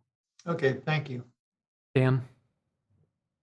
Chief Locatelli, I think also maybe you might mention that the spectrum of monitoring is likely to kind of be all over the map, in that some people might, I think you've said in the past, that some people might need not much more than some reminder text messages, and they're likely just to show up to court. Others need more, more contact with the probation officers. But it also seems to me that this also isn't just going to save money on the back end, hopefully at the jail, because some people won't be in jail who really don't need to be in jail, but also because some people are hopefully able to continue to go to work even if they can't afford to post bail. Yeah, so I'll quickly respond. The risk assessments are going to go low, moderate, high, and each of those assessments have a criteria of expectations that they're going to receive. Low risk will, once we have our new case management system, which is another topic, there's a robocall capability and a robo texting capability. So it isn't a person potentially that's giving them court reminders. It's technology. And then from there, you get increased supervision based on your risk level, which could include office visits, home visits, those types of things, maybe even drug testing, depending on the person's individual needs. And theoretically, anywhere from 40 to 60 people could be on this program at any given time, reducing jail, those that are actually in the jail at a rate, something like that, which as Supervisor Jurdy points out, could, I can't predict it yet, have some cost saving measures with the easy things like food, clothing, liability, medical, but then maybe even into personnel if we do this safely. And I keep having to make sure we're all understanding that it has to be, safety is the priority. So kind of building on that theme, what does it cost to incarcerate somebody on a daily basis in Mendocino County Jail? That's always an interesting question, one that I don't always want to answer because I don't work at the sheriff's office, but I think you take the number of offenders times their overall budget, you divide it, and it gives you, depending on how many inmates are there at that moment, about $110 to $150 a day, somewhere in that range.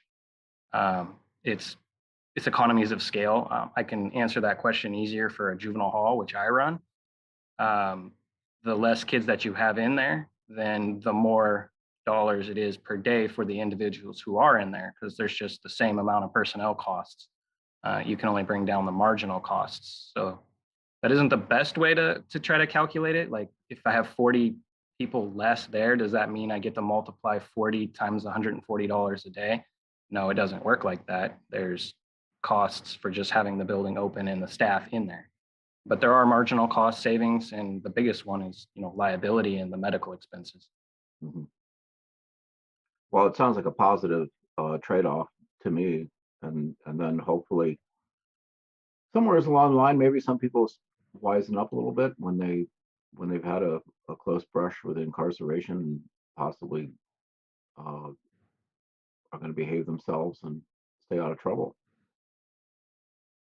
Yeah, it's definitely another tool that the county could use to its benefit, keeping people in the jail who really need to be there, those who've already been convicted of a crime. We shouldn't be releasing people early who are convicted of a crime to keep people incarcerated who haven't been because we're out of room. So those are trade-offs that you make in a criminal justice system, and I'm proposing with the work group that this is something new to Mendocino County. It's not new to the state of California, and I think this is with correct funding, which is always something that you need to look at. With correct funding, with a plan, with comeback data and metrics, this is something I would pursue. Public comment? There is no public comment for this item. Oh, When do you think that we could have a report back as to how well it's working? Would that be a 12 months, 6 months? What kind of timeline would you look at to sort of at least begin to have some kind of metrics as to whether or not it's successful, whether or not there's more people committing crimes or that type of thing? So this is a state program. We're required to report all of our data to the JJCC quarterly. So we could easily provide the same data that we're already required to provide in our partnership with the court to the board. So, but I would need the board to, whether it's now or whether it's during the final budget process, there would need to be a commitment to pretrial and the general fund portion of it if you wanted the monitoring. Otherwise, it's just going to be the assessment piece that qualifies for the Humphreys decision, which is what SB 129 funding only specifically covered. So once you make those decisions, then we could talk about recidivism as it relates to pretrial offenders. But otherwise, I wouldn't be monitoring them. They would just be released to the public. CEO Antle. Darcy Antle, interim CEO. I would just like to point out to this board that for fiscal year 22-23, we do start budget conferences and discuss NCC and other requests by the departments starting this week. And you will have a workshop in front of you on April 19th to start the discussion around your priorities for 22-23. John? I'll move the recommended action. Is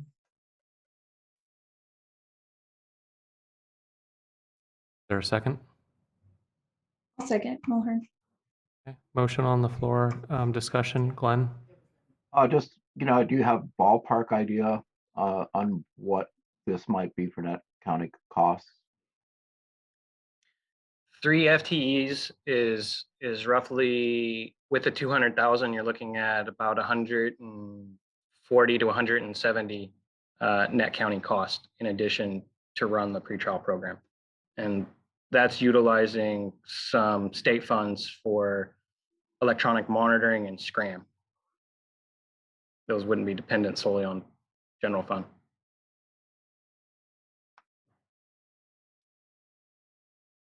Okay, I don't see any hands. I think we're ready to vote. Supervisor Hashak? Yes. Supervisor Mulhern? Yes. Supervisor Jurdy? Yes. Chair Williams? Yes. And Supervisor McGordy? Yes. Motion carries unanimously. Thank you.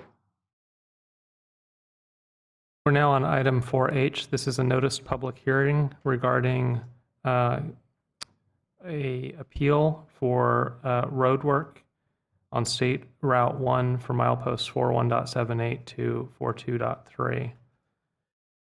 It's sponsored by Planning and Building. The flow will be, I'm going to ask clerk to establish proper notice. Has proper notice been established? Proper notice has been established. The board and the clerk will note correspondence and telephone calls received. Clerk, has all correspondence been posted? Yes, it has. Were there any telephone calls? No.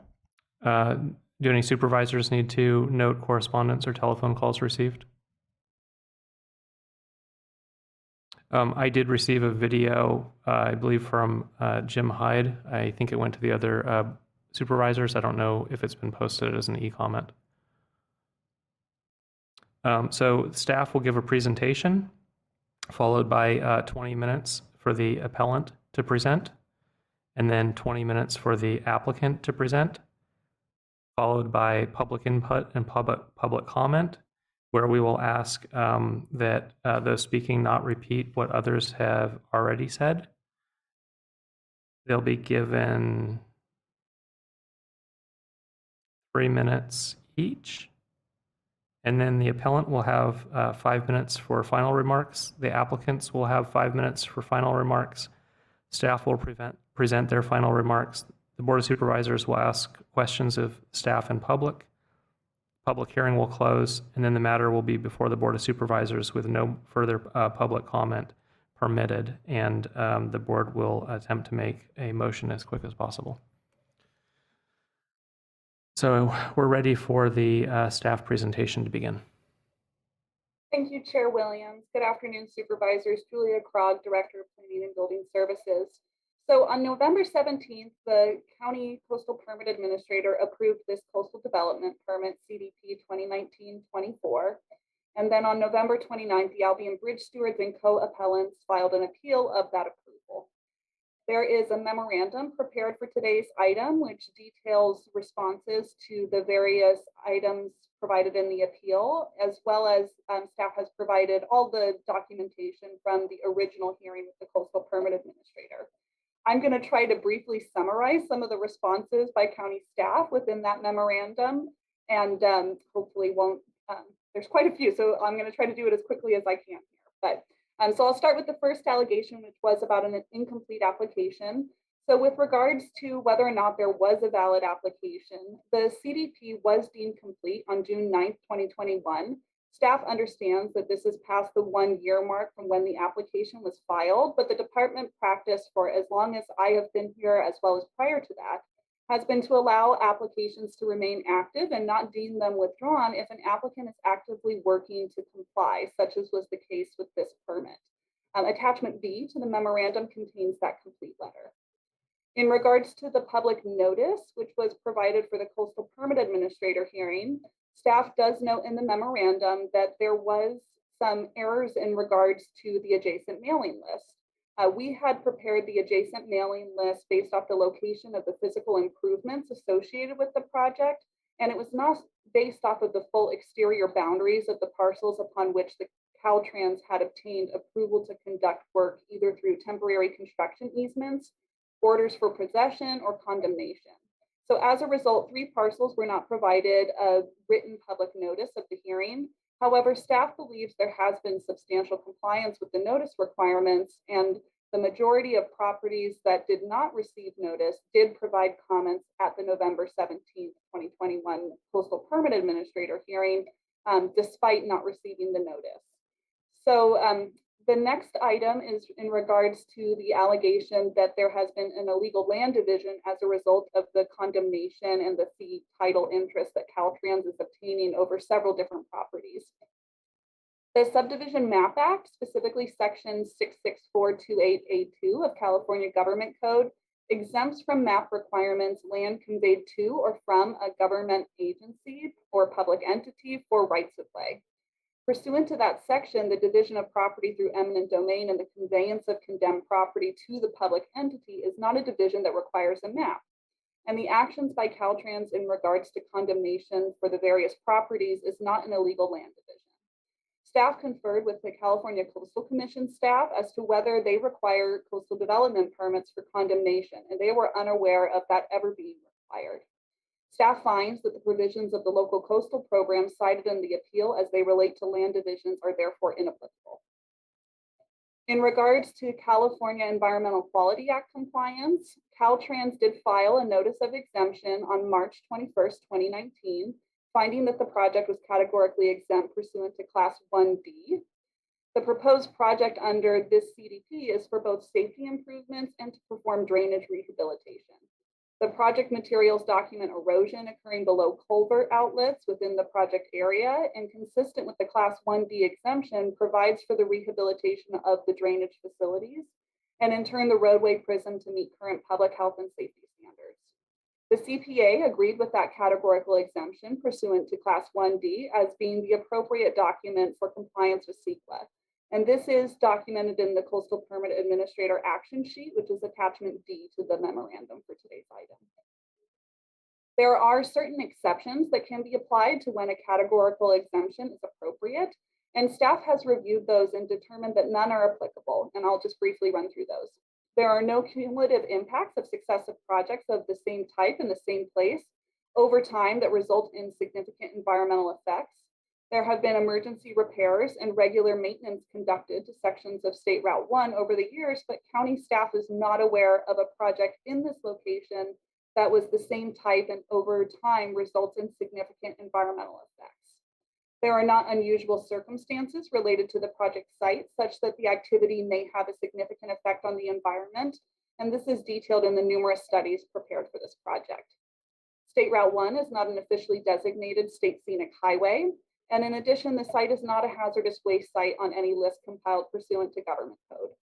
And finally, the project will not result in a substantial adverse change to the significance of any historical resource within the project area, which has been documented by the response from Sonoma State University's Northwest Information Center in August of 2021.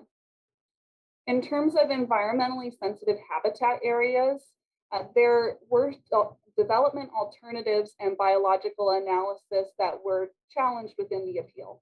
The appeal suggests that the project alternative should have been considered and that the biological analysis is either outdated or not in the record.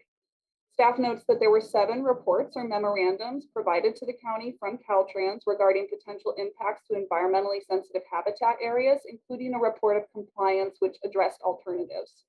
As is detailed further in the CPA staff report, 20 environmentally sensitive habitat areas, or ESHAs, is how I'm going to refer to them for the rest of this presentation, were identified within 100 feet of the project activities.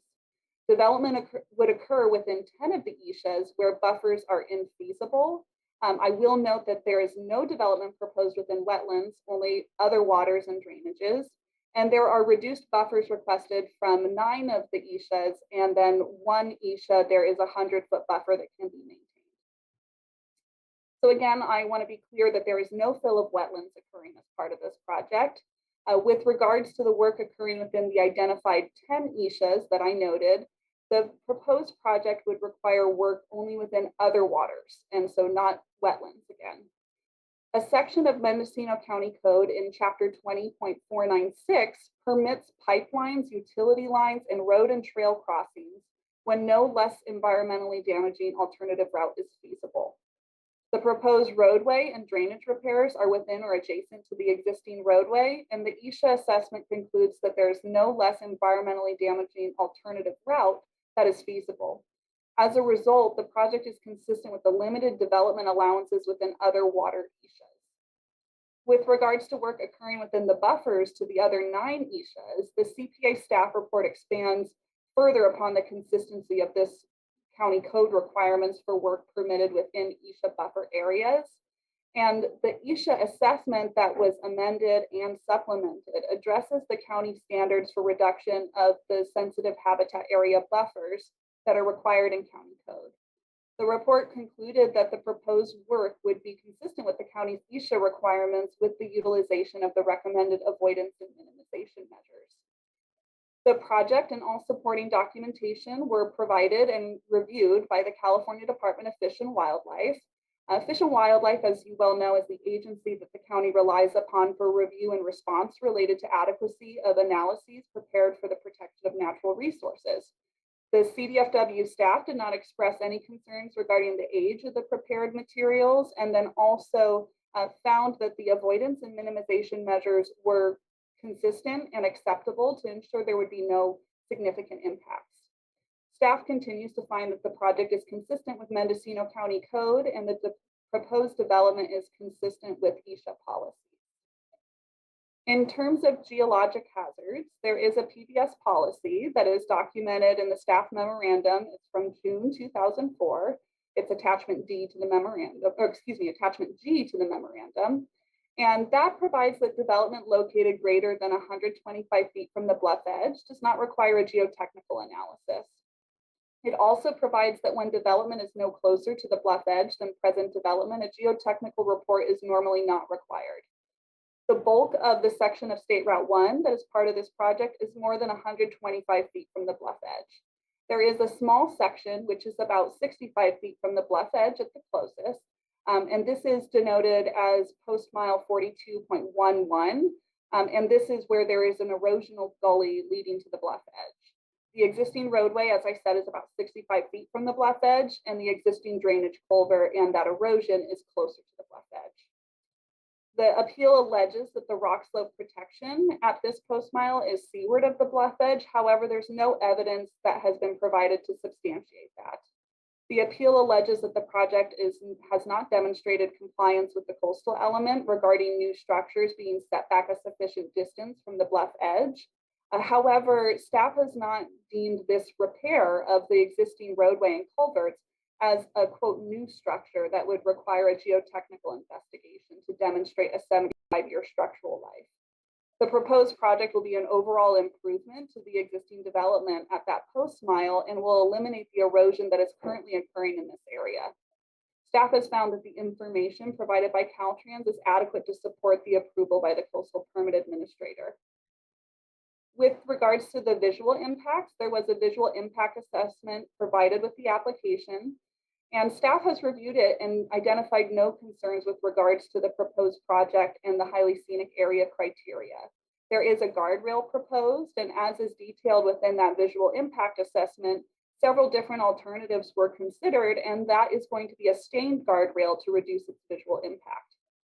With regards to the tree removal that's proposed, the appeal incorrectly states that a finding needed to be made that the trees proposed for removal unreasonably obstruct views along the ocean.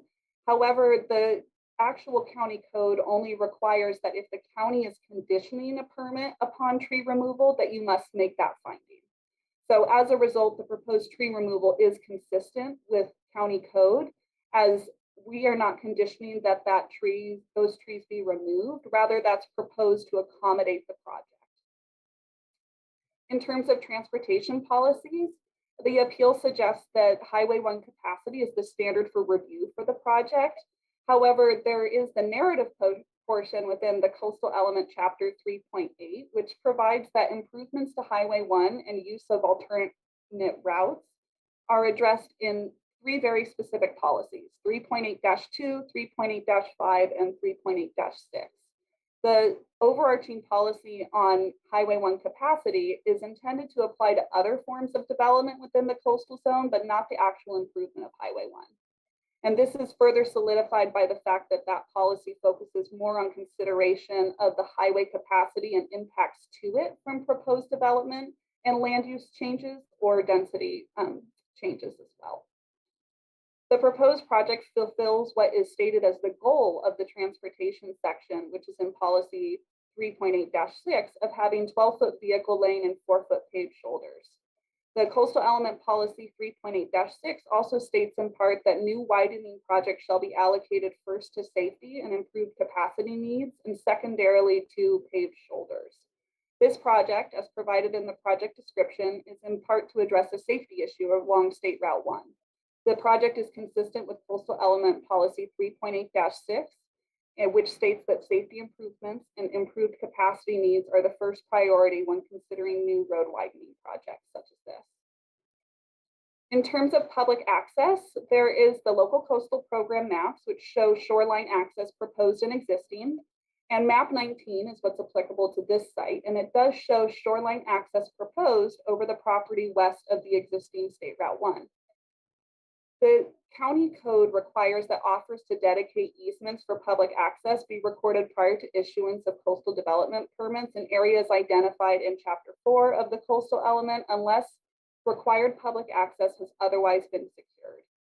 In Chapter 4.9 of the Coastal Element, public access requirements in this area are Blufftop Trail along the Navarro Headlands west of Navarro Ridge Road, and this required access is currently provided with the existing public access west of Navarro Ridge Road, which will be maintained during and after completion of the proposed project.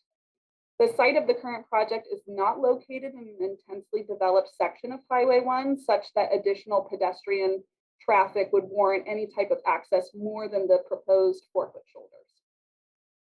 In the area of potential concern where shoreline access proposed is shown on the LCP map number 19, which is about the same location as that erosional gully I mentioned, Caltrans is obtaining a portion of Mendocino Land Trust land as right-of-way, and the remainder that is bluffward of the roadway is subject to only a temporary construction easement.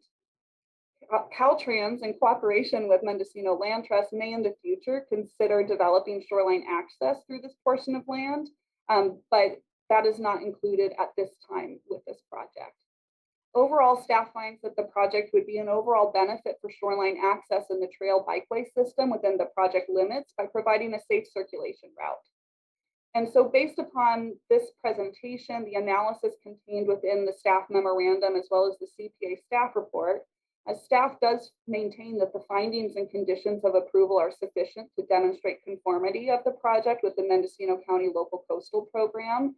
And so as a result, we do recommend that the board deny the appeal and uphold the CPA's action. And that concludes my presentation. I'm available for questions. Are there any supervisor questions regarding the staff report?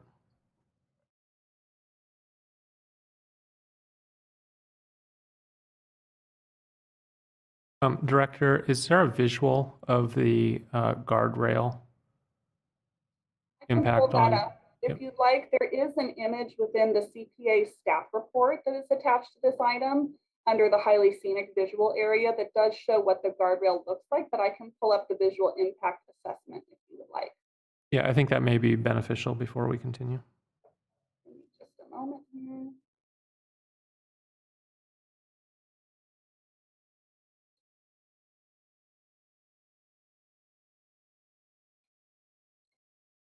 Let me get to the right page here so I can show you.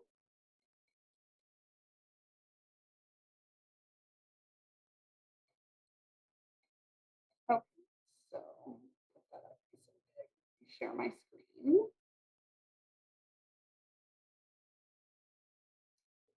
So you should be seeing my screen here. This is the primary view that, so if you're familiar with the area, if you're coming up from State Route 128 and you're connecting to Highway 1, and then you make this turn where you're looking out over the Navarro Point Preserve. This is the current view that you have at this area. This would be the view if there was guardrail without any staining. This is the view with the staining, and the staining really does intend to make it so the guardrail blends more with the existing grassland behind this area rather than with having this sort of stark contrast with the no staining. Is there anything additional you'd like to look at in there? Any additional questions from supervisors? I don't see any hands. We're going to go on to the appellant presentation. This can be up to 20 minutes. And please remember to state your name for the record. Thank you. I will begin.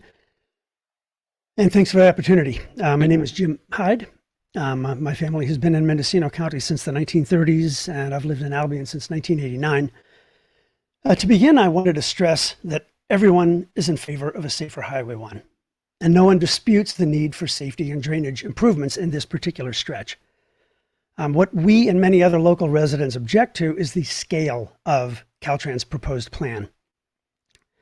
Scale is a critically important thing in a scenic and rural area where tourism is a critical industry. A 5-story apartment building in the town of Mendocino would be out of scale. An urban shopping mall in Fort Bragg would be out of scale. Sometimes it's hard to judge whether a particular project is out of scale for a particular spot. There's no specific metric over which something is officially out of scale. It's more like the famous line that a Supreme Court justice once said about pornography: I know it when I see it. When it comes to this project being out of scale, we know it when we see it. With this in mind, as Supervisor Williams mentioned, we've provided a short video to the board that visually illustrates this. I would like to play this now via screen sharing in order to make it an official part of the record, if no one has any objections. It's only about 3.5 minutes long, but I would, in order to be able to do that, the timer would have to be turned off. This is Alice Pearson, Deputy Clerk of the Board, and I just want to state for the record, I did receive a copy of this video that will be stored with the record, and I will say we will take down our current screen share. We will keep the time clock running in the background. I would also advise you, whenever you share your screen, be sure that you click share sound as well, in order to ensure that the audio for your video can be played. Understood and appreciated. Thank you.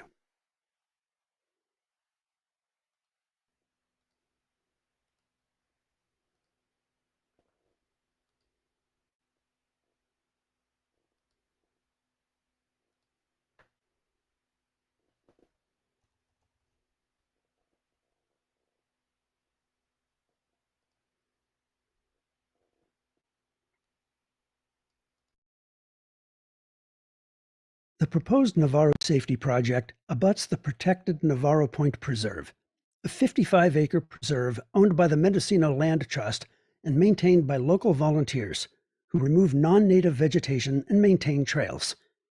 The views of the ocean from the preserve are spectacular, but the views aren't just to the west.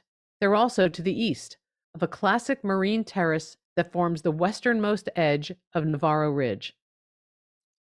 In order to accommodate a wider Highway 1, Caltrans is proposing to carve out significant sections of this marine terrace, well over 10,000 cubic yards of it. This highly engineered landform will destroy the natural beauty of the easterly views from Navarro Point Preserve, not to mention the views that motorists see from Highway 1, the first stretch of Mendocino County's Highway 1 that many visitors see. In this short video, we'll travel along one of the trails in the Navarro Point Preserve, focusing on the view to the east. First, we'll travel from a poorly engineered drainage culvert to the northern end of the preserve. Then, we'll return to that poorly maintained culvert and travel south to a point near the preserve's parking lot. As we begin heading north, it's worth noting that Caltrans is proposing to install Midwest-style guardrails in many of the areas you see here. This will further impact the views from the preserve. Unspoiled ocean views to the west, but a highly engineered miniature freeway to the east. These guardrails will also impact the views of the ocean from Highway 1. Along much of what you see, Caltrans is proposing to deform the marine terrace, carving out thousands of yards of soil and creating an unnatural-looking sloping grade. This section of road needs improvements, but this project is hugely out of scale and inappropriate for a sensitive, highly scenic section of Highway 1.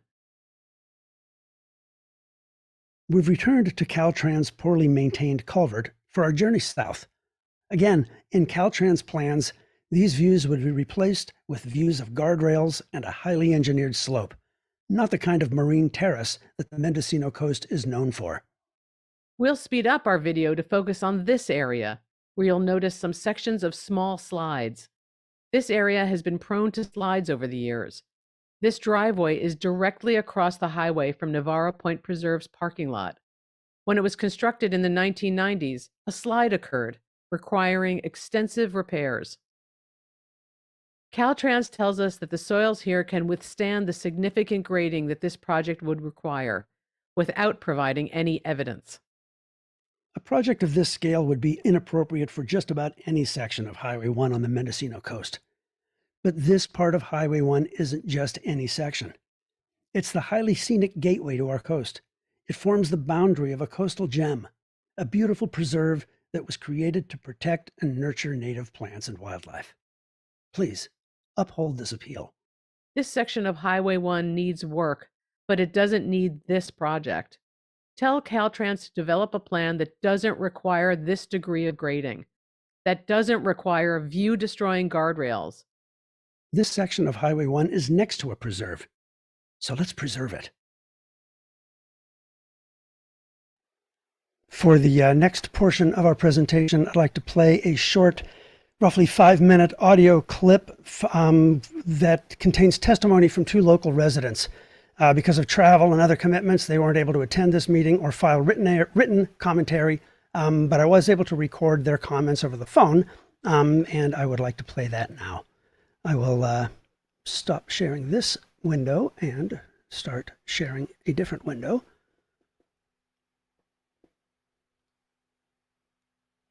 And this is audio only.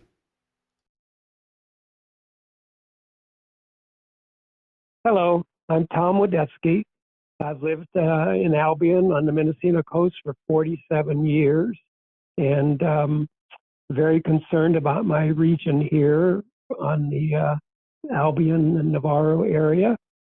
And I believe a well-maintained and environmentally sustainable Highway 1 through here and its bridges are necessary for our coastal Mendocino County economy, and also for its protection of our world-class viewshed for this gateway to the Mendocino coast, and the Navarro Point Preserve, and the Pacific views, as well as the west-facing slopes of the Navarro Ridge area along Highway 1 when you first get to the coast.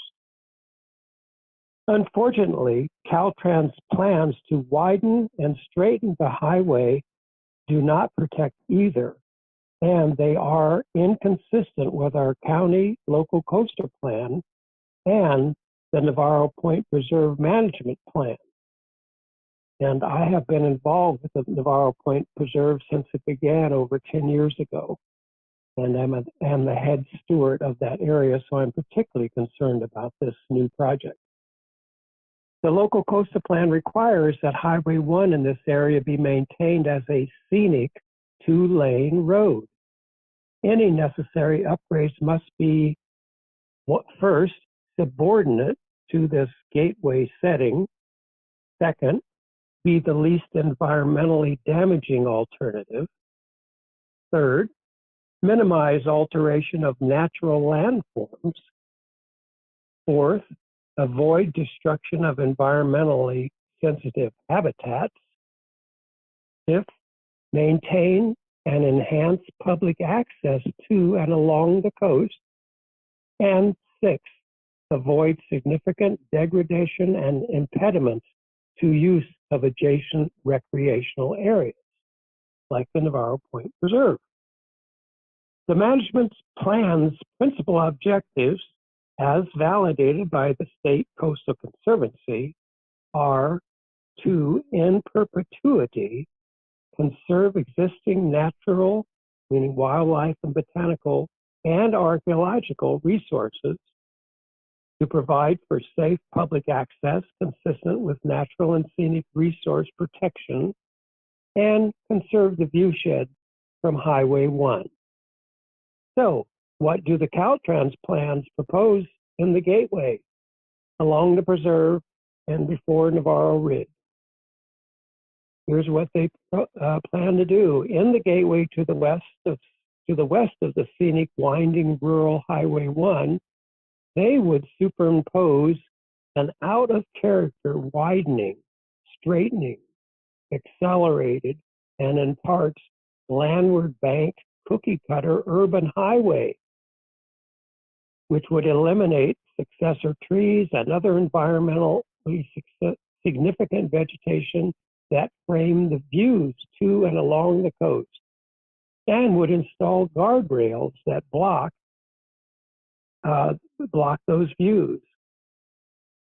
And in the preserve itself, the Navarro Point Preserve, they would fill and alter coastal prairie, wetlands, and watercourses, and the upper Navarro Bluff near highway mile marker 42.11, and thereby substantially change the viewshed from the highway, displace the landward north-south public coastal trail, and as shown on Caltrans site plan sheet L1, during the 2-year project construction period, they would fence off the only public access to the preserve and its parking area. Supervisors, the Caltrans plan do not pass muster under the LCP, the Preserve Management Plan, and the Coastal Act. In locally adopting the LCP, the board resolved and certified to the public that the county would fully and faithfully implement it. Unless you decide to first amend the LCP and the legislature first authorizes the state-funded reserve to be used for the highway purposes that Caltrans proposes, your obligation as our locally elected representatives is to A, reject CDP 2019-24, and B, to urge Caltrans to work with the community to design and maintain a sustainable and LCP consistent Highway 1 through Albion and coastal Mendocino County. Thank you for listening to my viewpoints. Hi, my name is Janet Eklund. I live on the Mendocino coast in Albion. I'm unable to attend the hearing on April 5th. Thank you to the Board of Supervisors for all the work and the time you spend on so many issues here in Mendocino County. I was born here in 1950. My father was born here in 1910. My grandfather helped build the Albion Church that was destroyed by the Department of Highways in the early 1940s.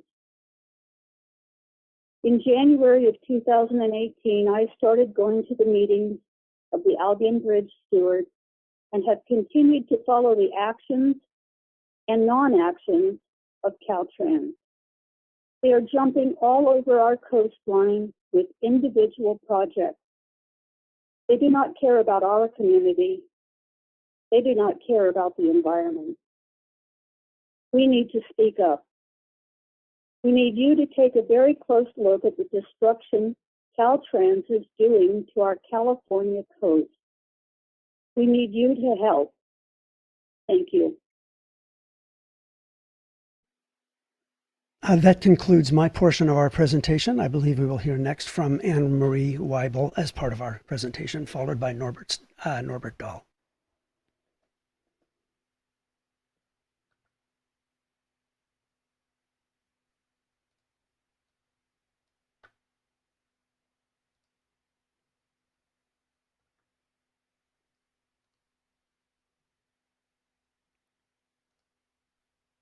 I don't see, oh, there she is. Anne Marie, over to you.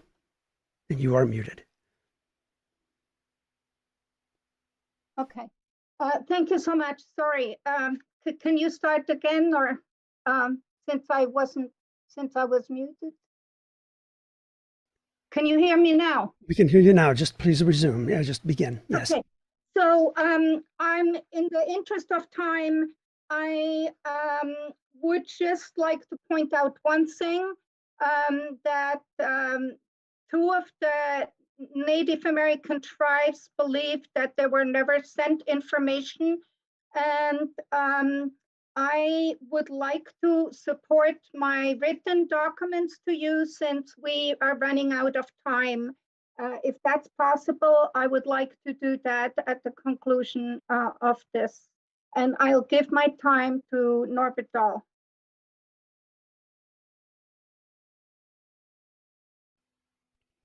Norbert.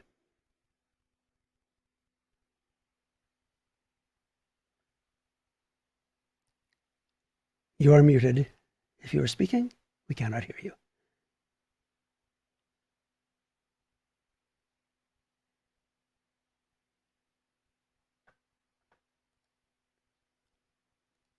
Do we have Norbert?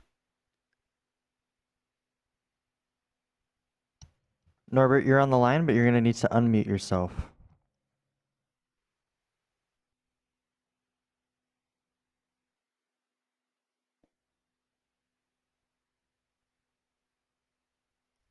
Thank you. I'm now audible? Yes. Thank you. Thank you, Mr. Chairman and supervisors. First of all, congratulations to Ms. Adel and Ms. Krogh on your new positions.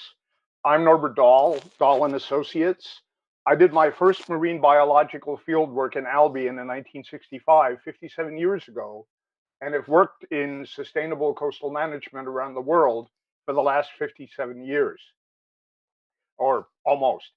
I speak on behalf of co-appellants Hansen and Elak, who own the property and reside in the Navarro Ridge neighborhood near its west-facing slope and historic Navarro Creek, and who necessarily have to rely on Navarro Ridge Road and Highway 1 as the only way for them to travel in and out of Albion. Like everyone, they support a safe road system. But this outdated project is a thing out of the past, not a part of the smart transportation future. Like many, they oppose the proposed mass grading of the western Navarro Ridge slope and the fill of Navarro Point Preserve because it will blight this gateway to the coast exactly in the area where the many visitors who are key to the county's economy first see it. Supervisors, keep in mind what we're talking about. Caltrans is proposing grading of the designated highly scenic slope, which is a major regional wildlife corridor, to heights of over 50 feet above the existing road, potentially with rock blasting to accomplish its purposes. And Caltrans proposes that in the absence of the very geotechnical report that its own internal geotechnical engineer recommended needed to be done. It has not been done. Ms. Hansen and Mr. Elak are therefore legitimately worried. What's the project? Where is the complete project description?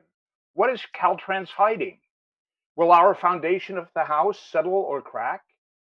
Would you want that blight in your neighborhood? To summarize, the project application, as Ms. Krogh indicated, was incomplete not only when it was submitted in 2019, but because of the lack of proper notice, has been incomplete subsequently through today, and under your own LCP zoning ordinance, section 2532.035F, was automatically withdrawn by operation of law.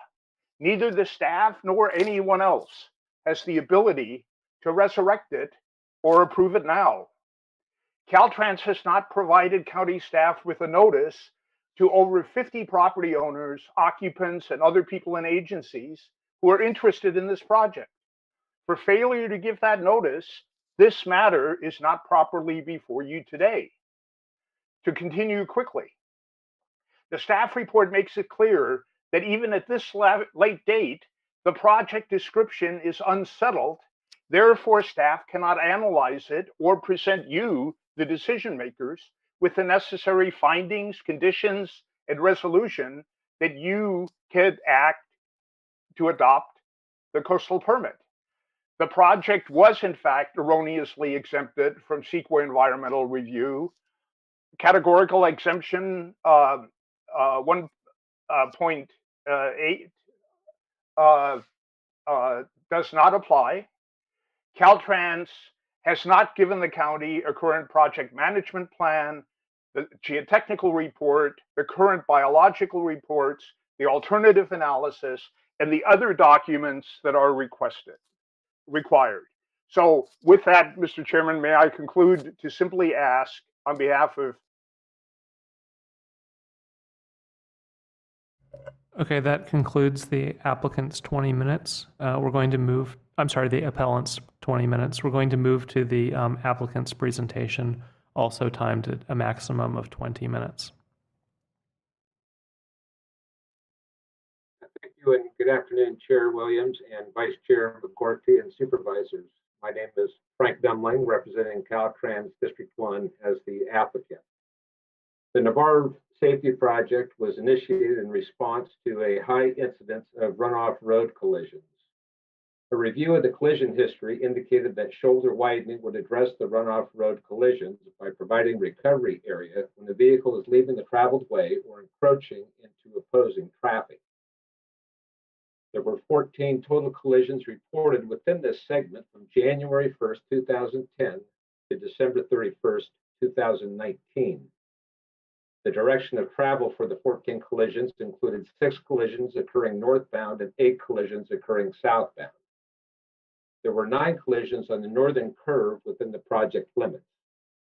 The highway segment has an actual total collision rate, fatal and injury collision rate, and fatal collision rate greater than the statewide average for similar facilities. Mendocino County residents are increasingly walking and riding bicycles to commute, run errands, get exercise, and save money. At Caltrans, we believe that everyone should have the choice to safely take advantage of these healthy and economical transportation options. Walking and biking are just not lifestyle choices. They complete our transportation system. Expanded access to these options improve the economic and social well-being of the community and its residents. Safer and more convenient access to affordable transportation means that we are all better connected to our communities, to essential services, and to new job and educational opportunities. Caltrans is committed to continue to improve the safety of our roadways to protect all users and to working with the public, regional and local officials, community leaders, organizations to improve safety by focusing on changes that can have a lasting impact. Caltrans will continue to promote infrastructure and design improvements with all stakeholders to ensure safe and efficient routes and facilities are available wherever people walk and bike. The benefits of investing in bicycle and pedestrian infrastructure cannot be denied as communities seek to build their tax bases, spark their economies despite limited budgets, and ensure transportation equity for all, as well as promoting public health and addressing climate change. California's new bicycle law, 3 Feet for Safety Act, which took effect in September of 2014 as a result of Assembly Bill 1371. The 3 feet for safety requires that drivers provide at least 3 feet between any part of their vehicle and bicyclists when passing. Current Caltrans policy is to build a 32-foot section, 12-foot lanes, 4-foot paved shoulders where feasible. The land use plan designates 12-foot lanes, 4-foot shoulders, except where topography and absence of development close to the road pose few problems. The minimum width of bikeways per policy 3.6-20 must be 4 feet. Now I'd like to introduce the project's environmental coordinator, Stephen Umbertus, who will share a brief presentation on the project. Thank you.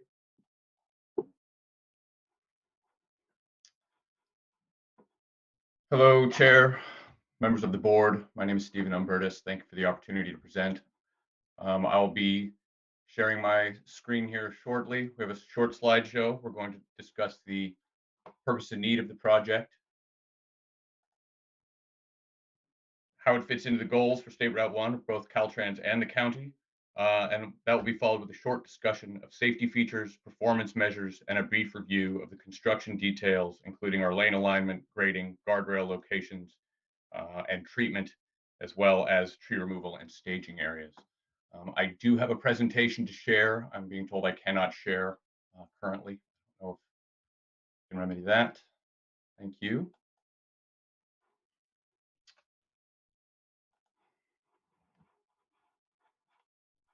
Just one moment.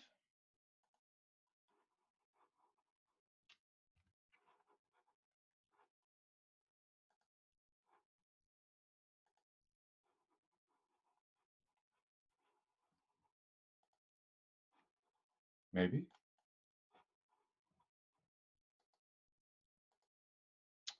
All right, can everyone see that? See all right, very good. So as we know, we're discussing Navarro safety. This is CDP 2019-0024. This is an appeal presentation. Perhaps, again, I'm having some issues here. Here we go. This project proposes to improve the safety of State Route 1 from post mile 41.8 to 42.3. Those post miles are the limits of actual construction, as we discussed earlier. As Mr. Demling mentioned, this project was initiated in response to a high incidence of runoff road collisions. It was indicated by the studies we completed that a widened shoulder would help prevent many of these collisions and prevent vehicles from encroaching into oncoming traffic. The project improvements include widening the shoulders to 4 feet, widening the lanes to a uniform 12 feet, maintaining the existing centerline rumble strip, modifying the inlets and outlets of 8 culverts and drainage systems across the project, removing trees, and installing a Midwest guardrail system. The segment of State Route 1 within the project limits shown here follows an existing alignment with several non-standard curves. The super elevation rates and site distances are also non-standards, as are the existing lane and shoulder widths. Lane widths range from 11.5 to 12 feet, and shoulder widths range from 0 to 1 foot. The proposed profile was developed to closely follow the existing profile. Assertions that this project will result in a straightened highway are inaccurate. Improvements made to the profile reduce the number of vertical curves and lengthen others, which will improve the existing conditions and make the segment of Route 1 safer. With the widening of the lanes to the uniform 12 feet, the addition of the 4-foot shoulders and the Midwest guardrail system, as well as perpetuation of the rumble strip in the center, it is expected that the collision frequency and severity will be reduced. The performance measure for this project is a reduction of 16 collisions over the next 20 years. As Mr. Demling stated in his opening remarks, the Mendocino Coastal Element states that it shall be a goal of the transportation section to provide a roadbed with 12-foot lanes and 4-foot shoulders. And as Director Krog mentioned in her report, new widening projects shall be allocated first to safety and improved capacity needs, and secondly to paved shoulders. This project is intended to be completed in a single construction season, with access to the Navarro Point Preserve, as well as all side roads being maintained at all times. The 8 drainage systems, where applicable, will be upsized from 18 inches to 24 inches, and that is detailed in the drainage report that is part of the package in front of you today. There's an existing 6-foot box culvert at the south end of the project, which will be extended both east and west to continue providing wildlife passage. It was originally installed for agricultural purposes and is going to be maintained for wildlife passage opportunities. Midwest guardrail will be installed in 2 locations on this project, from post mile 41.78 to 41.80. That is over the 6-foot box culvert, and then again at the northwestern side of the project at the corner at 42.11 to 42.3. The cut slopes proposed on the east side are going to be no steeper than approximately 1.1 to 1. That's vertical height to horizontal distance. And the fill slopes on the east side will be no steeper than 1.4 to 1 with a maximum height of 16 feet. Approximately 14,000 cubic yards of material will be removed from the cut banks, with up to 3,800, 4,000 cubic yards used for the fill slopes on the east side, and the excess material would be transported off-site to a location under the control of the contractor, which is standard procedure for us. As you can see on this slide, the dotted lines labeled as OG are original ground. That is what is there now, with the fill slopes, the cut slopes shown, the solid lines with the slope ratios adjacent to them. The staging areas for this project are shown by the blue polygons on this map. These are also going to be used for the Navarro drainage project, which will be before you here in a few moments. These are existing pullouts and wide spots in the road. The Midwest guardrail system for the northern portion is shown here by the white dotted lines, and it's going to be installed where there's currently trees blocking the view to the ocean. These trees are in various stages of health and will be removed as part of this project.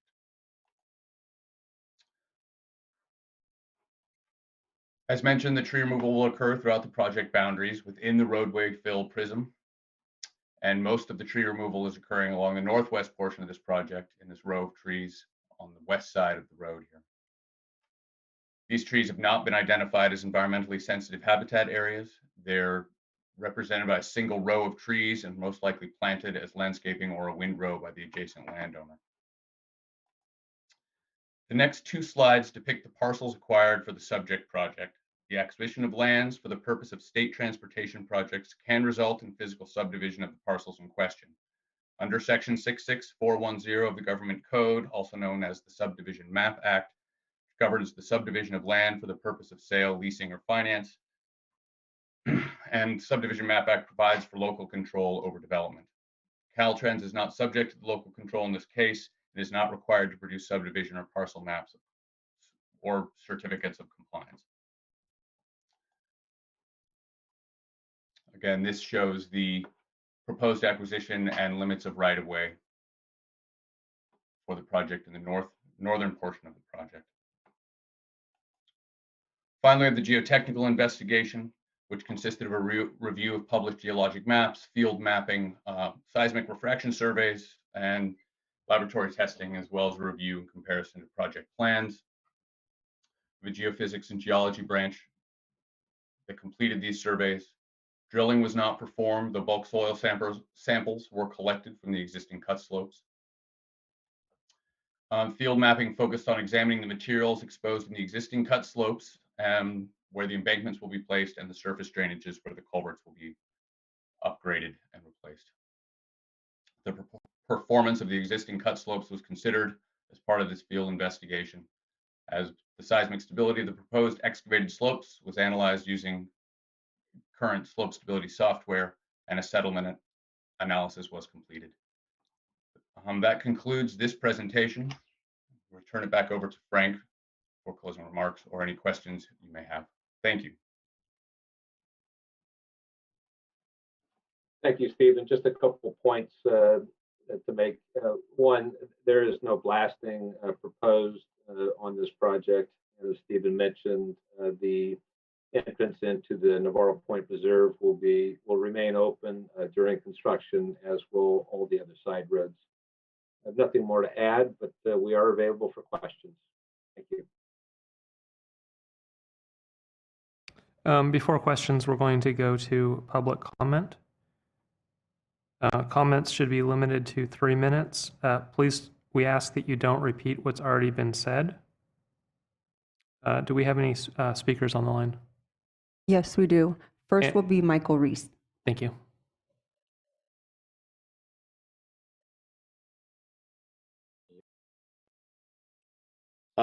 Good afternoon. Can you hear me?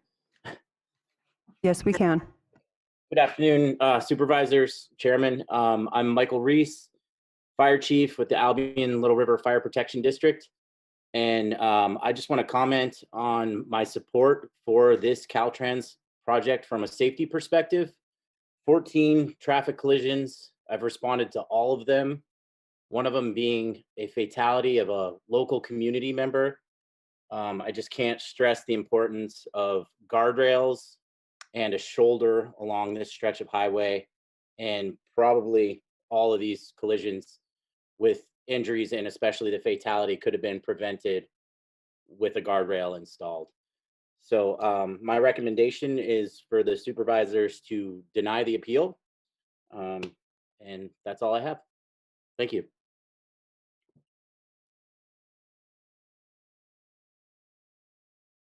Next on the line will be Madeline Glickfeld.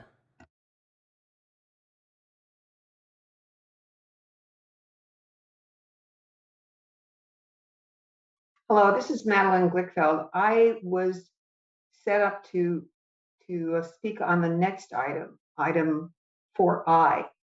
This is for the previous one, 4H, isn't that right? That's correct. We can invite you back for I. Thank you. You want to speak to the drainage item? Yes, that's exactly it. Next on the line will be Stephanie Dahl. Good afternoon, Chairman Williams and supervisors. I'm Stephanie Dahl, here on behalf of Beverly Engelhardt, who resides at 33711 Navarro Ridge Road, and whose property until a few months ago extended over the northbound travel lane to the center line of Highway 1 across from the Navarro Point Preserve. Caltrans has already condemned a 60 to 70 foot wide strip of her property, and is in the process of condemning and extinguishing her roadway and utility easements across 2 other properties, as shown on the county's parcel map MD 29-73. I appeared on Mrs. Englehart's behalf at the November 17th proceeding and asked that those written and oral comments and submittals be incorporated in this record as well. Mrs. Englehart is not a member of the Albion Bridge Stewards or a co-appellant in this matter, but supports their submittals and testimony before you today. Having lived in coastal Mendocino County, excuse me, and having overlooked the project area for over 3 decades, Mrs. Englehart has observed that not only have there been no more than a handful of accidents between Navarro Ridge Road and the Navarro River in that time, but this is already one of the straightest stretches of Highway 1 anywhere in the county. There is simply no need for a project of the magnitude and associated impacts that Caltrans is proposing. By failing to undertake an adequate SEQRA review, Caltrans and now the county have failed to identify, analyze, and mitigate the oversized project's impacts on both coastal, human, and natural resources. Although you are required to analyze project alternatives to find the one that is least environmentally damaging, the only alternative to this proposed project that Caltrans has offered you is the no project at all. Of particular concern to the Englehart family are inadequate investigations of the geologic instability, demonstrable instability of the proposed western alignment that have resulted in a project design that threatens to undermine the stability of the remaining Englehart property. Underscoring the potential risks, Caltrans has forced the Engleharts to waive any claim for damages to their property resulting either from the construction or future maintenance of the project site. Staff tells you no geotechnical studies are needed because there are no bluff setback issues. However, that does not mean that further geotechnical studies are not required. After conducting the work described by the Caltrans representative a short few minutes ago, the geologists who wrote that report and who did that work recommended that additional studies in fact be done in order to engineer the actual cut slope design where it abuts the Englehart property. To date, that has not occurred, making the project design before you speculative at best. Please send Caltrans back to the drawing board to bring you a proper. And that concludes public comment.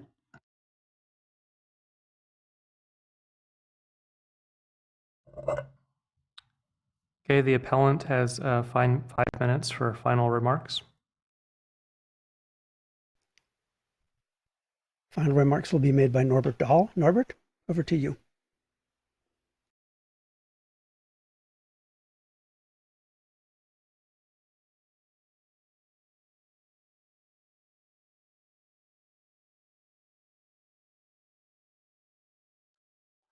Mr. Chairman, members, can you hear me? Yes, we can. Thank you. I'm Norbert Dahl. I'm going to cover a lot of ground very quickly. Please bear with me. The location here is critical. This project is in the coastal zone. And in the coastal zone, both in your LCP as well in the Coastal Act, other divisions of land require a coastal development permit. In the coastal zone, the Coastal Act and your LCP trump the Subdivision Map Act. What has been represented to you in this regard is mistaken. Number 2, the location is important because the project is in a designated highly scenic area where all development is required to be subordinate to the setting. Very clearly, Caltrans has not met that test. Similarly, the project is in the Navarro Ridge, Navarro Point Preserve major regional wildlife corridor. Neither Caltrans nor the county analysis has addressed that wildlife corridor. You cannot act on this project without addressing the wildlife corridor, which is environmentally sensitive habitat area. Likewise, in the Navarro Point Preserve, pursuant to the funding by the State Coastal Conservancy in the late 1990s, it takes an act of the legislature to allow Caltrans to encroach into the preserve for highway purposes. That legislative act has not occurred. and I'm not going to mention names here of people who testified, but trees in this area were mapped by colleagues in the United States Coast Survey in 1872. These trees, the ones you see now, are in fact successors to the trees that occurred in the area in 1872. With regard to, I do need to mention my esteemed colleague, Ms. Krogh. There is no valid application before you, as Ms. Krogh herself testified. The practice of county staff does not trump the Certified Local Coastal Program. You are required to uphold the certified LCP, including the Coastal Zoning Ordinance. There is no application for this project before you. The errors in the mailing list are attributable to something that again happened today, and that is Caltrans misrepresents to you what the actual boundaries of this project are. They go far beyond what Mr. Umbertus represented to you. And as a result, Caltrans has not provided the mailing lists that it was required to provide, and your staff has not done the public noticing that it was required to provide. In substance, that adds up to prejudicial denial of due process. You cannot proceed today unless you notify all of the people on the required mailing lists. You haven't done it, you need to do it before you take any action. Finally, 4 quick points. Number 1, the project relies over and over again on speculative future mitigation. And under Sundstrom v. Mendocino County, you are prohibited from doing that precisely because here, an environmental document, not a categorical exemption, is the SEQA document. That's number 1. Number 2, with regard to public access, the plans that Caltrans submitted to you, to the county, specifically show a 280-foot long high visibility fence that would block the entire entrance to Navarro Point Preserve. But it raises the bigger picture. Caltrans today, over and over again, presented to you a project description that is in substance different from what Caltrans submitted in 2019 and in other documents. So to wrap it all up, the project, supervisors, is not before you. The project is inconsistent with the LCP. Your own staff failed to perform the Coastal Act Chapter 3 public access and recreation analysis for consistency of the project. And for those, and incidentally, it's not consistent with them. So the sum and substance is that obviously you don't have a secret document. Therefore, you are not in a position to act today. Thank you very much. Good day.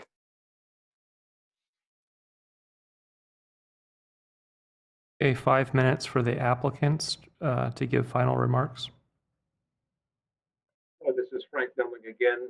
We have no further comments. Thank you. Thank you. Any final comments from staff?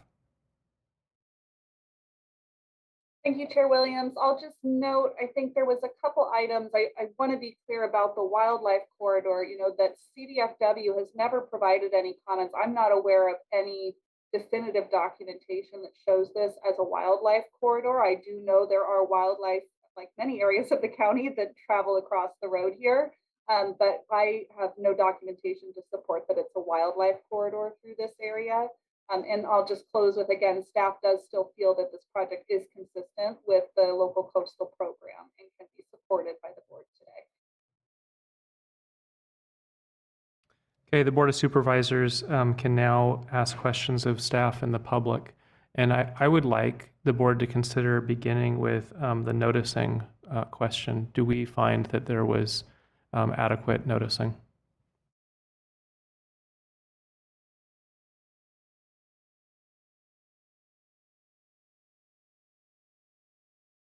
Dan, I'm sorry, Supervisor Jurdy. I think that's really a question for county planning staff or county council. Yeah, county council. Mr. Chair, I would say we do concur that it's going to be a substantial compliance standard that's going to be applied here, which is essentially going to be not so much was notice absolutely perfect, but rather did this substantially comply with the requirements of the statute and the ordinance, and was, if not, was there any sort of prejudice or harm that anyone suffered as a result? I would recommend, if you do think that there's any sort of prejudice that was suffered, then it may be appropriate to renotice. Otherwise, I believe you can proceed. In terms of just your sort of factual inquiry, you may want to ask, I believe there's some information that's been submitted in the record, but if you have any questions as to the amount of notice that was required, the likelihood of anyone sort of not knowing about the proceedings or being harmed, et cetera, I think it would be good to get those questions answered now. We did hear a reference to a mailing list. Is that a list that the county maintains or Caltrans? Who is on that list? When is it required to be noticed? I can respond to that. Julia Krog is director. And so the list is a list that's prepared. Well, so let me back up. So there is, what's been alleged in the appeal is that there is a list of 50+ property owners that are interested parties. That information has never been provided to the county. And our code is very clear that in order for any interested member of the public to receive notification by the county, they have to submit a written request to our office. So I feel comfortable and confident on that list, which I have never seen to date. It hasn't been provided by the appellants. It hasn't been provided by the applicant. So I am not sure what this list looks like. In terms of the adjacent mailing list, that's a list that is prepared by our staff. And as I said, the initial list that was done for the CPA hearing was based off of the boundaries of the project itself, not the parcels upon which there were temporary construction easements. The list done for the clerk of the board purposes did include those additional properties upon which development was located. I will note there was a single property that may have been missed in that, but that is an undeveloped lot that is located actually a rather significant distance away from this property, the area of impact. And I'm happy to answer any more questions on that. And Director, we heard reference to tribes not being notified. Is that a required notification? Pursuant to Assembly Bill 52, we notify the 3 tribes that have so requested. In this particular instance, those tribes are the Cloverdale Rancheria, the Redwood Valley Rancheria, and the Sherwood Valley Band of Pomo Indians. I don't have record of any responses being received from those tribes, but we did provide notice to them. Supervisor Jurdy. Yeah, I'm just trying to get some clarification on the scope of the project. So if I read the project description correctly, it is just barely over ½ a mile in length for various activities, whether it's road realignment, road widening, or culverts, or the guardrail, and that the guardrail itself would be in 2 locations of just under ½ a mile. Is that accurate? Maybe that's either for planning staff or for Caltrans. You're correct that it's from post miles 41.78 to 42.3, so that's really about a ½ mile. And I'll defer to Caltrans on any additional comments on the design. You are correct, Supervisor, on the length of the guardrail that is proposed. Thank you. Okay, so roughly ½ mile of guardrail and activity taking place on roughly ½ of a mile of the state highway. I'm just trying to get a sense of scale, because that was brought up. I didn't see, maybe it was shown in small print, the dimensions of the guardrail. I'm just trying to curious how tall the guardrail is above the elevation of the ground, and the distance between the bottom of the guardrail and the dirt. The guardrail itself is 42 inches in height from the top of the guardrail to the roadway surface. And the other part of your question again, Supervisor Gurley? Oh, the visual gap between the bottom of the guardrail and the soil. Approximately 30 inches. Okay, 30 inches of clear space. Why I'm bringing that up is because back in 2002, Caltrans was proposing a new Noyo River Bridge, And at that time, the railing was nearly had nearly no view shed available. It was almost entirely a solid piece of concrete, kind of like a K-rail. And as a result, at my urging, the Coastal Commission approved a $1 million offsite mitigation for the loss of view that created eventually a $3 million offsite park to create an ocean view called Pomo Bluffs Park. My point is that this guardrail definitely will block some view, but not nearly the kind of view that was at risk from the Noyo Bridge at the time. Later, Caltrans needed to amend the permit with the Coastal Commission a couple years later, and at that time had an alternate railing approved for statewide use, which had much less view loss. We still got the 25-acre park. And then just final comment, I remember when Senator Wesley Chesbrough was creating the Navarro Ridge Park, Navarro Point Park. I think I probably wrote a letter in support of it.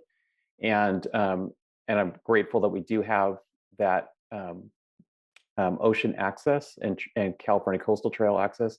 I think it's also important to remember that Highway 1 is also part of the state of California's Bicentennial Trail, which is connecting California to Canada, passed, I think, in 1976, and that's also the California Coastal Trail. So it's important that as Caltrans resurfaces the road, works on safety improvements like this, that they accommodate bicyclists and pedestrians that are traveling through our county or residents of our county who are traveling north and south on Highway 1 to be able to enjoy places like the Navarro Point Park.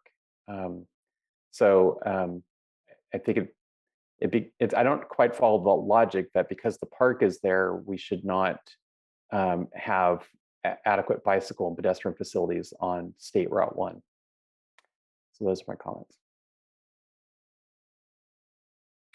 Question for Caltrans, does the guardrail need to be 42 inches high? I know that may be a standard, but given the scenic nature of this location, what alternatives could be considered that would provide safety and not obscure the view? Specifically, I'm looking for the view of the ocean out of a sedan window heading north. The current guardrail that is being proposed is FHWA approved. It's a Midwest guardrail system, and it meets what is termed as MASH standards. So it is a safety feature that has the minimum height that meets those safety requirements. So no, it cannot be lowered. Are there any guardrails on Highway 1 anywhere in the state that are lower? Not that I'm aware of. Supervisor McGordy. So a couple questions and comments. I also live on a beautiful road that has very narrow shoulders and is a real favorite of cyclists, so and people who walk, including me.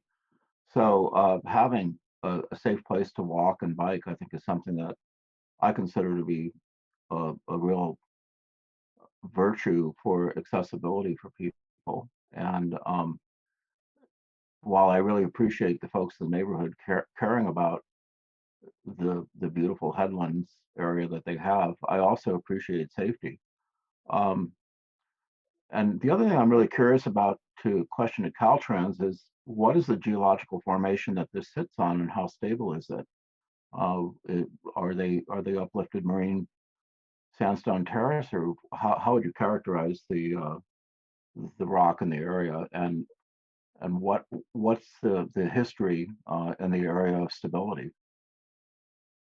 I can answer that. This is Frank Dillman. The project is underlain by undivided Cretaceous marine deposits, and those deposits are described as sandstone, shale, and conglomerates. And based on field observations and more recent mapping to the east, bedrock in the project area is tertiary Cretaceous sandstone on the coastal belt Franciscan complex. So it has a tendency towards not being highly stable. Well, our geotechnical engineers did a stability analysis after they conducted their field reviews, which included a seismic analysis, and those recommendations were, again, based on field studies and the soil sample. So with all that information, we are confident that the recommendations that were provided by our geotechnical staff are adequate. And we're confident that those slopes will remain stable after they're cut and revegetated. And on the eastern side of the road, how high is that cut going to go, and what's going to be its final gradient? The tallest cut is approximately 50 feet in height, and the steepest section on the cut is 1.4 to 1, and the slopes will be revegetated. And how is that revegetation going to be accomplished? I'll defer to Stephen Umbertus, our environmental coordinator. Thank you, Frank, Chair, members of the board. Revegetation will be accomplished through a couple of different methods. We have some revegetation dealt with directly following construction, with hydro seeding, many people are familiar with, jute wattle, jute netting to prevent any erosion in the first season following construction. Our stewardship group will then be coming back through. There will be native grass seed planted, additional grasses and species planted at the culvert outlets, and then monitored for a period of 3 to 5 years, depending on survivability of the planted species and the hydro seeding, to make sure that things are taking. Our survival is not approaching the levels that we're expecting, then things will be replanted and continue to be monitored until we meet those standards. Thank you. Are you planning on moving any of the existing soil back into place, or are you going to be hydroseeding onto exposed sea horizon and rock? Our erosion control plan calls for the application of compost and topsoil to the cut to allow for planting. And I believe there was another piece to your question. I just wondered if you were going to be planting onto sea horizon or exposed rock, and if you are going to put soil and compost back in, what depth will that be in finished grade? I would have to consult the erosion control plan. I assume it would be no deeper than approximately about 8 inches to provide for rooting and taking for the seeds. So you're expecting to replace everything pretty much with annual grasses and forbs in there? Is that the plan? That's correct. The culvert outlets will be planted with perennials, local native species. We had California Department of Fish and Wildlife review that revegetation plan. In addition to that, the ditches that are identified as Isha in the report, much of that soil will be stockpiled and replaced in the ditches to provide for seed stock and reestablishment of those wetlands in that ditch or Ishas. So on the freeway on Highway 101 in Ukiah, you have a different barrier system in the middle, which is consists of posts and cables. Is that a possible solution, because it has much more visibility? I kind of agree with everyone that the safety barrier, while extremely useful, is also does block the view, and it is a rather breathtaking view as you come around the corner, and there you see this beautiful vista in front of you. Are there any other options?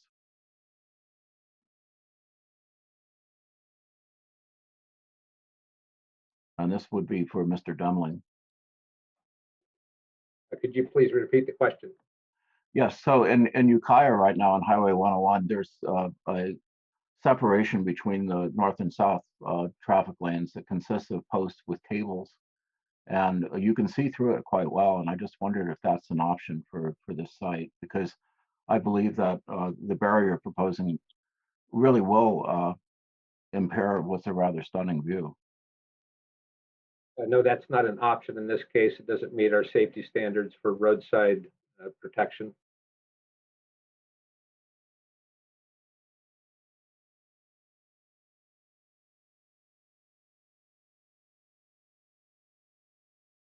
Supervisor Hascheck. Yeah, Supervisor McGordy took some of my questions. I was thinking about that cable option and also the cut and how that was going to be replanted.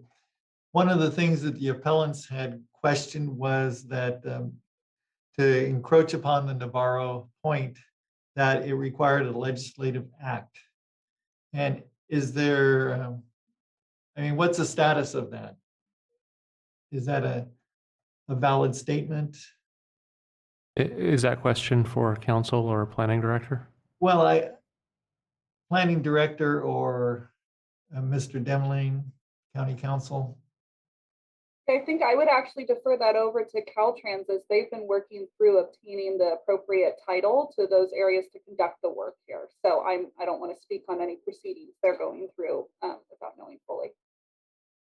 We have approved temporary construction easements, and we have acquired the property necessary to construct the project, although there are some proceedings in the future for compensation.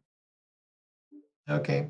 And there was talk about an 11-foot fence that would be permanent. Was that my understanding from the appellants?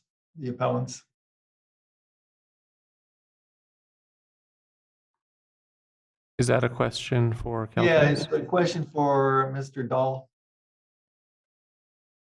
For the applicant or the appellant? The appellant. Norbert Dahl. Can you re-explain the concern about the 11-foot fence? You're going to need to unmute. I have. Thank you, Mr. Chairman. Through the chair, Supervisor Hashak. The thing to which I testified is on Caltrans site plan sheet L-1, and it shows a 280-foot, 280-foot horizontal high visibility fence that begins approximately 120 feet south of the entrance to Navarro Point Preserve and extends approximately 120 feet to the north of it. And in effect, what that fence will do is it will preclude public access to Navarro Point Preserve at the only practical place where that is accessible. And you believe that that would exist there permanently? No, I'm sorry. This is during construction, and it is directly contrary to what Mr. Demling and others have testified here to you today. And I refer you simply to sheet L-1. You can see it with your own eyes. Okay, thank you. Thank you. Norbert, I have a few questions for you as well. I was trying to write down notes as you were speaking. Did you say there would be blasting? Mr. Chairman, that comes from a Caltrans geotechnical memorandum where that was one of the options, because there are, partly in response to Mr. McCurdy's comment, there are fairly large boulders and cobbles embedded in the sandstone or that have mobilized on the slope. And Caltrans's own internal geotechnical staff indicated that that was one of the options for how to remove those large pieces of rock. Do you believe that remains one of the options in this plan? It is, Caltrans has not withdrawn that document from the record. Okay, So and the then answer is yes. I think you said we do not have a complete project description. Is that correct? That is correct, Mr. Chairman. There are, in fact, multiple project descriptions strewn throughout various Caltrans documents.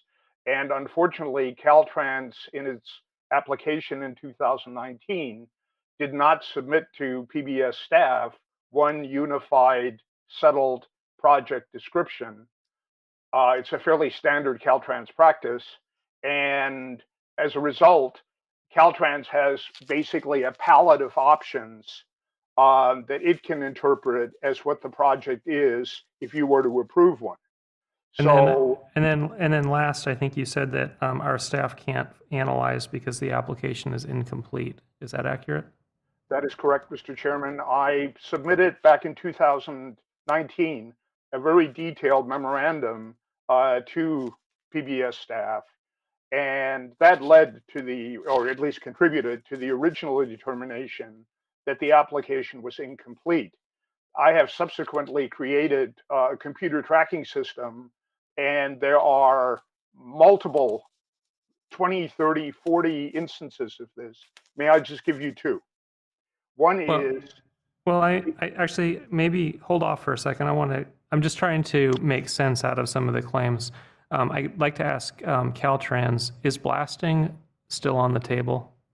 Or No, does is it withdrawn or does it need to be withdrawn? it is not part of the final geotechnical report. The geotechnical engineer provided recommendation that the subsurface conditions are such that there is enough rippability to avoid any blasting. So there will be no blasting on this project. There will be no blasting. Okay. Complete project description for Planning Director Krog. Is there any ambiguity about which project description is the final, and is it complete or is it incomplete? The project description was attached to the CPA staff report as one of the attachments. So staff is confident that was the final project description. We discussed and confirmed that with Caltrans prior to conducting our analysis on the staff report. Okay, and then the argument that staff can't analyze the application because it's incomplete. Through any lens, could you find it to be incomplete? Not at this time. As Mr. Dahl had stated and the appeal states, there is a section of code in Mendocino County Code that says if an application remains incomplete for a period of 1 year, it shall be deemed administratively withdrawn. So as I said during my presentation, the department practice has always been if you're working with our office, we do not administratively withdraw your application when you're making good faith efforts to actually provide a complete project. And so that's been the practice as long as I've been here and prior to my time with the county. Okay. And then if we still have, do we still have Stephanie Dahl? Yes, she is. Ms. Dahl, I was trying to jot notes and I don't think I captured all of it. Were you speaking on behalf of Beverly Engelhart?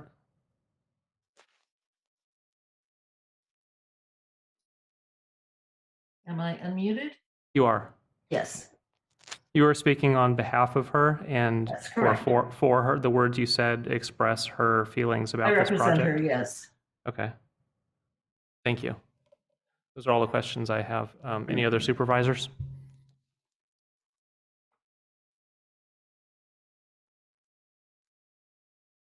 Not seeing any. Mr. Chairman?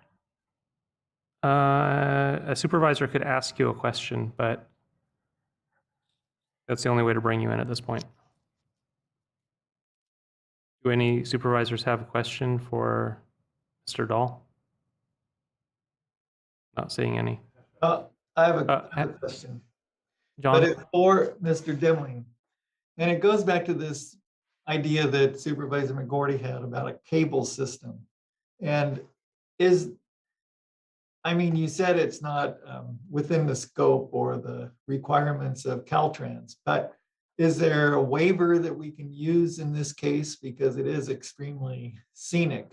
So are there other options and, you know, that up the ranks that we can get permission to use that system? There are no other options. The cable system that you described would not keep vehicles from going over the side. They do prevent crossovers, as you described, you know, with the system that is in Ukiah and the freeway, but it is not. It's not the appropriate guardrail system for this type of a roadway when you have a steep bank on the outside edge. So no, it's not an appropriate system to use the cables.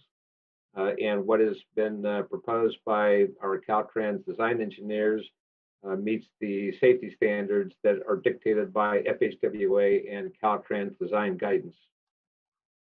Okay, thank you. Thank you. Supervisor Jurdy. Yeah, for historical reference, when Caltrans developed the guardrail that's used on the Noyo Bridge, the 10-mile bridge, and pretty much every bridge in the coastal zone since the middle 2000s, it was after some extensive testing. So basically, they tested alternative railings and worked with an ad hoc committee of the Coastal Commission and developed the railing that you see today on the Noyo Bridge, 10-mile bridge, and like I said, other bridges that they're building in the coastal zone.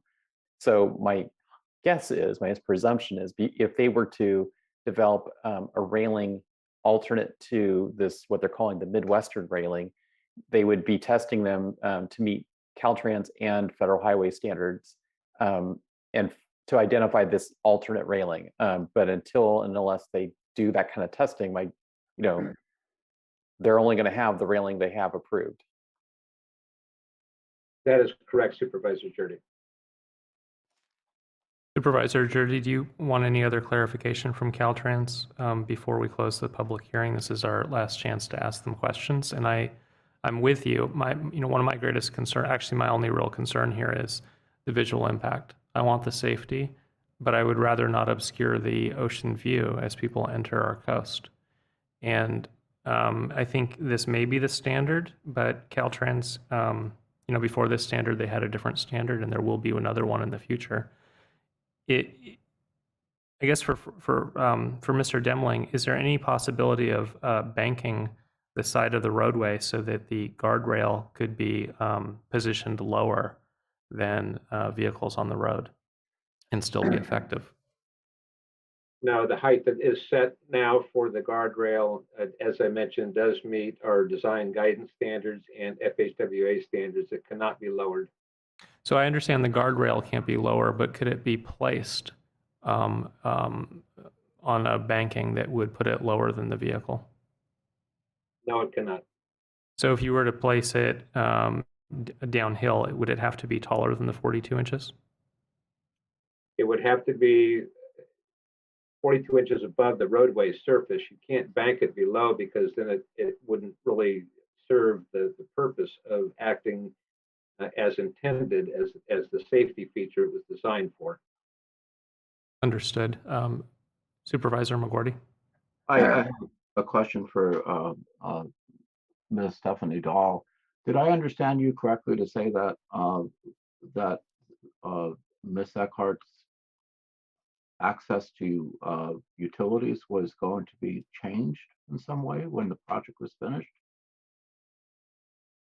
The Englehart property consists of a fee ownership and easements across neighboring properties that were part of the property when they purchased it. It's for roadway and utility purposes. It's a non-exclusive easement. In reviewing the title information for the property, it would appear that there would be no reason for Caltrans to extinguish the easement, but apparently that's what they're proposing to do. Rather than just sharing the easement, they propose to extinguish it. There are no utilities, so far as we're aware, that are installed there now, but apparently the easements were part of the early subdivision of this property. I believe went into effect in 1972 or 1973. So that wouldn't have any immediate impact on the present owner? Not immediate impact, so far as I'm aware. It is one of those things where if there is a problem somewhere else, this easement is available to provide access if there's no access along the highway.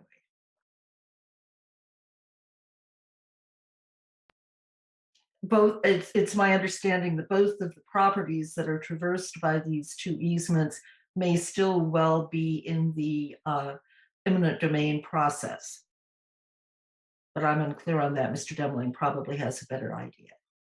Mr. Demling, can you comment on this? The property that was acquired from Mrs. Englehart along the highway does not provide room for any future utilities. The utilities that are basically serving the Englehart residents comes from above the access road that serves her home. So does that answer your question? No, Mr. Demling apparently is not aware of this. In fact, the Caltrans lawyers were apparently not aware of it because they forgot to name the Engleharts in their initial eminent domain proceedings in county court. These are not along the back road. This is a 60-foot wide strip parallel to Highway 1.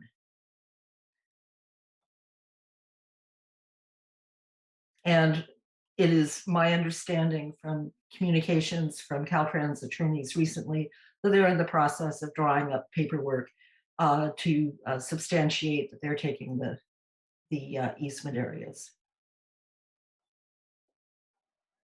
Caltrans has an order of possession and our legal staff is going to be in proceedings with the Engleharts on compensation. So I'm not really sure where you're coming from on this, Stephanie, but I think you're incorrect in your assessment of the title.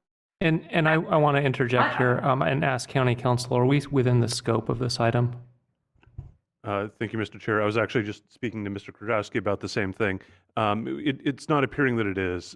This may be more of a private property dispute. I'm not aware of this having bearing on the findings that would be made by the board today.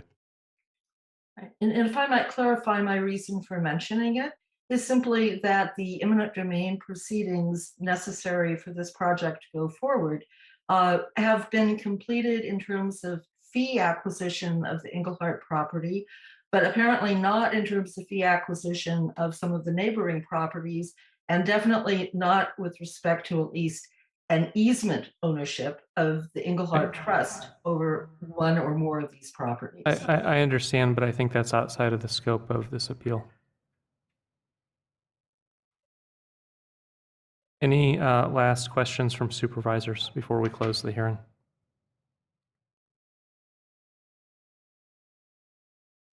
Okay, the public hearing is now closed. The matter is before the Board of Supervisors. Public comment is no longer permitted. Supervisor Jurdy. Well, so again, the Noyo Bridge in 2002 was originally going to have virtually no view because it was virtually an unblocked or a completely solid block of concrete for the 42 inches that we're talking about down to the ground. I think there was maybe a 12-inch opening in that 42-inch zone. This, as I understand it, there's a 30-inch opening in that 42-inch zone. The 42 inches off the ground is, I believe it's as high as it is because of delivery trucks and major trucks that would hit the barrier, not because of passenger vehicles. In just looking at the ST10 railing that's on the Noyo Bridge, it appears to me it's probably about an 8-inch barrier, but there's 2 bands of it versus 12 inches in the Midwestern railing. So, you know, there's a difference there, but not a dramatic difference in terms of view obstruction.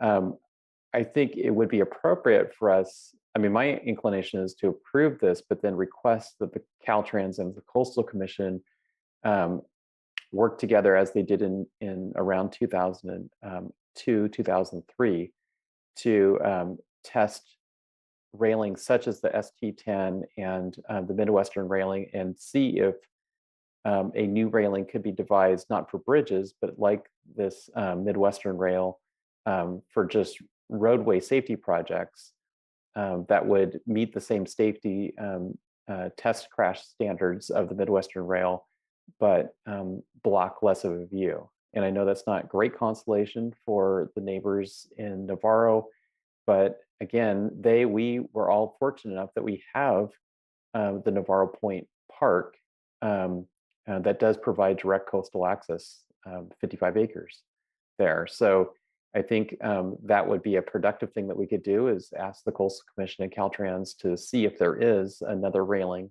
that could be crafted in California that would meet the same safety standards, but block a little bit less than that 12 inches that would be blocked by the Midwestern railing. Supervisor Jurdy, I think that's a reasonable approach. Over the last couple of years, I've been taking photos of guardrails. I actually have some that I pulled out from West Maui that are much lower than 42. Similar problem, not wanting to obscure the ocean view from a highway along the bluff.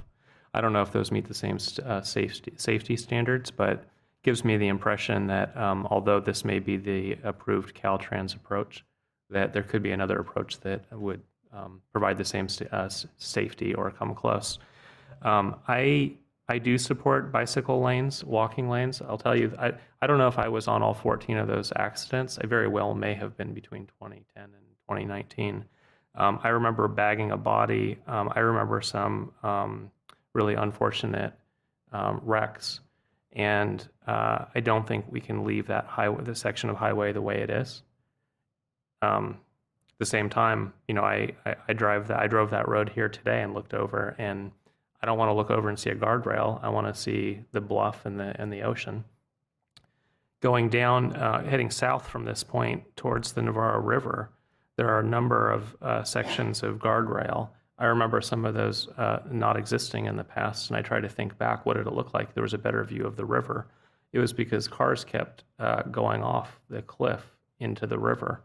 In fact, I think in the last 3 or 4 months, 2 vehicles have gone off in the Navarro River, past where the guardrails are. And some of this is just the nature of the rugged California coast. We're not going to put chain link fence up against the cliff's edge to keep people from falling off. There's a certain amount of personal responsibility. At the same time, there are people who have been injured, no fault of their own, because it's a dangerous highway and they have motorists not paying attention, or they're the passenger in a vehicle. So I think Dan's approach I'm comfortable with. And recently the board passed a resolution asking the state to look at Jackson Demonstration State Forest. And, you know, there was some hesitancy and we didn't know if it would go anywhere. And we see that the Deputy Secretary of the California National Resource Agency is coming back on April 19th to this board with what I think is some really big steps and positive news. The state did hear us. I think this is another opportunity. This won't be the last project on Highway 1 that may obscure the view of the ocean. It would be good to figure out if there's a way to be less intrusive.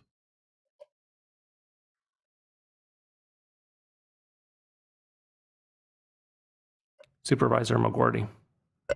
Well, I agree with the discussion. You know, we need safety on the road, and the fact that we're encouraging people to walk and bike more is a positive thing. You know, this is an engineering solution. It's not just a whimsical Mendocino thing.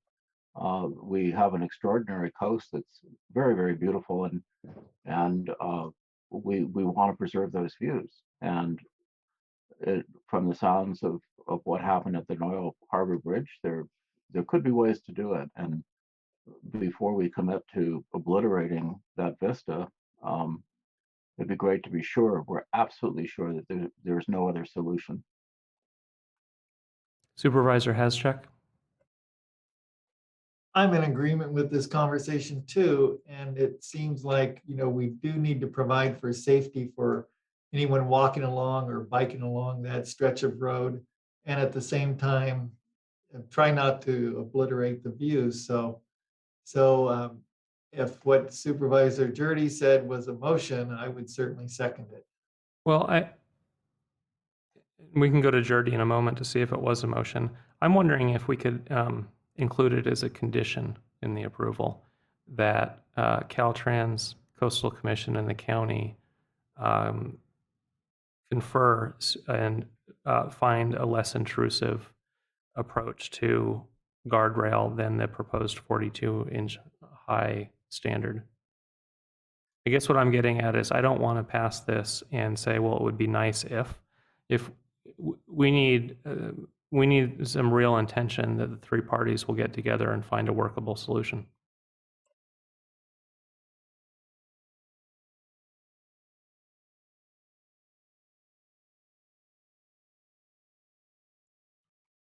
Mr. Chair, can I ask Mr. Demling a question? Yes, go right ahead. Mr. Demling, is it possible for you to work with county staff and the Coastal Commission to come up with an alternative railing for this project? I will work with Caltrans staff. I do want to correct an earlier statement that I made. I was referring to the ST-85 guard railing, and the Midwest guardrail is actually 31 inches in height. My apologies. Thank you for the correction. Supervisor Jurdy, do you have a recommendation on the approach to approve this and also set in motion collaboration between the county, Caltrans, and Coastal? Well, I guess we could make it a condition, but I'm going to double check with planning staff and with county council if that's something we can do, is make it a condition of the permit that county staff, Caltrans, and the Coastal Commission will review safety and safety tests of alternate railings. But look at a planning staff or county council whether or not we can make that a condition of this permit. If I may respond through the chair, Christian Curtis, County Council, we're not really seeing that that's necessarily going to be a viable condition to be putting into the permit process. Insofar as what we're really talking about is the implementation of other state regulatory requirements. This isn't just sort of a condition as to what's to be done to this project, but rather additional rulemaking or other things that may be a little bit beyond this board's jurisdiction. So, our recommendation would be that any sort of request for a change in the safety standards be something that be handled separately as a petition and not included as a condition of the approval of the project. Supervisor Jurdy. Yeah, just to be clear, I mean, we don't have the authority to change the safety standards.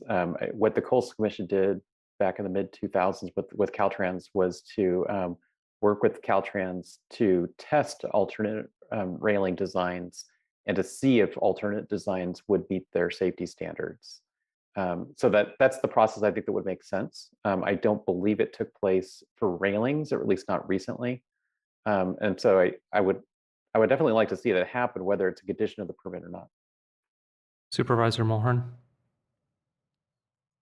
Yeah, it's my belief that Caltrans has a variety of bridges and railings that are already acceptable and allowed uses specifically for the coastal zone. I don't think that we were presented with all of the options. So I don't think we're asking Caltrans to reinvent the wheel here. I think that they have alternative options that would be viable.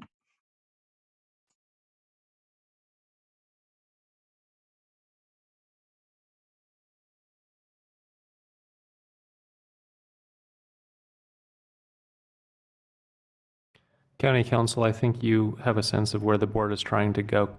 How close can you get us? So I do believe that the board, if you want to go ahead and I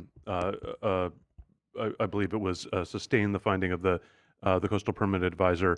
I think that you would have the ability to go ahead and make a petition and a request that Caltrans and the state investigate and look into the possibility of testing lower railings or railings with lower visual impact that it could use for this or future projects that would be consistent with their safety standards.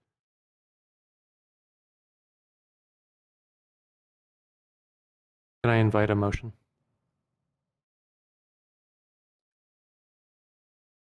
Supervisor Jurdy.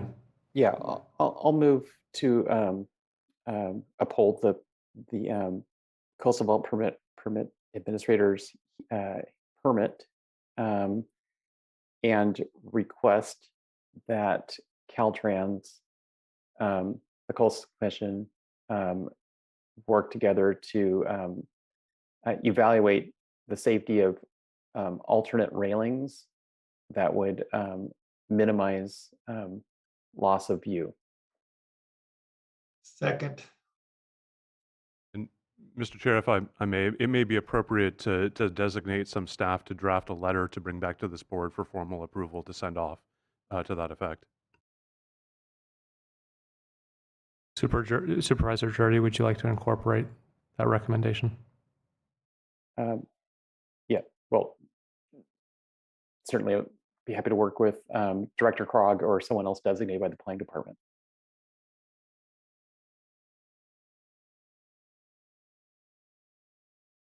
Okay, there's a motion on the floor. Any discussion? Seeing none, we're ready to vote.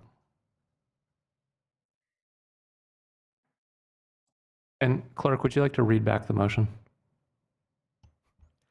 I have the recommended action as well as direct staff to make a petition to request that Caltrans and the Coastal Commission work together to evaluate the safety of alternate railings that will minimize the loss of view and direct planning and building staff to author a letter and return to the board with more information once it's had. Supervisor Jordy, are you content with that? Yeah. Okay. We're ready to vote. Supervisor Mulhern, Yes. Supervisor Hashak, Yes. Supervisor McGordy, Yes. Chair Williams, and Supervisor Jordy. Yes. Motion carries unanimously.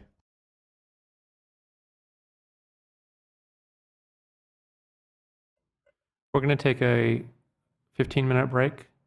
So we should be back at 4:35.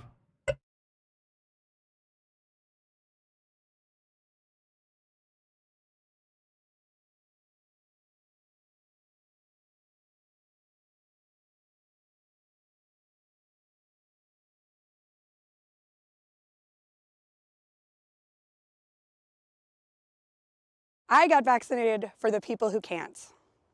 I got vaccinated because I want to be part of the solution. I love Mendocino County, and I want us to be able to live our lives again and build stronger communities. I got vaccinated because I believe in science.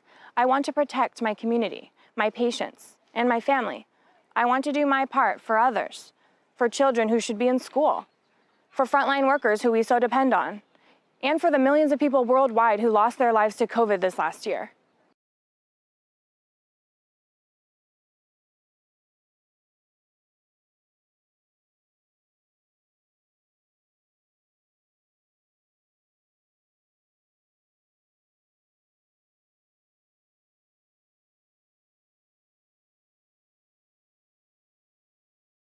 I got vaccinated because my children can't get vaccinated. Because I love my family and I love my community. To see my mom. It was her birthday coming up, and so I just wanted to be safe and protect her. To take care of my health and the health of those that I love. I felt it was the right thing to do.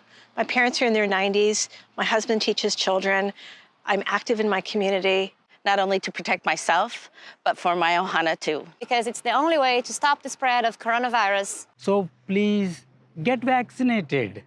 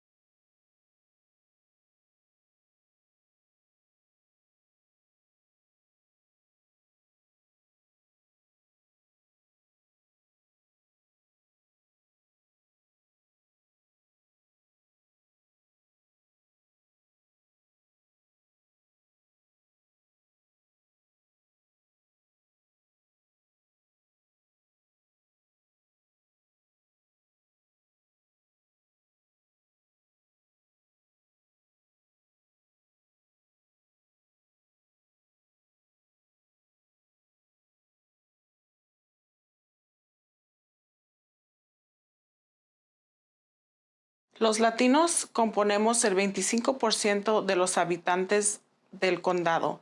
Aún así, la mitad de los casos del COVID somos nosotros.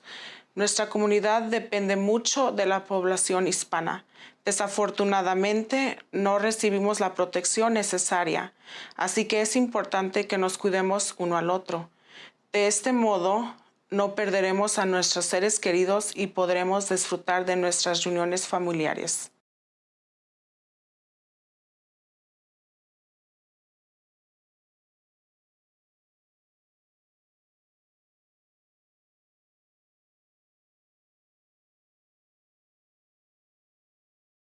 We are our ancestors' children, and we carry their intergenerational traumas attached to trusting the government and vaccinations. I can say I lived through a pandemic by choosing to get vaccinated. I chose to get vaccinated because I had to be a good leader and example for my people. I also got vaccinated to protect my daughter, who has a compromised immune system. I urge you to get vaccinated to become a protector of our elders and Native community.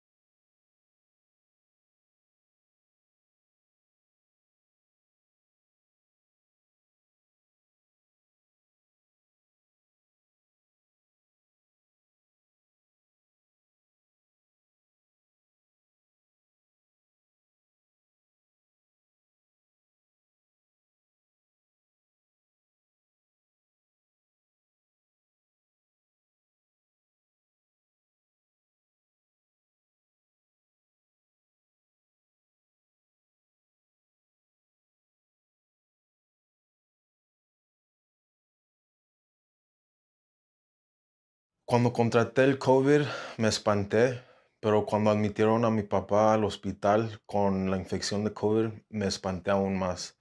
Por eso me vacuné, para protegerme a mí y a mi familia.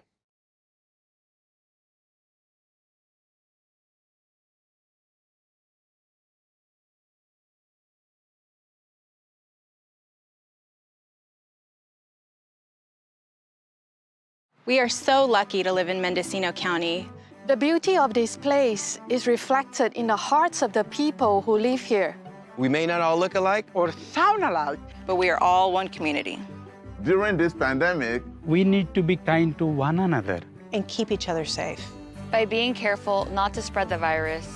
And by getting vaccinated as soon as we can. We need to do this for each other. And we can do this together. We can do this! हम सब कर सकते हैं. ये bet में आया. 我们能够做到. Podemos hacerlo por todos nosotros. ఇది మనందరికీ సాధ్యం. A gente pode fazer isso. Yun robrum knia. Wamanye mape. Aba, kayang-kaya natin to. Wir können das schaffen. नमस्ते, આપણે કરી શકીએ છીએ. Ehikino kako. हामी यो गर्न सक्छौं. Yeah, yeah, all day.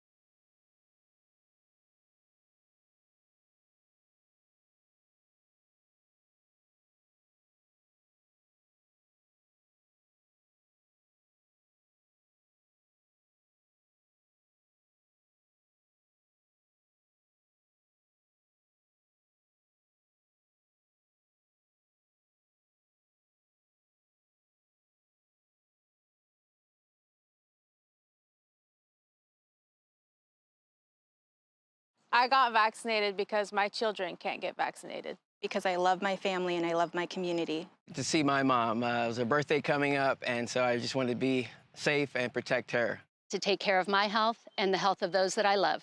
I felt it was the right thing to do. My parents are in their 90s. My husband teaches children.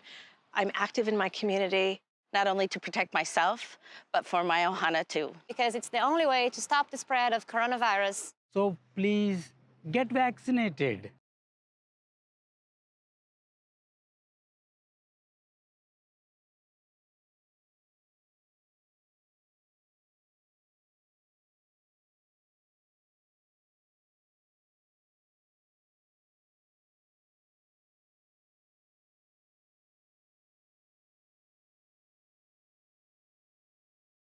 We are in the race of our lives. For all of our lives. Against COVID-19. The virus keeps changing into new variants, which is what viruses tend to do when they spread. Some variants are more contagious, while others cause more disease and death. If we do not stop the spread of COVID-19 soon, some variants may develop that we do not have antiviral therapies for. Some could make our vaccines less effective or not effective at all. This would set us back to where we were last year. When we were worried that our hospitals would be overwhelmed. When schools closed and children had to shelter in place. And when we could not see friends and family for fear of spreading COVID-19.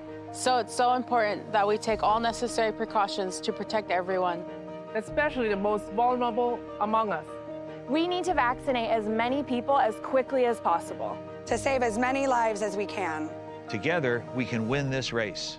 For our patients. For our elders. For ourselves.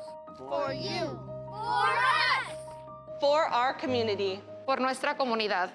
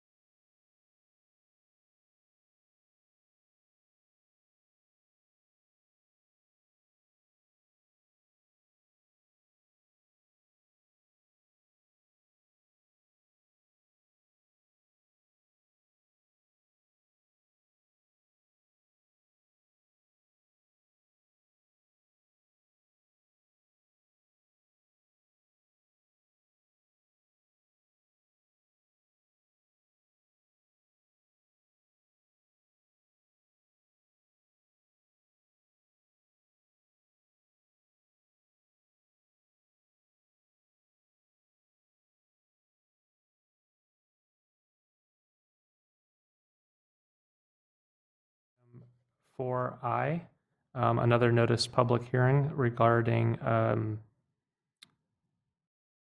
repair on State Route 1 relocating a drainage system. It'll be the same flow as before. Clerk, has proper notice been established? Yes, proper notice has been established. And has all correspondence and telephone calls received been posted? Yes. Does the board have any correspondence or telephone calls they would like to acknowledge? Not seeing any. So we will have a staff presentation and then the appellant presentation, the applicant presentation, public input, 5 minutes for each on final remarks. Staff will have a chance to give final remarks and then the board will ask questions of staff and the public. Public hearing will be closed and matter will be before the board. So we will start with the staff presentation. Thank you, Chair Williams. Julia Krog, Director, Planning and Building Services.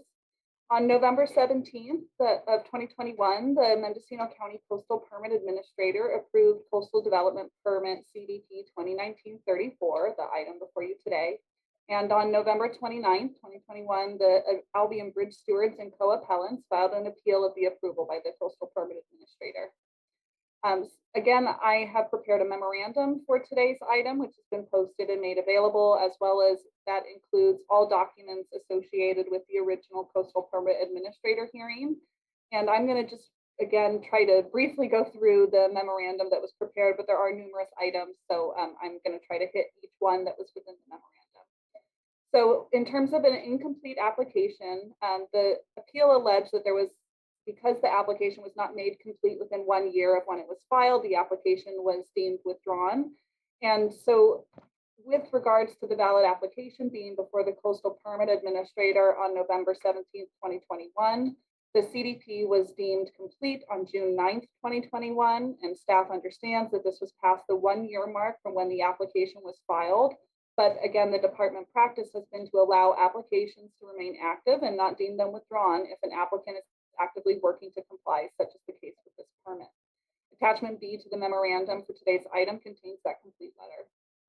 In regards to the public notice, the staff memorandum notes that the adjacent mailing list for the Coastal Permit Administrator hearing was based off the location of the physical improvements associated with the project and was not based off the full exterior boundaries of the parcels upon which the Caltrans has obtained approval to conduct work, either through temporary construction easements, orders of possession, or condemnation. As a result, 5 parcels were not provided a notice of the public hearing for the Coastal Permit Administrator hearing. Staff would like to note that while they did not receive notice for this particular item to be heard, several of the properties did receive notice of another coastal development permit, the prior item heard by the board today, which was heard as part of the same Coastal Permit Administrator agenda item. And on one provided comments as part of the Coastal Permit Administrator hearing, despite not receiving notice via mail. Staff believes that there has been substantial compliance with notice requirements, and I will note that for the Board of Supervisors hearing today, we did provide notice to all additional of those 5 parcels that should have received notice as part of the CPA's action. With regards to CEQA, Caltrans filed a notice of exemption on March 21st, 2019, finding the project to be categorically exempt pursuant to Class 1D.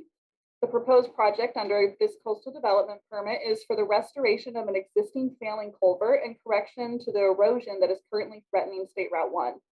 The project materials document erosion occurring below the culvert outlets within the project area, and consistent with the Class 1D exemption, provides for the rehabilitation of the drainage facilities and in turn the roadway prism to meet current public health and safety standards. The Coastal Permit Administrator agreed that a categorical exemption with a Class 1D is appropriate for the project as documented in the CPA action sheet. And that action sheet is attachment D to the memorandum. None of the exceptions to categorical exemptions provided in the CEQA guidelines are applicable to the subject project.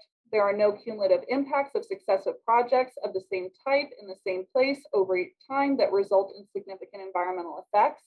There have been emergency repairs and regular maintenance conducted to this drainage system and section of State Route 1 over the years, but county staff is not aware of a project in this location that was the same type and over time results in significant environmental effects. There are not unusual circumstances related to the project site, such the activity may have a significant effect on the environment as detailed in the numerous studies prepared for this project. State Route 1 is not an officially designated state scenic highway. The site is not a hazardous waste site on any list compiled pursuant to government code. The project also will not result in any substantial adverse change to the significance of any historical resource within the project area, as documented by the response from the Sonoma State University's Northwest Information Center. The appeal references case law from Sundstrom v. County of Mendocino, which is a 1988 case, and specifically as it relates to conditions of approval 6 and 7. Stating that conditions 6 and 7 are, quote, speculative project mitigation measures, and that they circumvent the county local coastal program and are inconsistent with CEQA. Sundstrom v. County of Mendocino found in part that the adoption of mitigation measures recommended in a future study is in direct conflict with CEQA. The court found that by deferring environmental assessment to a future date, the conditions on the permit at issue in Sundstrom v. County of Mendocino ran counter to that policy of CEQA that requires environmental review at the earliest feasible stage in the planning process. Unlike the cited case, this project is not subject to a negative declaration, and conditions 6 and 7 are not related to adoption of mitigation measures associated with a future study that has not yet been conducted. Staff disagrees with the assertion that conditions of approval 6 and 7 are speculative project mitigation measures. Condition 6 is a standard condition regarding revocation.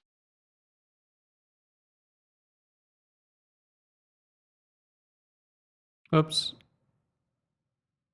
Director Krog, your video and audio is frozen. Can you hear me now? We can hear you now. Go ahead. Okay, sorry, sometimes my video goes out too, so I'm going to stick with the audio here for the moment. So I think I probably left off right around describing what condition 6 was. Yes. So condition of approval 6 is a standard condition regarding revocation or modification by the county, which specifies the requirements of Mendocino County Code section 20.536030. Any actions taken by the county in regards to condition of approval 6 would require a public hearing and any analysis required by either the local coastal program or CCLUB before any revocation or modification would occur.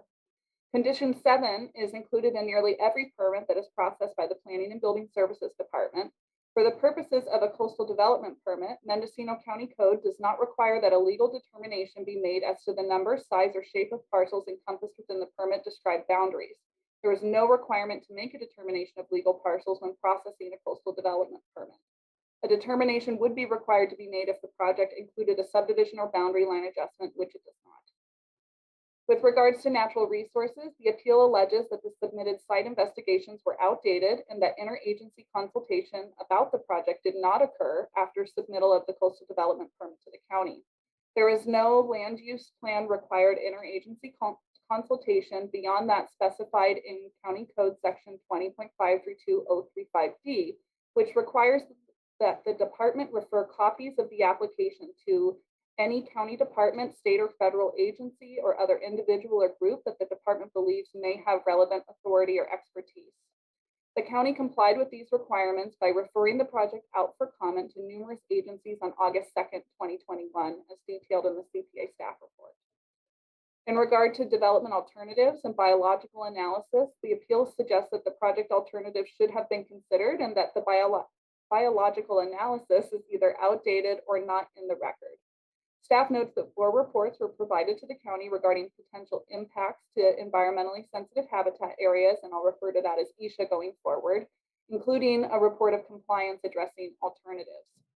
The project and supporting documentation were supplied to California Department of Fish and Wildlife, who concurred with the recommendations after one revision being made to the ESHA assessment, asking that revegetation be changed to 100% success criteria.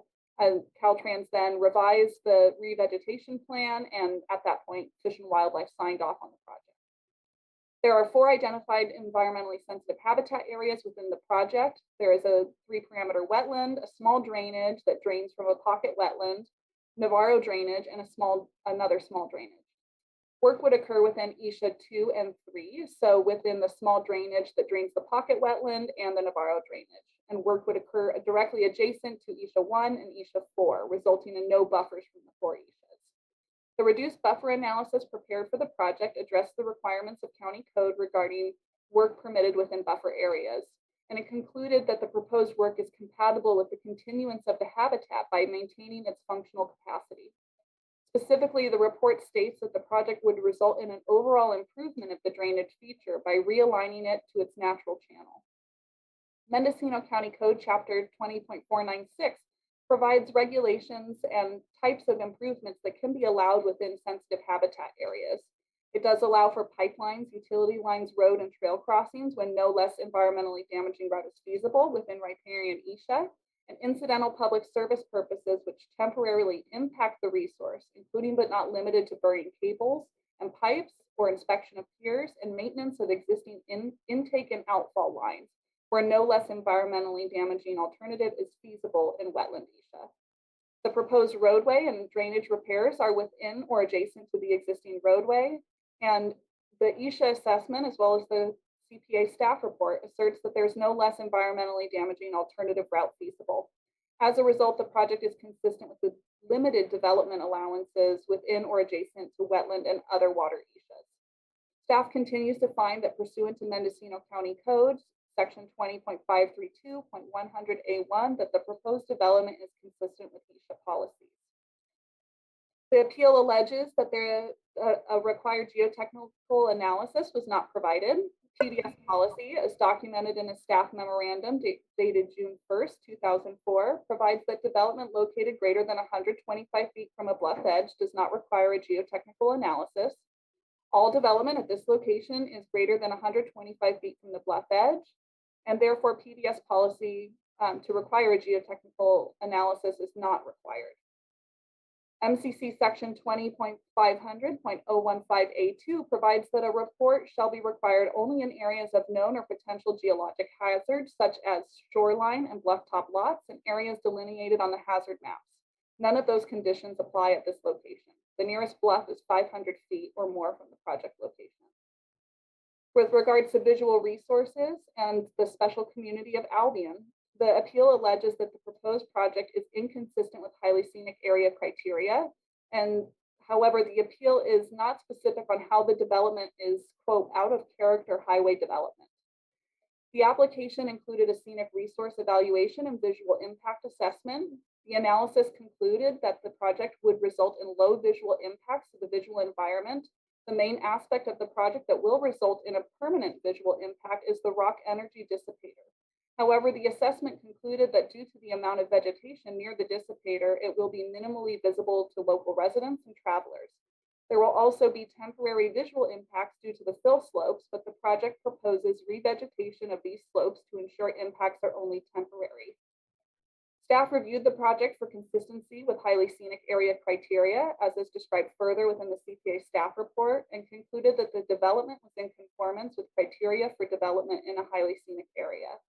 A key to this review is the fact that this area is already developed with a 2-lane highway, and the primary visual impacts are either temporary in nature and or minimally visible to the public due to the existing vegetation or proposed revegetation.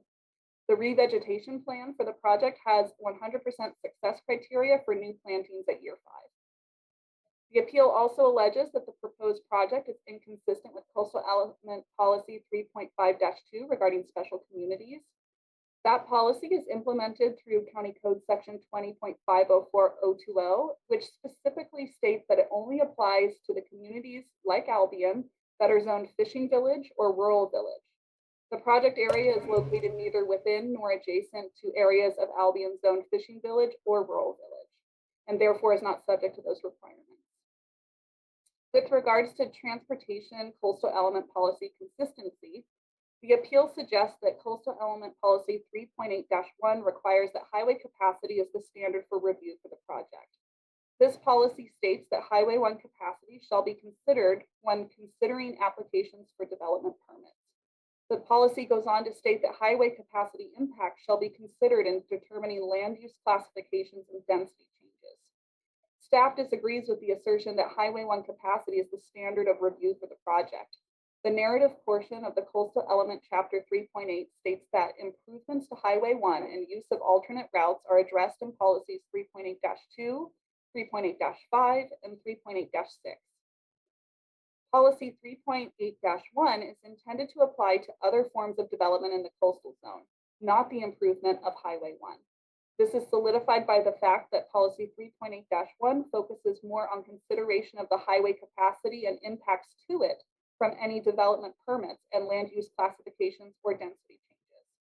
The proposed project fulfills the, quote, goal of the transportation section as provided in Coastal Element Policy 3.8-6 of 12-foot vehicle lane and 4-foot paved shoulder. With regards to public access, LCP Map 19 shows shoreline access proposed in a vertical manner between assessor parcel numbers 123-300-04 and 123-300-03, with lateral access shown as along the bluff edge, not State Route 1. It is unclear how Caltrans would have the authority to dedicate such a lateral access on lands in which they solely have temporary construction easements over small portions that are presently developed with driveways serving the existing residences that are bluffward of this project area. Mendocino County Code Section 20.528040 describes the procedures for conveyance of title when a public access easement is required, and Subpart A specifies that the landowner shall record in the official records of the County Recorder of Mendocino County an offer to dedicate an easement as a condition of project approval. Caltrans is not the landowner and would not have such authority to dedicate an easement over lands in which they solely hold a temporary construction easement. I would also like to note that as part of the CPA hearing, Mary Small of the California State Coastal Conservancy provided a letter of support for the project. Based upon the analysis provided today in this presentation, the CPA staff report, and the memorandum prepared for today's item, staff maintains that the findings and conditions of approval are sufficient to demonstrate conformity with the county local coastal program. And I am available to answer any questions you may have. Are there any questions regarding the staff report? Okay, it doesn't look like we have any. We can move on to the applicant presentation. This will be 20 minutes maximum. And please state your name for the record. Thank you. Hello again. I'm Jim Hyde, 32-year resident of Albion. This is another out-of-scale project that directly abuts the just approved safety project. To start, it's noteworthy, I think, that Caltrans is proposing these piecemeal projects in an attempt to get around the required CEQA documentation addressing cumulative impacts. These are supposedly separate projects, and yet they take place in the same time frame and use the same staging areas. So they're separate on paper, they're separate on spreadsheets, but in the real world, they're not separate at all. What's more, this project is another example of Caltrans imposing a generic solution instead of an environmentally beneficial solution that respects the location. I submitted a short 15-second video, I won't play it here, it's in the record, of Navarro Creek running alongside Navarro Ridge Road about quarter mile inland alongside the what used to be the Fensalden Inn. After the kind of rainstorms that we used to have. I shot that back in 2016, and I was struck when I shot that, wow, there's a creek here. Because if you head west toward Highway 1, that creek has long been buried. It's gone. There's an opportunity here to daylight this creek and restore its stream bed. I respectfully encourage the board to support our appeal and to make the restoration of this creek required as a mitigation for the safety project to its south. There's a precedent for this. On US 101 in the Smith River area, Caltrans District 1 replaced a box culvert with a small bridge and restored a creek bed. And that project was a mitigation related to a Caltrans bridge replacement project for the Dr. Fine Bridge. I respectfully then urge the board to uphold our appeal and require that any future appeal be contingent on daylighting and restoring Navarro Creek as mitigation for the significant amount of environmental and scenic damage proposed for the project to its south. If pedestrian and bicycle access is indeed important in this area, which the board has noted today that it is, it might be nice to have a small interpretive park adjacent to a restored Navarro Creek. It would be walkable between that location and Navarro Point Preserve on the highway, or accessible through the coastal trail. As part of the approval for this project, Caltrans should be required to daylight and restore Navarro Creek as mitigation for the safety project to the south.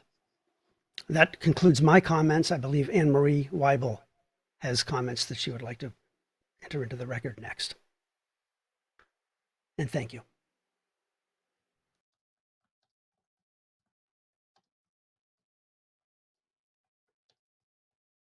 Oh, sorry. I was going to tell Jim Hyde, weren't you going to play that little video about the creek? No, I encourage the board to watch it if you haven't had the opportunity. It's just 15 seconds of a beautiful rushing river, a rushing waterway that deserves to be daylighted at Highway 1 as well. Okay. Anne Marie Weibel, 39-year resident of Albion. as both projects are dealing with safety and drainage issues, I want to just explain a few issues that came up beforehand. We got the chart about the accidents, but this was not compared with accidents in the Dark Gulch or, for example, Highway 1 going down to Big River Beach. So, unless we compare it, then it's not really valid in my mind. Also, in terms of revegetation, we know that Caltrans does not have a good track record. There was no revegetation at Albion River Bridge and no control of invasive species. This project has no coherent, complete project impact area vegetation plan. Also, because of COVID, many of the Native American tribes were not in business. So maybe certain mail disappeared. In addition, you got a letter today from Mr. Wolfson, who was one of the 5 people Julia Acker mentioned that was not notified for the CPA meeting. And so I just want for you to be aware of that. And we believe that this project does not conform to the goals and policies of the coastal element of the general plan. It does not analyze the outdated traffic management plans for impacts on recreational emergency response, workday traffic along this segment. And we don't know whether these 2 projects are going to be heard at the same time. And also, the cumulative effect needs to be looked at in terms of Salmon Creek-led project, Salmon Creek Bridge replacement, Albion River Bridge replacement, and also all the other projects in Marin County, Sonoma County, and Mendocino County. It's a piecemeal project, and widening a highway is different than maintaining a highway. It has a significant effect on the environment, and it damages the scenic resource. There is a 28-foot by 9-foot rock energy dissipator, and the outlet would definitely impact the highly sensitive area and many rare plants. Riparian areas provide important habitat for many endangered and threatened species and other wildlife, which we unfortunately don't have time to go into details about that. But the biological study, as mentioned earlier, are out of date, and we have specialists up here like Teresa Scholars and Alison Gardner, who could give you what is needed to base your studies on. Stuart Bill Heil also would like to tell you that he appealed this project because he is at the Navarro Point Preserve studying birds with his partner Linda, and he's asking you, especially Supervisor Williams, to reject this project and send Caltrans back to design any needed road safety improvement, including by involving the public from the start, that these improvements would conform to our terrain, our LCP, and CEQA. He's thanking you. That concludes my comment, and we have Norbert Dahl.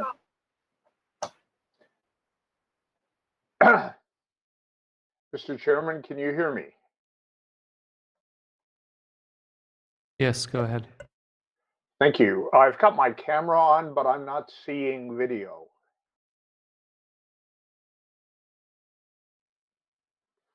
Well, we can see you. Good. Mr. Chairman, Supervisors Norbert Dahl, on behalf of co-appellants Hansen and Elak.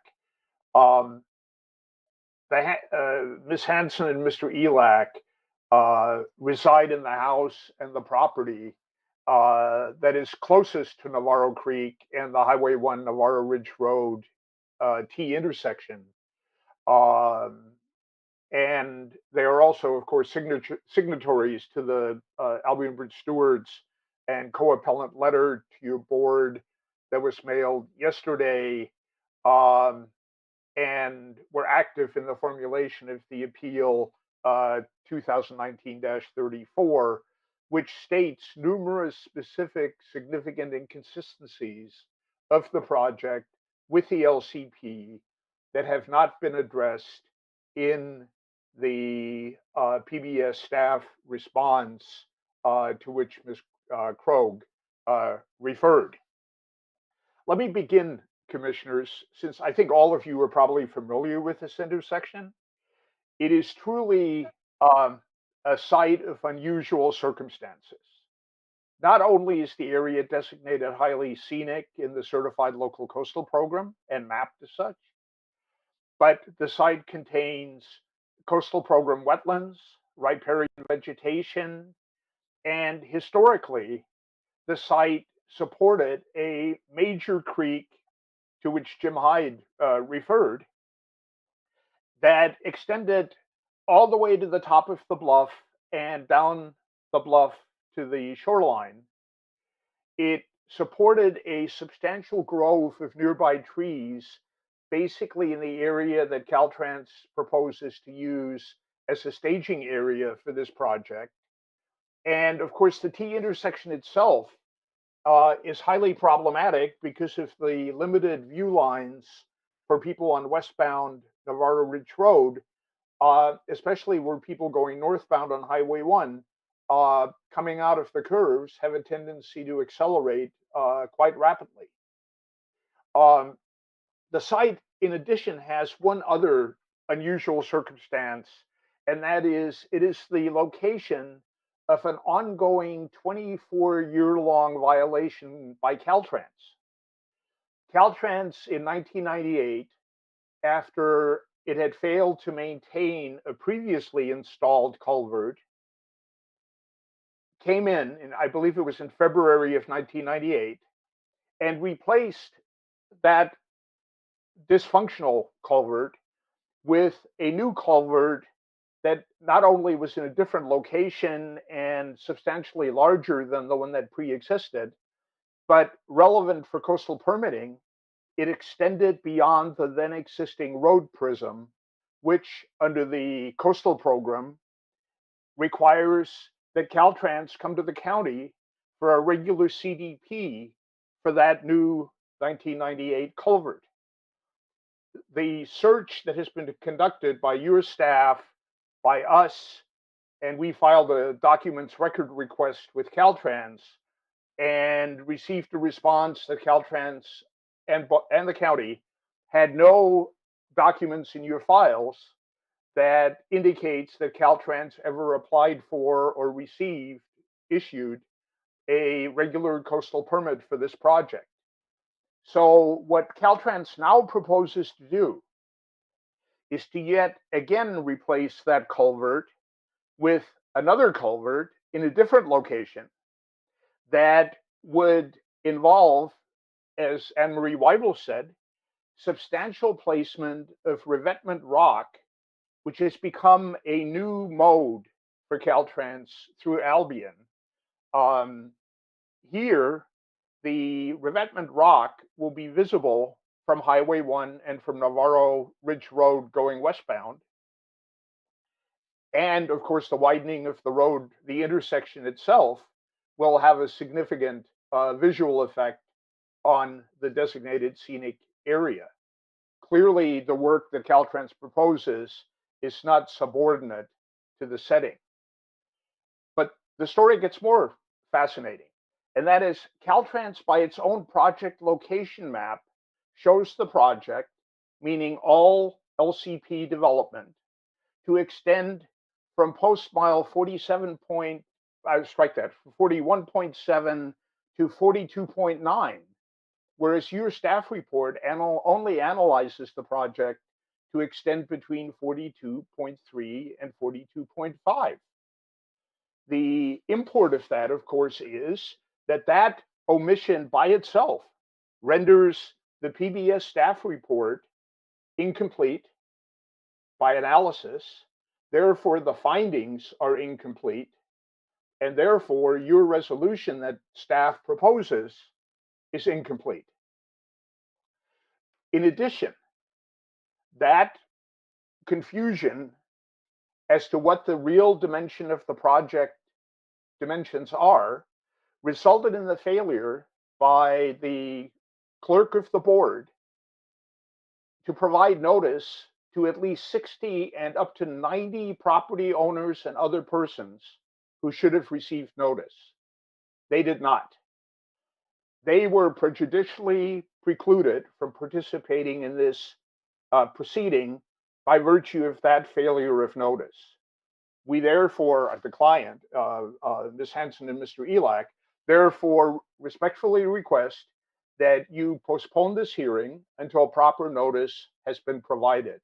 And we documented that, we here being the Albion Bridge stewards, and Ms. Hansen and Mr. Elak, in the letter that was sent to you yesterday by email from Mr. Hyde. So that letter is in the record, and it is clear that there has been a major denial of due process notice to a large class of people who should have received notice. To go on, once again, the project to widen the highway is unsupported by a highway capacity analysis that speaks to whether or not such a widening is necessary at all. The LCP designates on map 19 a vertical access way that runs basically from the intersection westerly to the top of the bluff or cliff. And while it is true that Caltrans doesn't presently own an easement or other property interest to improve that, Caltrans has not been at all shy about going to property owners for this project to obtain other easements. So under the harmonized interpretation of the LCP, given the impact that Caltrans has with this project on existing lateral public access, which it proposes to remove along the west side of Highway 1, northbound, southbound. We think Ms. Hansen and Mr. Elak think that it would be appropriate to mitigate the project to require the vertical access way easement and improve it that your certified LCP shows. In concert, the California Coastal Trail mapping done by the State Coastal Conservancy under state law runs exactly through this area in a north-south alignment. And the analysis by county staff completely ignores that requirement of California law for the continuous California Coastal Trail through this area. Finally, several points with regard to details in the project description.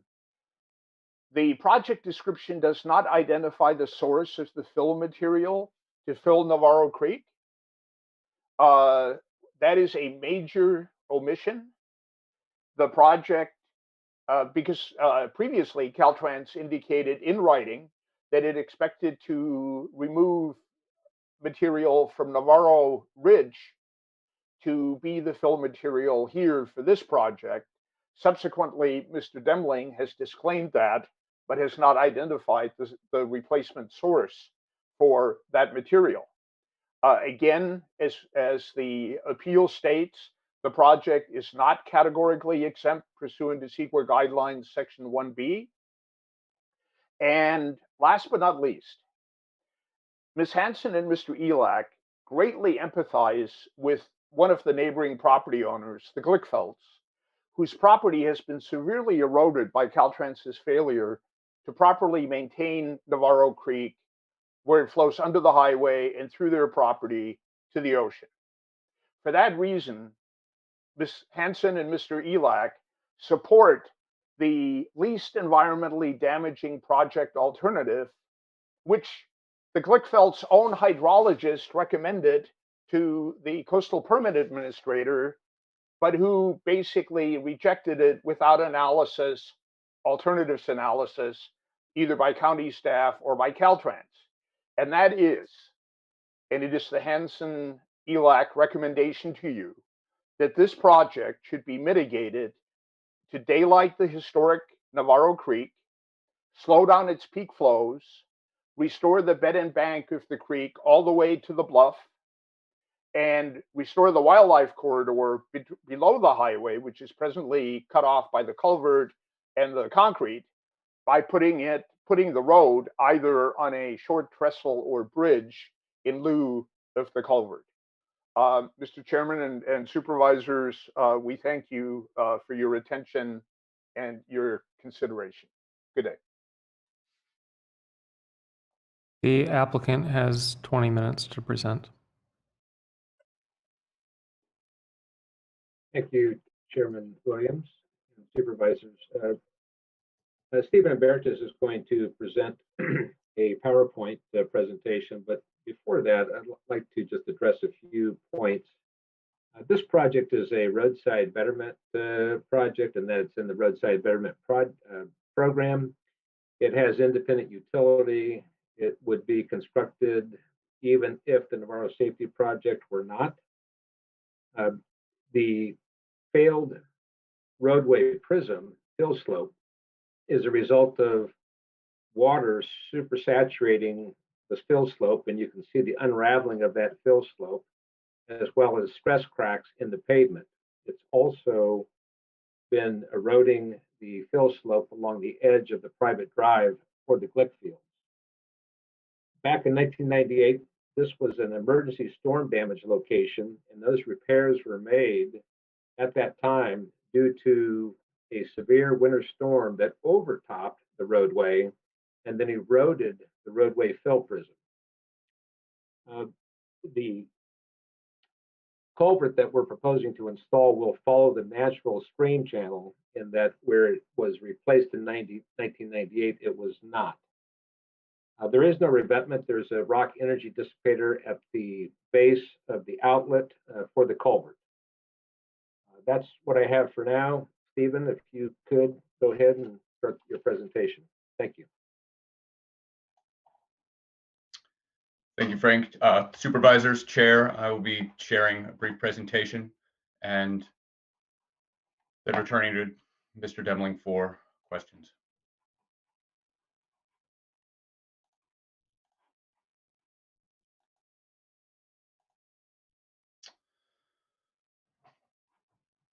All right, before you is the Navarro Drainage Coastal Development Permit Appeal Hearing. As you're aware, this is located directly adjacent to the Navarro Ridge Road intersection with Highway 1. The post miles of construction and staging are shown here. 42.5 on the north end, 42.3 on the south end.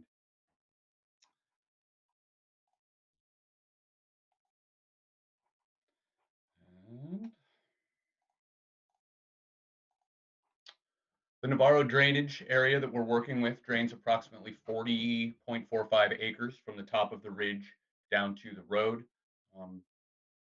This is not a fish-bearing drainage. It is a topographical feature that drains water from the ridge line down to Highway 1.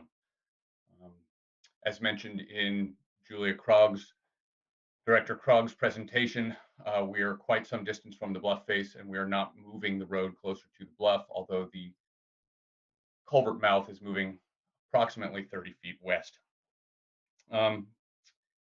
Although numerous springs and other small streams are shown on the USGS map in the area, the Navarro drainage is not denoted. There is no denotation for a stream on the map. In addition, our project is concerned with the drainage from this feature. We're not necessarily renaming this as Navarro drainage. This is, excuse me. This is a repair and maintenance project. The proposed design of the culvert is intended to address the existing instability and deficiencies of the 1998 emergency repair. The culvert will be upsized from 18 inches to 36 inches, and the slope will be increased to match the more natural channel. You can see here in the picture on the left, vertically oriented picture, is the current erosion caused from the culvert outlet and the RSP that has been placed to deal with that erosion. The picture in the upper right is from the roadbed looking west across the drainage. And the picture in the lower left is from the approximate location of the new culvert outlet looking back up at Highway 1. The area shown as RSP will be recontoured and filled. That accounts for a portion of the permanent impacts we will be discussing in a moment. That will be recontoured, filled, created as a swale, and replanted with native vegetation to allow for surface drainage back to the channel. This was categorically excluded as repair and maintenance. The permanent impact areas are shown in red here to the drainage, and temporary impacts at the inlet side are shown in blue. Permanent impacts are primarily from the filling of the erosion channel and the extension of the overside bank to accommodate the culvert and the road shoulder. As mentioned in Director Krog's presentation, there were 4 ISHA identified for this project. For the coastal wetlands, ISHA 1 is a pocket wetland. It'll be fenced with temporary high visibility fencing and is not intended to be impacted as a result of this project. ISHA 2 is a short section of drainage from that wetland to Navarro drainage proper. It will have temporary impacts resulting from construction activities and will be revegetated following construction. ISHA 3 is Navarro drainage proper. It has permanent impacts at the outlet, as mentioned, from the rerouting of the culvert and the filling of the eroded channel, as well as the extension of the outlet and the placement of the RSP. Finally, there's ISHA 4, which is a small drainage adjacent to the turnout north of Navarro Ridge Road. That turnout will be used as a staging area, as will the turnout on the west side of State Route 1 just north. However, ISHA 4 will be fenced, and there's no anticipation of impacts to that feature. Vegetation removal will occur across within both these red areas. At the inlet side on the right or east side, these will be temporary. The work on the west side, vegetation removal there is associated with the removal of the fill and replacement of fill, culvert, and rock energy dissipator at the outlet of the culvert. It'll be approximately 3 to 5 years of monitoring for the survival and reestablishment of the plantings that will be done, upland plantings along the bank, as well as riparian plantings at the outlets of the culvert. Additional wetland species will be planted on the east side of the road at the temporary impacts of at the culvert inlet. In terms of scope and character, the lane numbers aren't changing. There's no increase in road capacity here. As we discussed for the previous project, these Mendocino coastal element calls for 4-foot shoulders where feasible. There is a cut bank proposed on the south side of this project to accommodate additional shoulder width and to match with the rest of the road. That cut bank will be pushed. This existing cut bank shown in the picture will be pushed back a couple of feet, approximately 2 feet, and the height of it will be raised, but it will be flatter than what's currently there. The cut bank is proposed, as mentioned, to allow for the shoulder as well as the reestablishment of the drainage ditch. In terms of recreation access, provisions for the coastal trail have been made in the project with the inclusion of an 8-foot wide bench constructed mid-slope on the fill slope between the existing driveway and the State Route 1 route, as well as the addition of 4-foot shoulders here. As stated in the coastal element, and as we've discussed a continuous coastal trail through Mendocino County is not necessarily feasible. Allowing for a trail as well as the 4-foot shoulders in this location makes sense. In terms of the change in scenery or character, as we were discussing before, there's no reason to believe that the addition of shoulders would make this an unscenic or change the character of this road. This is a wide spot in the road, and we'll be utilizing much of that to provide for the 12-foot lanes and 4-foot shoulders. That concludes this presentation. Turn it back to Frank Demling. Thank you.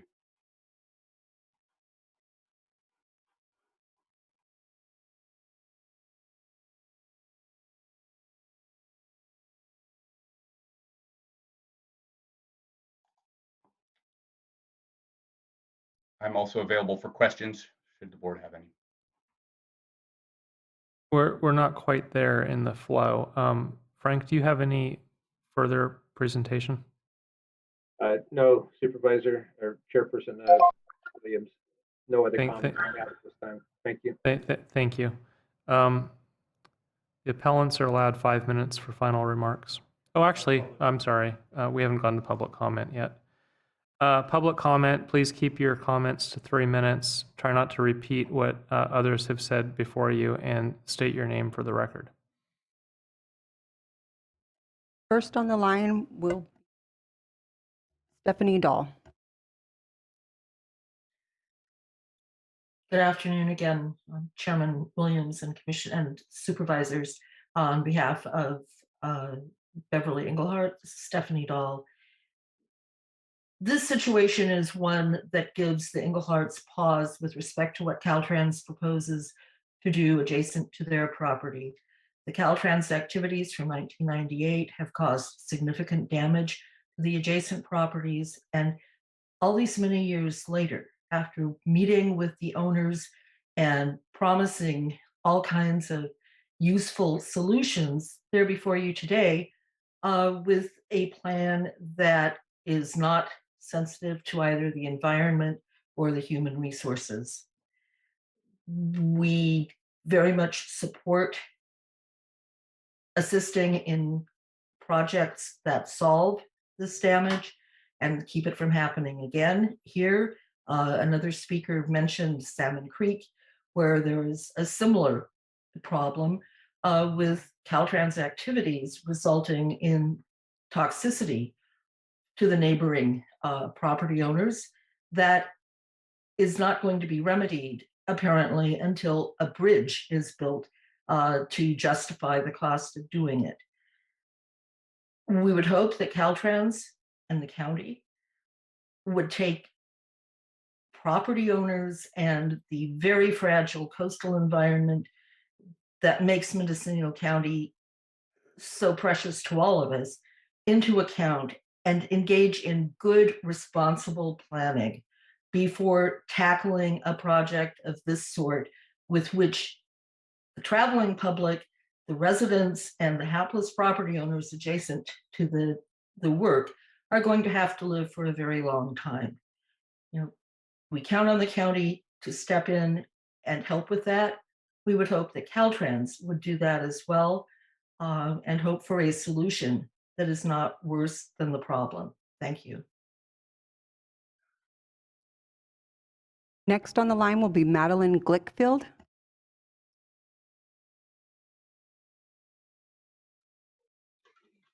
Good afternoon, Mr. Chairperson and members of the board. I'm very happy to be here today. I am writing to support the county planning staff's recommendation for denial of the appeal of coastal permit granted to Caltrans for the Caltrans Navarro Creek Restoration Project. My husband and I have owned the property at 2050 North Highway 1 since 1989, 33 years ago. The eastern edge of our property abuts Caltrans right-of-way for Highway 1. The southern boundary of our property is what I call Navarro Creek, and others have called Navarro Creek. Contrary to Mr. Heil's statement, this creek is a natural wetland east of the highway and a natural but very damaged creek west of the highway. The only storm drain there is the storm drain that Caltrans has underneath the highway. I have been trying for 24 years, since the 1998 El Nino storm, to get Caltrans to correct the misaligned emergency drainage project that they executed as an emergency in the middle of the night in December 1998 that's caused so much damage to the ESHA that is here, the creek, and my property over that time. That they moved the storm drain about 15 feet to the north of the natural alignment of the creek. The creek was forced to make a right turn from the culvert into the creek, causing extensive damage and degradation, undermining the highway slope and undermining the slopes to the creek on my property. I reported these facts to the Coastal Permit Administrator in October and November and gave public testimony on it at the hearing. So that these facts are now on your record and correct some of the misstatements by the applicants about the fact that the creek needs to be daylighted. I have made many, many efforts over the last 24 years with the Coastal Conservancy and the Mendocino Land Conservancy to work with Caltrans. Caltrans developed a plan with us out of their regional office, but they never funded it until now. I have submitted exhibits to you with my letter this week that shows the extensive damage that was caused by this erosion. I also wanted you to know that I did commission a study by Terry Barber in 2004, and I attached that letter. I would like to tell you that none of this happened since, excuse me, until 2017 when Caltrans wanted to obtain an easement from me. Since that time, if I could have one more minute, Mr. Chair, this is extremely important to me. I would really appreciate it if I could have it. Yeah, out of fairness, we do need to stick to the 3 minutes, but I would ask that you stay connected. A supervisor may have questions for you when we get into that segment. And that concludes public comment. Okay, now the appellants have up to 5 minutes for final remarks. Mr. Chairman? Who is that? Norbert Dahl? Yes, Mr. Dahl, are you representing the appellant? The co-appellants, yes. Mr. Chairman, members of the board, a number of points I will intentionally avoid repetition. First, the testimony of Mr. Umbertus for Caltrans made exactly the point of the appeal, and that is that Caltrans is not representing to you and has not applied for a coastal development permit for the entire project. Mr. Umbertus said that the project construction and staging extend between post miles 42.3 and 42.6. However, Caltrans's own project location map shows the project to extend between post mile 41.78 and 42.9. That has two consequences. One, again, is that by Caltrans not coming forward with the entire project, it denied your staff, and therefore you, the ability to analyze the entire project, to make findings based on that analysis, and to reflect that in any resolution that you elect to adopt. Number two, it again had the consequence, as the appellants pointed out in their letter to you of yesterday, to impact, to prejudicially preclude public notice to between 60 and 90 persons and property owners who should have received notice. This failure to provide notice makes the one on the Navarro Ridge project look like a minor failure, which it was not. But this one is essentially twice the size. So we, Ms. Hanson and Mr. Elak, would respectfully request that the board determine that proper notice was not given and act accordingly to require that proper notice be given. However, as the appeal pointed out, the reality is that the permit application expired in October of 2020. And if the board wishes to grant PBS staff the ability to do what Ms. Krogh described as what staff does, then the only recourse that the board has is to amend your LCP to provide for the staff practice, which is now not authorized and is actually in violation of your certified LCP, and submit that amendment to the Coastal Commission for certification.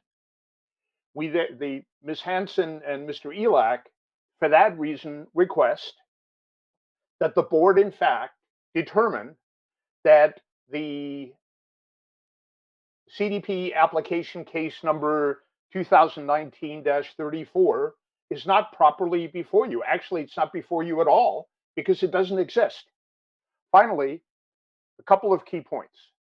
In response to Caltrans's testimony that this is a repair and maintenance project, that is on its face incorrect. The Coastal Commission regulations and guidelines, as well as your own LCP regulations, provide that where an applicant substantially increases the size of a culvert, relocates it, and places it, for instance, outside of the existing roadway berm, that does not constitute repair and maintenance of an existing structure, but rather a new structure. Secondly, very clearly, this project is not categorically excluded from environmental review pursuant to CEQA, as the appeal lays out in great detail. In addition, the reason why many of the environmentally sensitive habitat areas to which Ms. Blickfeld in part referred and Mr. Hyde referred is because Caltrans artificially limited its study area to look for environmentally sensitive habitat. Finally, two points. One is Caltrans's presentation makes clear that this is an overlapping project for the Navarro Ridge project and should have been combined into one. It is piecemealing. And last but not least, the shared staging areas stand for the same proposition. Thank you for your attention. Good day. Applicant, would you like to give up to 5 minutes of final remarks? We have no final remarks. Thank you. Okay. Any final remarks from staff?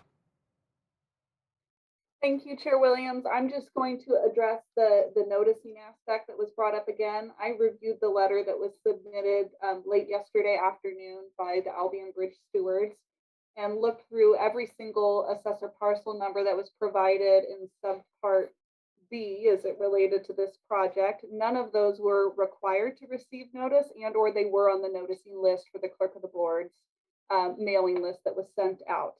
And then secondarily, again, this same list that is referred to of 50 or so persons has never been provided to Planning and Building Services staff. There is a requirement under our code that you do need to submit in writing to our office in order to receive notice from our office, which has not occurred. And that concludes my remarks. Thank you. The board may now ask questions of staff or the public. Supervisor Mulhern. Thank you. I'm hoping that Mr. Dahl could please mute his mic when he's not speaking, or maybe the clerk of the board can help him if that's necessary. Would like to ask Madeline Glickfield if she can please finish her statement regarding Caltrans. Thank you. Can you hear me? Yes, go right ahead. Thank you. So I had told you about the work that had happened in 1998 and the incredible amount of damage since 1998. I told you about the study by Terry Barber that was done that recommended that Caltrans put the storm drain back into line with the creek itself, and that has not happened. But that, in fact, exactly what Caltrans has agreed to do and is doing in this project now. I was able, because they wanted my easement for the construction work for the widening, this is not altruistic, Because they also recognized when they finally sat on the property how much damage had been done, they decided to move the storm drain across Highway 1 back into its natural drainage. They have undertaken the stabilization and the restoration of the creek slopes that have eroded. They are going to remove the rocks that they placed on the western slope of the highway in the eroded creek slope areas on their own property, which then migrated down on my property. They are removing invasive species and revegetating with species native to this creek. And very importantly, they have cut a terrace across the western highway slope to allow the coastal trail to cross the creek. The Coast Conservancy and this Mendocino Land Trust have been trying to connect the Navarro Headlands Preserve to areas to the north since 2004, but this creek was so damaged that they could not bridge across it. So this is the first time that Caltrans is making an improvement that will allow, over time, the coastal trail to exist on the very broad Caltrans right-of-way that is west of the highway. So I've reviewed their plans at every single step and asked for many improvements to make the project greener, not gray, which is the natural inclination of Caltrans. It's a great project. So I worked really hard on this. Had I known, and I know that the neighbors and the people that are appealing this knew about this project, at least in 2018, I don't think they've ever asked for a meeting with Caltrans on it. They certainly never asked for a meeting with me. I got a phone call from Mr. Dahl asking me that I not give an easement for the road project and that I oppose the whole project, which would have been very counterproductive for our property. The Albion River stewards never asked me for any suggested any creek restoration or voiced any concerns about this. And that witnessed their suggestion that a creek that's already completely open be daylighted. It's not closed. So I'm really I asked them if they would withdraw this appeal. They didn't answer me. I'm asking them now to withdraw the appeal and allow this natural stream restoration and coastal access to go forward. And then if not, I'm asking Ford to deny the appeal if they don't withdraw it and recommend that the Coastal Commission also deny the appeal that the appellants will undoubtedly make. Going through the appeal process will delay this project until summer of 2024 at the minimum. 24 years of erosion and ecological damage is enough time to wait. And thank you very much for allowing me to complete my remarks. Supervisor McGordy. Yeah, this looks like textbook bad placement of a culvert, and it's presently doing quite a bit of damage. It's really evident, and the placement of rock is completely inappropriate. I'm curious, a question for Mr. Demling, how many cubic feet per second or how many gallons per minute do you think flow through that culvert during a high rainfall event? I couldn't provide that information at this time. I'd have to refer back to the hydraulics report. And is the water that's coming through that culvert, is that coming strictly through that swale on the other side, or does it also pick up water from the road that's being drained as well? It's picking up, as Stephen and Bert just mentioned, from the upland areas. Mm-hmm. So from my opinion and my perspective is that I agree with what Madeline had to say, that basically, Ms. Glickfeld, I'm sorry, that there's no sense delaying here, and there's an opportunity to do some very important riparian restoration that would serve for both macro and microinvertebrates as well as other wildlife species. And I could see this as being an environmental plus, and I don't really see much reason to delay it based on procedure. I think the project has sound merits on its own. Mr. Dahl, can you share that list of 50 or 60 individuals who weren't noticed? Or have you already filed it with the county? Where is it? I'm sorry, Mr. Chairman. Can I share what? You referenced a list of 50 or so individuals who weren't noticed. Where is that list? Can we see it? Yes, you have it. It was sent to you in a letter dated yesterday. I believe Mr. Hyde transmitted it on behalf of the appellants. And how was it transmitted? By email to individual supervisors, to the interim CEO, to Ms. Krogh, to the BOS Mendocino email address, to county council. So you're saying that was sent yesterday, but this item, the agenda was already published. Was that list provided in advance of this item being noticed? I guess what I'm asking is, how would the county have known to contact those 50 or so people? Under your coastal zoning ordinance, Mr. Chairman, there is a requirement precedent to what Ms. Krogh has described, and that is the applicant here, Caltrans, has a duty to identify all property owners within 300 feet of the outside perimeter of every parcel on which project development, not just construction, is proposed, excluding roads. So the 300 feet actually typically goes beyond that by the width of adjacent roads, number one. Number two, that all occupants on those parcels need to be notified. Number three, listed by the applicant. Number three, that all known interested persons need to be notified. And Mr. Demling has a list of approximately 50 people who have communicated to Caltrans and to him personally their interest in these projects in Albion. And then last but not least, and this is perhaps the most serious, most egregious failure, a gentleman who is a local attorney appeared in front of the Coastal Permit Administrator on November 17, both in writing and orally, and spoke on this matter.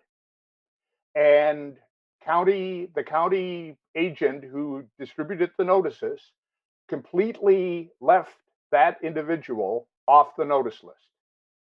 And the burden here is on Caltrans, number one, as the applicant, and Caltrans failed to meet that duty.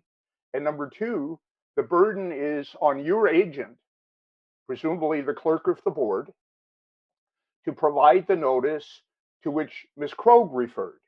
There is a disjunctive in the county ordinance, which is bridged, in fact, by the California Coastal Act, as the appellant's letter states.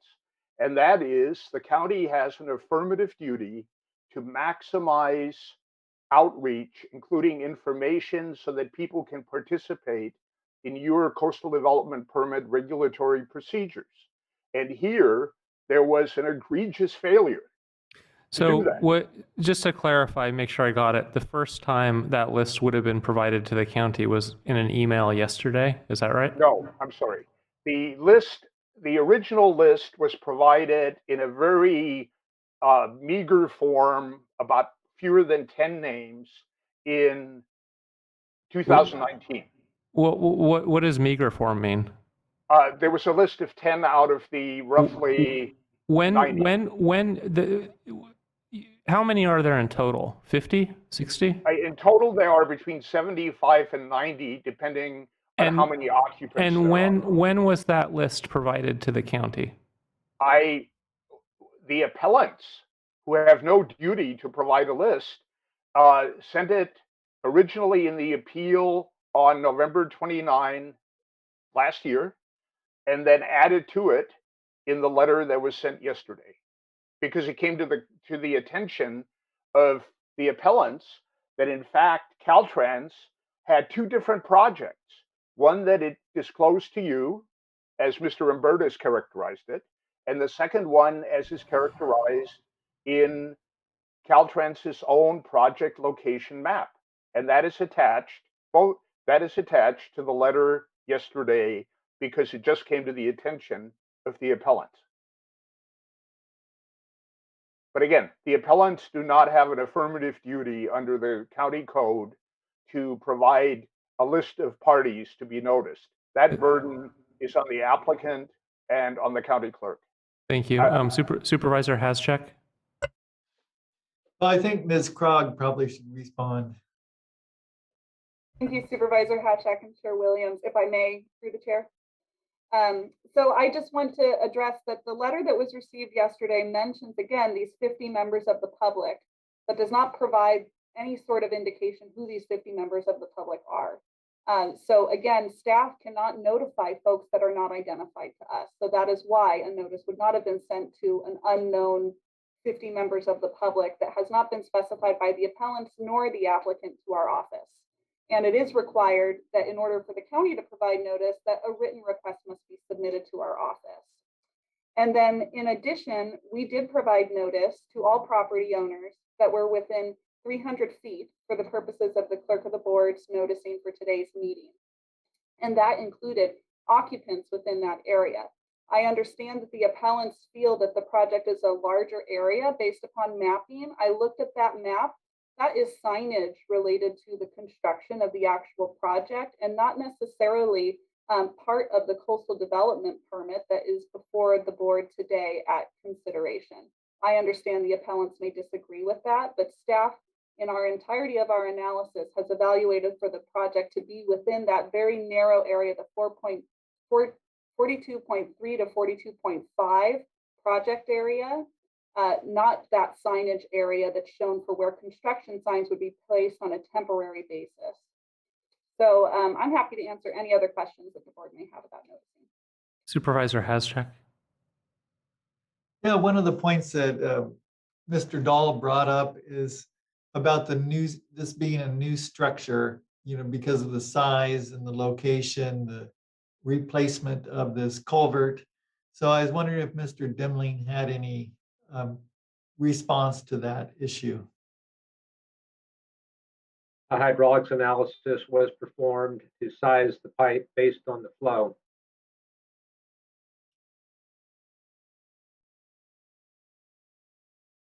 If I may, through the chair, I would just like to add on to that, with this project, I believe that the appellants were referring to that it's not a repair and maintenance type of project. There are exemptions for Caltrans for repair and maintenance type projects. But the reason that they're getting a coastal development permit is this is determined not to be a repair and maintenance project that is excluded from meeting coastal permit requirements. And therefore, that is why they're coming through the coastal development permit process. Okay, thank you.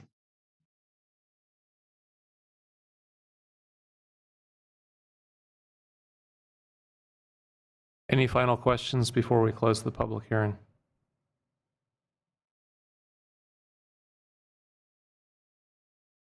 Okay, the public hearing is now closed. The matter is back to the board.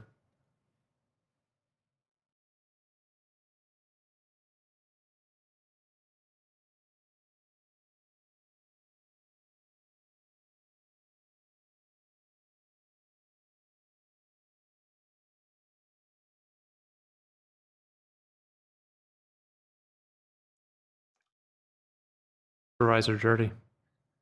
I have a feeling this is going to get appealed to the Coastal Commission no matter what we do. I'm in favor of daylighting creeks. I'm not seeing evidence that this particular creek, which is already daylighted on the west side of the highway, needs further daylighting. I mean, the only thing I could think of, it would be a bridge in place of the state highway, which I just don't see realistically the state, building bridges to replace the state highway every time it crosses a creek. As I understand it, they're expanding the size of the culvert to 36 inches. It's not a salmonoid creek, so there's just not the normal reasons you would have for going to tremendous lengths to expanding a culvert or replacing a culvert with a bridge. So I would support upholding the Coastal Development Permit Administrator's permit.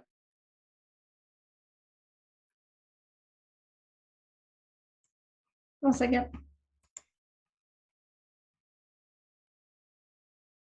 Can you confirm that Supervisor Jurdy, was that the recommended action?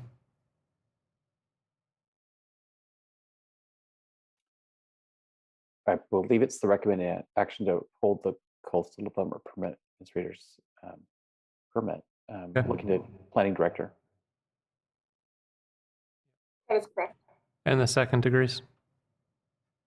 Yes. Okay, motion on the floor. Any discussion?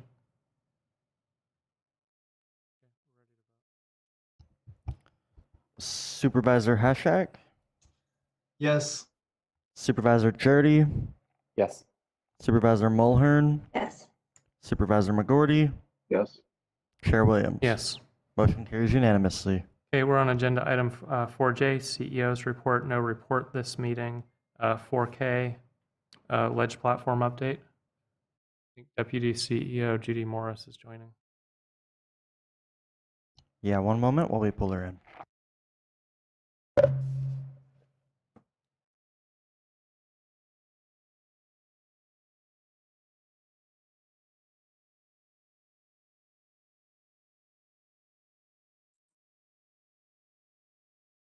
Okay.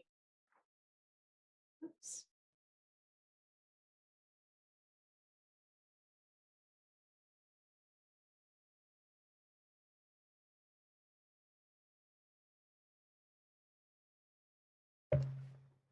Judy, you're muted. Thank you again. Thought I was unmuted before. Good afternoon, Chair Williams and board members. I will make this quick. Attached to the ledge report you've reviewed, I hope the 2 letters in need of support. One, a request from Sonoma Water Agency, a letter of support from this board for a grant application for the quagga and zebra mussel program that they have facilitated before, and now they are renewing their grant and would like our support, as well as a letter of support requested for AB 1944. I think a few of you have made mention in past board meetings to this open local government meeting. This kind of brings the processes that boards throughout the California at least have been dealing with through COVID. So this brings the hybrid version of allowing teleconferencing and also allowing the governing board to conduct their meeting as individuals remotely without having to list your address, which you had to prior to pre-COVID. So this is an update to the Brown Act, and those are the 2 letters before you. Whatever action you take, I'd like to have it in a formal motion, and either one before you. So any questions, I'm happy to answer. Supervisor Jurdy. Move to support both letters. Second. Motion on the floor, discussion. Seeing none, we're ready to vote. Oh, I'm sorry, public comment. We have one. Ron Edwards is on the line.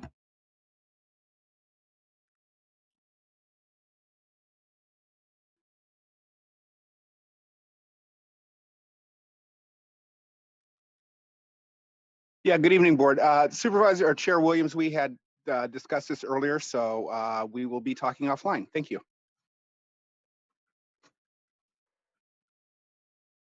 Okay. Can we vote? Supervisor Jurdy, Yes. Supervisor Mulhern, Yes. Supervisor McGorty, Yes. Chair Williams, Yes. and Supervisor Hashak. Yes. 5C, any supervisors want to mention report before we adjourn? Supervisor Haschak. Yeah, I have a couple things that Supervisor McGorty and I, as the Drought Task Force, have met several times concerning the water hauling and extraction proposed ordinance. We're meeting with a wide variety of people, and we will continue to do that until we come back with recommendation. And also, I had a question about the LAFCO meeting on, well, yesterday. And so wondering if there was a report out in light of the CSA3 issues.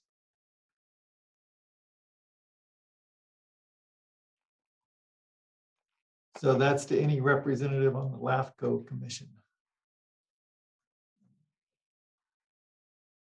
Supervisor McGordy unmuted, so I didn't know if you wanted to take it or if you wanted me to.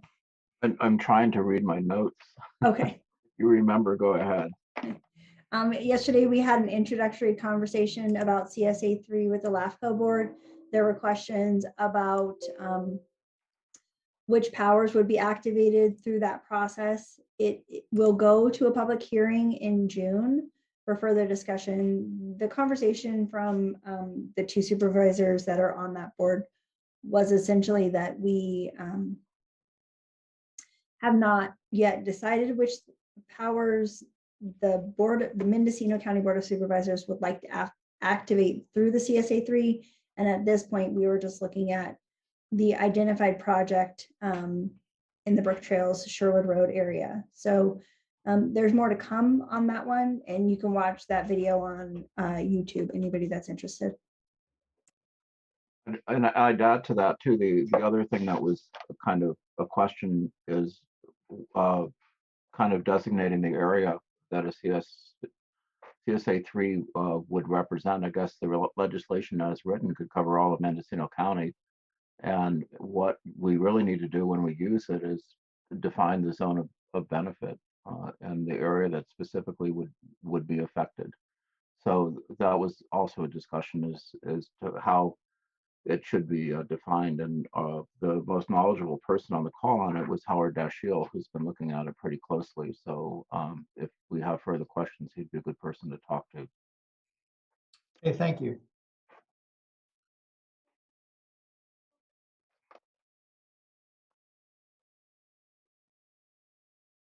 Okay, I think we're done. Meeting adjourned. Thank you. Thank you.